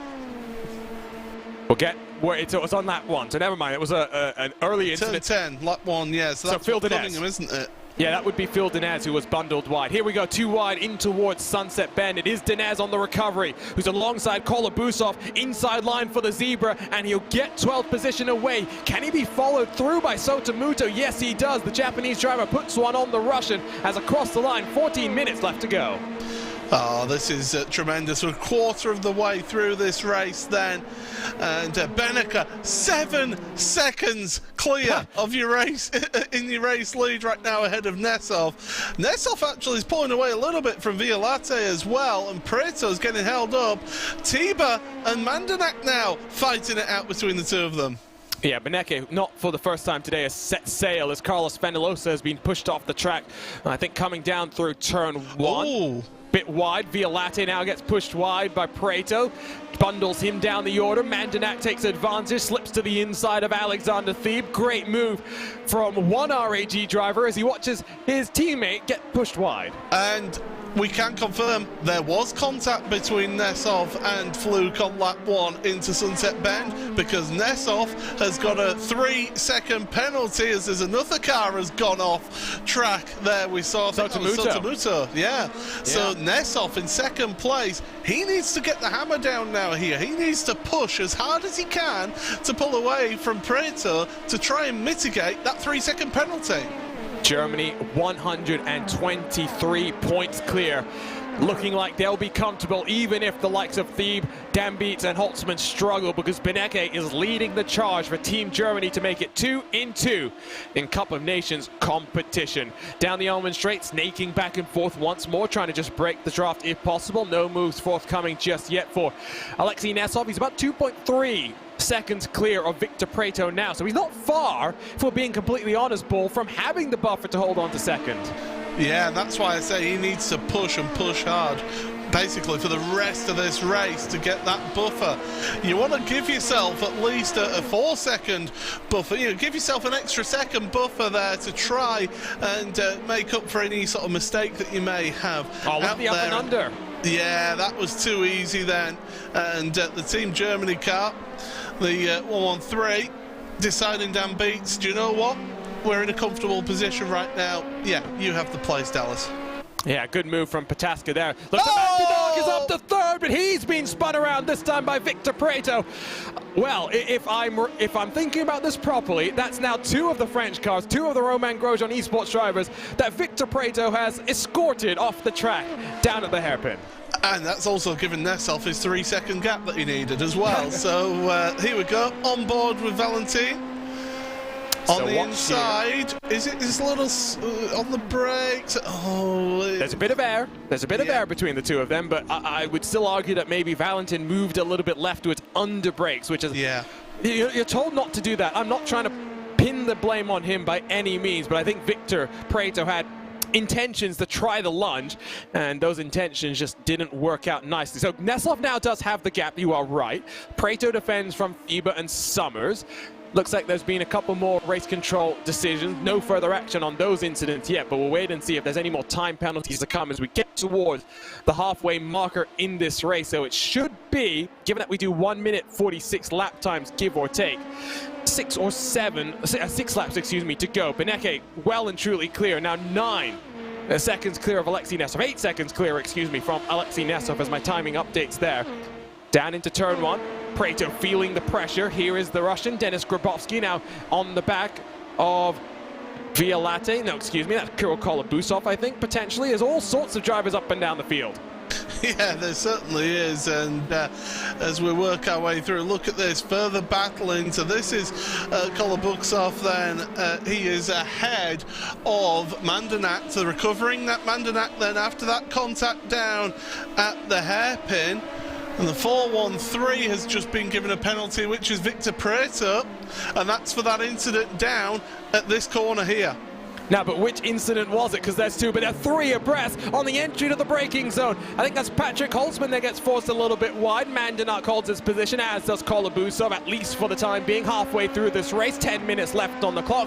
Looking rearwards from Mandanak now as look at Holtzman snaking back and forth, deep under the brakes as the red line driver gets a bit of a touch there, but does hold on. That's the stability that this LMP2 car does provide to you. Oh, it's up and down through the field. Some super chaotic racing. Yeah, and well, these drivers, you can tell it's a sprint race. We're halfway through that race now, and these drivers, you know, you've got the 2 German cars together then, Patrick Holtzman, Christopher Dambeats, then 16th, 17th place, Valentin Mandanek. By the way, it was that incident, that previous lap with Mandanek and Preto, that Preto has been given that 3-second penalty for down at the hairpin. So Preto found at fault in that one. I would argue that if you look at the 2 incidents with both of them in your mind, you would have to give a penalty for either one of them. So explain. Mandanak, by the way, gets past Kolobusov as through Sunset Bend they work. Look at them fanning themselves out once more. That draw seems to be powerful. We are running the medium downforce setup. So Not high downforce, not low downforce, a happy medium in between the two. On board, pushing through turn 1, very careful not to run off into the gravel. Now in toward turn 3. This is a crucial complex. Can't clatter the curves as much as you like in an LMP2 car, Paul, but it's about maintaining that momentum out of turn 5 through Big Bend into the hairpin. Yeah, underneath the bridge down towards the hairpin, you've got to get that run absolutely right. By the way, I'm just having a look at my timing screen. The average 5 laps for Max Benneker out at the front, his average lap time is a 1:46.5. Alexei Nesov in second place, his average 5 laps, 1:47.5. Max Benneker is on average 1 second a lap quicker than Nesov. Partly, I think, because of all the fighting. Now that Nesov is broken free, he was out about 4/10 slower in terms of the best lap time. Benneker has the benchmark of 46.239 as Holtzman slides on past Kolobusov, who makes contact down into Tower Corner, and the German slides into the tire wall. Dambeats will get a couple of positions. Won't matter. Remember, Germany is sitting pretty in the championship as things run. It is now the Japanese driver trying to look the long way around. Tsutomuto gets his nose chopped off, as also coming from behind is Jamie Fluke on his recovery drive. Yeah, Fluke, as you say, making a recovery drive, trying his best to move forward for the UK team. And you look at the standings at the moment in your top 10. Once again, Germany first and fourth place. They're in a very good position. After that scare of potentially not making it through to the finals, they've utterly dominated these finals, haven't they? They really have. It's been incredible. I mean, they were strong yesterday, didn't have the easiest of days by any means, and it started off poorly for them. Today in day 2, the semi-finals, that last chance qualifier was just a mad scramble, and race control basically helped them out as Quintin Violate holds on Phil Denez, who was trying to make the pass happen there. Once we got started, though, in these finals, they dominated qualifying, did the Germans. They carried that performance through to the race itself. Survived Homestead, damage limitation there. In fact, somewhat eked out a gap on some of their competition. Rallycross, second time around today, went their way. And now look at the way that Benneker is performing. Denez to the inside of the Frenchman Quintin Violate and gets on through. Live points on the left, right-hand side of your screen. 120 points clear is Germany of the UK. Crucially, though, France has dropped down to 5th. There is prize money that is paid out up and down through these finals. $10,000 to share across the victor. $6,000 goes to the team in second, $3,000 to third. Fourth and fifth share $2,000 across the team. Sixth and seventh, $1,000. So there is prize money on the line, Paul, no matter where you finish in these finals. Yeah, certainly. And, you know, as soon as you get money involved in any sort of competition, everybody just gets that little bit more competitive, don't they? They get that little bit more eager, and they want to try and make moves that maybe they wouldn't normally move. As look into the inside of the Russian driver of Kofanov. Dmitry Kofanov holding on for the time being ahead of Jose Soria and staying in 11th place right now. But yes, these drivers, they smell a little bit of an opportunity to get some prize money. As I think that was a touch of the wall from Pataska, wasn't it? There was also Quintin Violate running through the gravel on the outside of turn 2, and Kofanov has been spun around in through turns 3 and 4. Did he manage to keep control of that car? He did, but now Pataska's the one that's gone sideways. He's got to watch out as the cars storm on through on him. Oh, that was a sketchy moment there for both Dambeats and Muto. And Fluke as well made his way past, but yeah, there's been a bit of contact, a bit more contact that you want to see, but the level of competition between these drivers, there's tenths of, hundredths of second between some of these drivers. Here we go, here's another look at this one then. So this is out of turn 3, and it always pinches up there. Keeps it going, and then the car on the outside just seemed to pinch in, didn't it? Yeah, no, he did. I wonder if that was just a bit unfortunate. We'll get a better look here as we focus in on Dallas Pataska, who maybe thought that Kofanov had lost a bit more ground and momentum than he actually did. End result is it's Dallas Pataska that is the big loser. You can see how quickly it snaps back around for Kofanov, so he's able to gather it back up, and Dallas Pataska then had to watch out as coming flying through on him. I think Sotomuto, Jamie Fluke had to take to the grass to avoid him. into Sunset Bend as the sun continues to set, not just here in the Sebring International Raceway, but in the 2021 BenQ MOBIUZ Cup of Nations presented by VCO. It is 3 laps to go. BenQ leads the way for Team Germany, 120 points clear of the rest of the field. It is close for third, Russia and USA. It could go either way if things get a little bit more interesting between the two of them. Ultimately, though, it is Russia in control of third right now. Oh, the old superpowers, isn't it? Battling it out for that place then. And, you know, USA, I mean, you look at it, they've got Rankin, they've got Denez, and they've got Banfield all together in the top 10. Oh, running wide then was the Russian car. And thank you very much. The German, the Dan Beat, says that's a nice position for me. Muto as well, going past, and Fluke just getting stuck behind for the time being. So that's a couple of points that'll swing back towards the USA in that battle for third in our Cup of Nations Championship. We'll get the live points update as soon as we can. If Dallas Pataska, who's behind Jamie Fluke, can get past Kirill Kolobusov, he might be in with a chance of getting into third place in the championship. Kolobusov almost got bobbled there into running a bit wide. Fluke is looking very aggressive to try and pounce and build his way back up past the Russian driver. And that's it, you know, if you're a USA driver and you make that move and make it stick over the Russian driver, then it's effectively a double point switch. It's what's known as a 6-pointer in professional football, you know, when you just get that big jump over your competitor. Phil Denez past Elvis Ranking, the two USA cars switching, not going to matter there, but for Phil Denez, a couple of laps to try and reel on in Charlie Summers. Charlie Summers has a 3-second penalty, doesn't he, Paul? Yes, he does, yes. So that's a couple more points going in the favor of the USA, so we're not going to know exactly how things shake out until we get to the checkered flag and race control gives us the final confirmed points situation. Pedro Sanchez Albert, by the way, has been bundled off the track, I believe, coming down in towards Sunset Bend. We'll try and see exactly what happened to him potentially, but 2 laps to go. Really, it's about the fight for third in this Cup of Nations that is coming down to the wire. 7 points between Russia and the USA.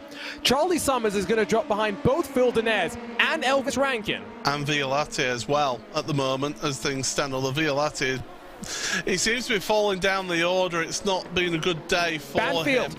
Banfield trying to get past Mandanak, a bit of contact there, but more points going in the favor of the USA. Full advantage, Jose Soria needs no second invitation. And you're right, Ross Banfield has lost the rear end of his car. Significant suspension damage. Oh, that is huge, that contact there into the hairpin, and that has caused him, that's going to be him just dropping down like a stone. Can barely control it. He's doing an incredible job to hang on to that and go as quickly as he does here. Here's the replay, here's the look at it then. France versus USA. Oh, we can't really see from that one, to be honest, but as we go. But it's that contact, though, into the hairpin. This is what we'll see then. Look to the right-hand side then, the France car there. Bang. And it's that contact that's broken the suspension on the rear left of Ross Banfield's car. That could cost the USA a significant amount of money. What a crazy adventure, roller coaster that this 2021 Cup of Nations has been. It is looking like with the time expiring, BenQ just has about 6 kilometers left to go before he'll take home the 2021 BenQ MOBIUZ Cup of Nations trophy back to Team Germany. And would seem as well that for P3 in these championships, it is looking like it will go in favor of Russia. UK will hold on to second place. One moment for Ross Banfield has dropped USA out of contention, but we'll get confirmation from race control as soon as we can. Alexei Neslov, Victor Prato both have time penalties up front. It's not going to matter for Neslov, who has about a 4-second buffer on Victor Prato, but Alexander Thebe will cycle up into third. Still battling going on. This is for 5th. Charlie Summers coming under fire from Phil Denez. Summers, another car with a time penalty to be served post-race. Yeah, he will fall back to 8th place, will Summers, so it's going to be, we're going to be getting the abacus out here and doing some arithmetic on air just to try and figure this one out. But yeah, one driver who's had it all his own way in this race, though, is the man out at the front there, Max BenQ. What a performance from him. He got the launch at the start, and then he's just waltzed away at the front. No calculator needed, though, for this man, Maximilian Benecke. Through Sunset Bend, Maximilian Benecke for Team Germany takes the checkered flag. It is 3 victories in these finals for Team Germany, and Germany is your 2021 BenQ MOBIUZ Cup of Nations champion. What a ride it has been for Team Germany here on day 2, but they managed to stay strong. They managed to take home $10,000 to be shared across the 4 drivers, all from Team Redline. Tremendous stuff there, but more hard battling happening right to the checkered flag as well. And it was crucial. I mean, he did it on the track as well as in the timing. Phil Denez moving ahead of Charlie Summers. My goodness, that was a race filled with plenty of action. Cannot wait to speak to Mr. iRacing, to the rest of the Germany team, because I want to know how they were feeling heading out of Circuit de Barcelona, Catalonia. First thinking they hadn't done enough, and then to be granted that second life. In fact, technically, I guess you can call it a third life, Paul, because the second life was that last chance qualifier race. Yeah, it certainly was, but what a performance from Team Germany. They've deserved this. They fought hard, and, well, had a little bit of luck go their way, but it's certainly, you got to take the chances while they come. So here are the race results. Maximilian Benecke wins in Sebring to clinch the title for Team Germany. Alexei Neslov does have a time penalty, but he'll hold on to second place. It's been an impressive drive from Neslov. We've seen him be quick across multiple disciplines here on iRacing. Victor Prato finishes across the line in third, but he will be dropped down through the field, actually behind Phil Denez. Alexander Thieb will cycle to third. Denez will cycle up to fourth. Charlie Summers also... Basically, these results are hard to really read off. Charlie Summers, Elvis Rankin, Quinton Violante, Dennis Grabowski, Valentin Mandanok on track through the top 10. It might be closer than I thought for third in the championship, but we'll get confirmation from race control as soon as we can. Jose Soria in 11th with Christopher Danbeats down in 12th. Sotomuto 13th with Dmitry Kovanov 14th. Jamie Fluke after starting up on the front row bundled down to 15th on track. Dallas Protaska 16th with Kirill Kolobusov right behind him. Patrick Holtzman for Team Germany 18th for him, with James Pinsker, Shunsuke Kunu, completing our top 20. Down in 21st, it's Carlos Fenelosa with Masafumi Aburame and Ross Banfield, the only other cars to finish on the lead lap. Pedro Sanchez, Albert Hayata Asaga, Maxime Briant, Peter Berryman, Johan Haar through the 28 cars for France. Another race that really didn't go their way. Out of race 2, we thought they'd be the main challengers for Team Germany. Rallycross in race 3, not the way they wanted it to go, and neither was this final race of this 2021 Cup of Nations. Well, got a couple of minutes as Team Germany celebrates, and we'll get the chance to speak to Max Benecke and his crew right now. But John Munro, want to get your thoughts on what we've seen so far over the 2 days of action, because it's been incredible and this format is just so much fun. It has been absolutely phenomenal, and I'd be so happy to take part in this and watch it. And yeah, it's just so unique. You don't see any other series that does things quite like this. The drama, the amount of different nations that were in contention. But of course, by the end of it, we had finally established a nation that truly deserved to win, and that was Germany. The main thing that really set them apart from the rivals was, of course, the strength and depth. And they had, you know, a couple of drivers in Danbeats and Teeb that were really good at just picking up the points where they needed to. And then Holtzman, obviously Benecke, going out there and winning races. It was just the perfect combination, and although they played it very close at the start, you know, even just getting into the final, it was very, very close, but when it all came down to it in the final, they were able to show what they were made of and thoroughly deserved the win. It seemed like quite a few teams didn't want to finish second there. France and the UK almost trying to throw it away for themselves at the end, but yeah, I mean, over the course of the 2 days, it's been absolutely phenomenal and well-deserved champions in the end. We'll get interviews in just a couple of moments' time. But for you, Paul, I mean, 2 in a row now for Team Germany. Hopefully we return for this Cup of Nations next year and make it even bigger and better, which is what we've done since last year as well. It's going to take some stopping for Team Germany, though, given what we've seen over these last 2 years, especially when you think about the fact that all of the Germany representatives represent the same team. Yeah, and I said that, didn't I, that they've got that cohesiveness between them. They're a unit, and they certainly made it work. Every other other team, every other nation, it was a mix and match of different drivers from different teams and having to learn how they work together and see how that worked out for them. But yeah, I mean, it's a little tip of the hat there for the German team. They've done a tremendous job when they thought that they were out of it all completely. Well, we'll get you confirmation of the results. We have confirmation, of course, that the Germans have won the championship. So let's go ahead and dial up the Germans victorious in victory lane. We're joined by all four of them right now, and we'll start with you, Maximilian Benecke. Great drive to close out this day 2 of the finales. I want to ask you, though, before we get into the celebrations, what were you guys thinking after that last chance qualifier? When it first looked as though you guys were done for the competition, and then you got the second chance handed to you by Race Control. Oh, man. Difficult time, definitely. I mean, I started P1 and was comfortably in P1, and then Alex took the joke on the first lap, and he didn't know that you couldn't do that, so he got a penalty. Otherwise, it would have been much better. But yeah, at that point, obviously we thought we were out, and then yeah, luckily got dragged in again by Race Control, which is very fortunate for us. But I think yeah, in the end we then delivered, and the most crucial race was the first one, and that's why we managed to have all our cars in the top 10 in qualifying, and I think that opened all the doors. So yeah, in the end, lucky, but I still think that we delivered and made the best we could. And talk to us about this format, Max. It's one where you don't get to find out the cars, you know, too early before the competition, the combinations, very similar to what you and I had talked about with the VCO Pro Sim a couple of weeks ago. Then you've got the mix of the combinations, the fact that you're not just doing road course races, the fact that you have to think about the points in a very different sort of a structure. It's very different to anything we do in sim racing, but it's one that always produces some crazy action. Absolutely, yeah, and this is yeah, one of my favorite series racing, because you only have the combinations like a couple of hours before the event starts. You obviously know which cars and which tracks you're going to drive, but we did some testing with different combinations, and I think 95% of them were wrong.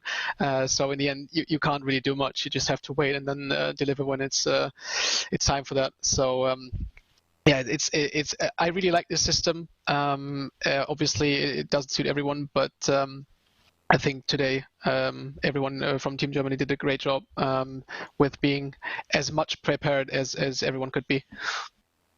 Well, let's move it on over then to Christopher Danbeats. Chris, we want to ask you about the cohesiveness that you guys have, because unlike every other team, 4 drivers all from Team Redline here. How does that work for you guys? Must help a lot of ways when you're talking amongst one another, you know, doing some practice in the week leading up to this, and then in the race itself, communicating with one another and what you all need to do. Yeah, thank you for, first of all, and yeah, that's true. Like being in the same team makes it way much easier to communicate and practice together. Also, like yeah, that we all had the same goal to win made it also a bit easier, and yeah, everyone did a perfect job. Like we struggled, I would say, a bit in the qualification, like in the group stage, and yeah, was a bit close. And in terms of, you know, deciding which races you were going to do, how do you guys talk about that, knowing that you also have the experience of where each of you are strong? You had to do an oval race, rallycross stuff. How does that work behind the scenes? Yeah, that was everything planned before, for sure. So everyone knew what he has to practice and what he has to focus on, and yeah, this one worked also quite well. I mean, like, yeah, we were pretty unexperienced in the rallycross, but yeah, Alex and Max, they just did a perfect job there and made the best they can, and yeah. Patrick and me, we were focusing a bit more for the high downforce things and every other car, and yeah, that worked quite well. Yeah, for every race. And now Paul Smith is standing by with both Alex Thieber and Patrick Holtzman. Well, we'll start with you, Patrick, then, because you got a good win out at Homestead when some of your teammates were having a little bit of issues there. How important was it for you as a team to be able to just keep on getting those high point scoring coming in when other teams seem to be faltering? Hello. That was a very, very crucial race. Like, first of all, I'm very proud of everyone that we managed to, mentally reset ourselves after this struggle of, at the start of the day. It started so well when everyone was super excited when I put it on pole in the Williams F1 car, and then we made many mistakes as well.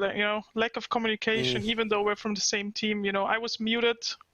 I didn't know. I thought it was super close with England points wise.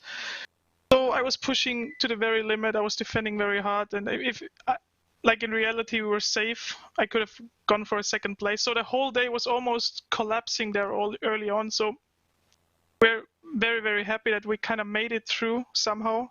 And then everyone was able to reset mentally, which was great because we knew everyone is back to zero and we have the pace to win it. And then we just came to the final in the best form possible and executed everything nicely. Even same with the oval race. It was no coincidence that I was on pole there. We knew that I had some very, very strong oval pace. So once we realized in the Porsche that we have all 4 cars at front, and we knew about the regulation that it makes sense to kind of put myself on pole there, and then we won that one as well. And crucially, Max and Alex scored well in the RX, which was pretty much our biggest weakness. And so it was pretty, like, everything was smooth when the final started, and everything was kind of a bit of a mess before the final. So we sorted that out just in time. And I just want to ask you as well about, with the mixed up grids that we were having here, how difficult was it for somebody like yourself who's maybe more used to being in the front third of a grid to be having to work your way through a field where all the drivers are of a similar pace? How difficult was that?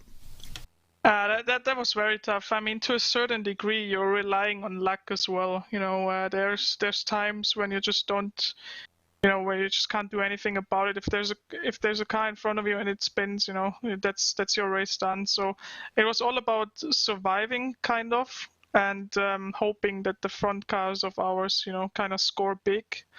And for sure, like, you have a mixed up grid, and there's certainly a lot of drivers in front of me that wouldn't be there if there was a normal qualifying procedure. So, it's tricky. It's tricky, but everyone was.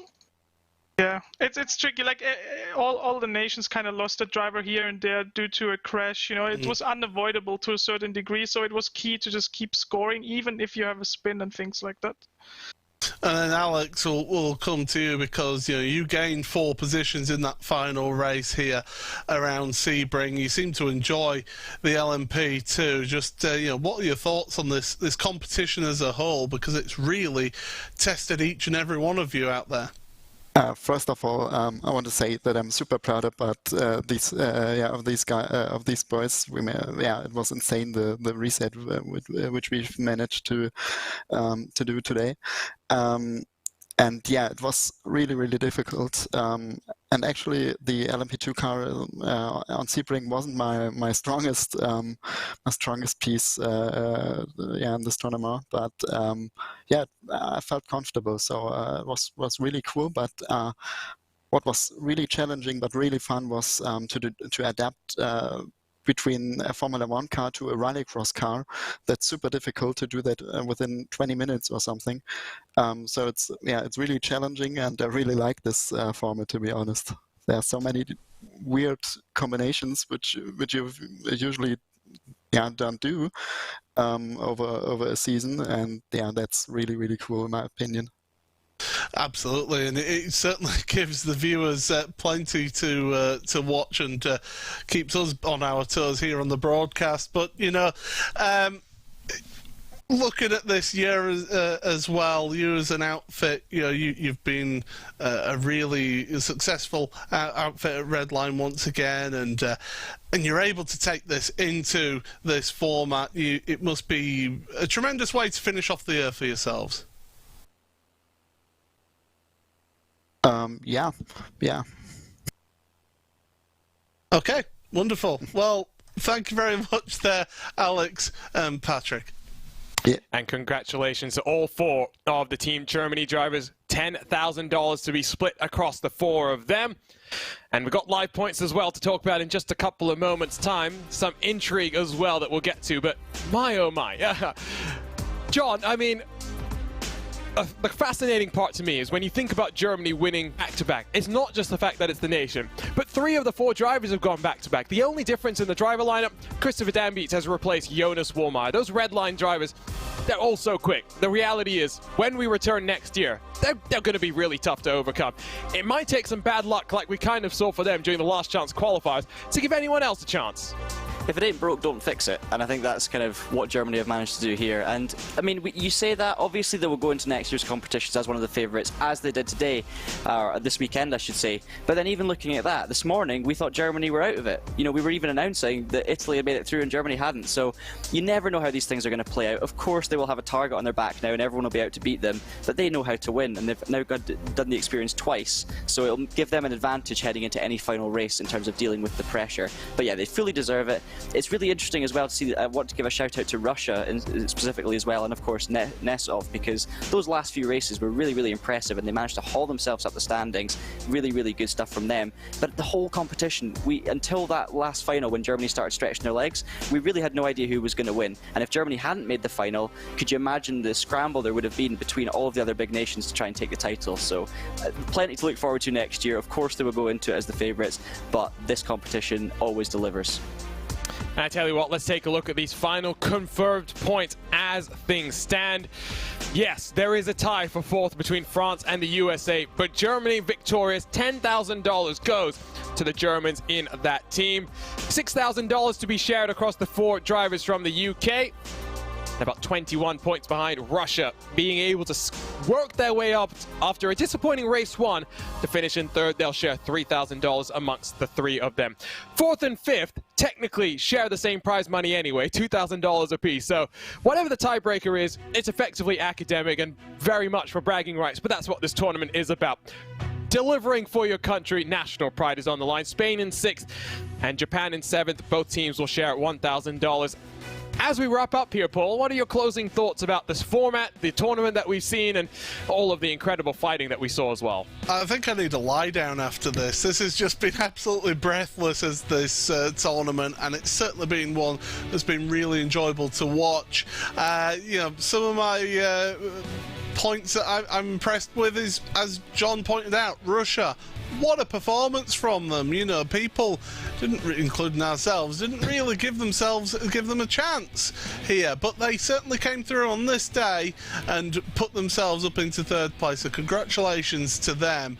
And well, what happened to France there? They seemed to implode, and it seemed to happen around the IRX round of today, so there'll be some head scratching going on there, that's for sure. Japan, they'll be a little bit disappointed. They seem to be getting bullied about here and there, and they just didn't quite have that extra pace that they needed in this final day. But it's a tremendous competition. I mean, I've been able to call both years of it, and it's just got better, hasn't it?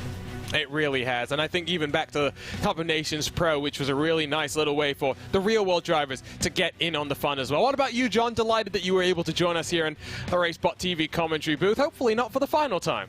Yeah, hopefully not. I've had an amazing time. It's been really nice to get back in a booth for some iRacing as well. It's a platform I've not really spent too much time with recently, and clearly the racing is definitely there to be watched. It's phenomenal, and I was just sitting back, basically had the popcorn out, a cup of tea, really, really enjoying the entire weekend's broadcasting. So thoroughly enjoyed it. Thank you so much for having me, and yeah, hopefully I'll be back another time. It's been so much fun. We're so happy you've joined us here across Traction GG, VCO Esports, iRacing social media, live here on RaceBot TV for the 2021 BenQ MOBIUZ Cup of Nations presented by VCO. For all our partners who made this possible to put up the $25,000 prize pool, we thank you.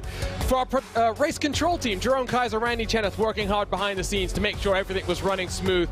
Thank you as well. Production team of Hugo Luis and Tyler Maxson working effortlessly over the course of the week to get everything everything ready. For my co-commentators, John Munro and Paul Smith, my name is Arjuna Kenkipati. We'll see you next year for more Cup of Nations action, but for now, it's Team Germany, Maximilian Benecke, Alexander Thieber, Christopher Danbeat, and Patrick Holtzman, victorious and $10,000 richer across the four of them.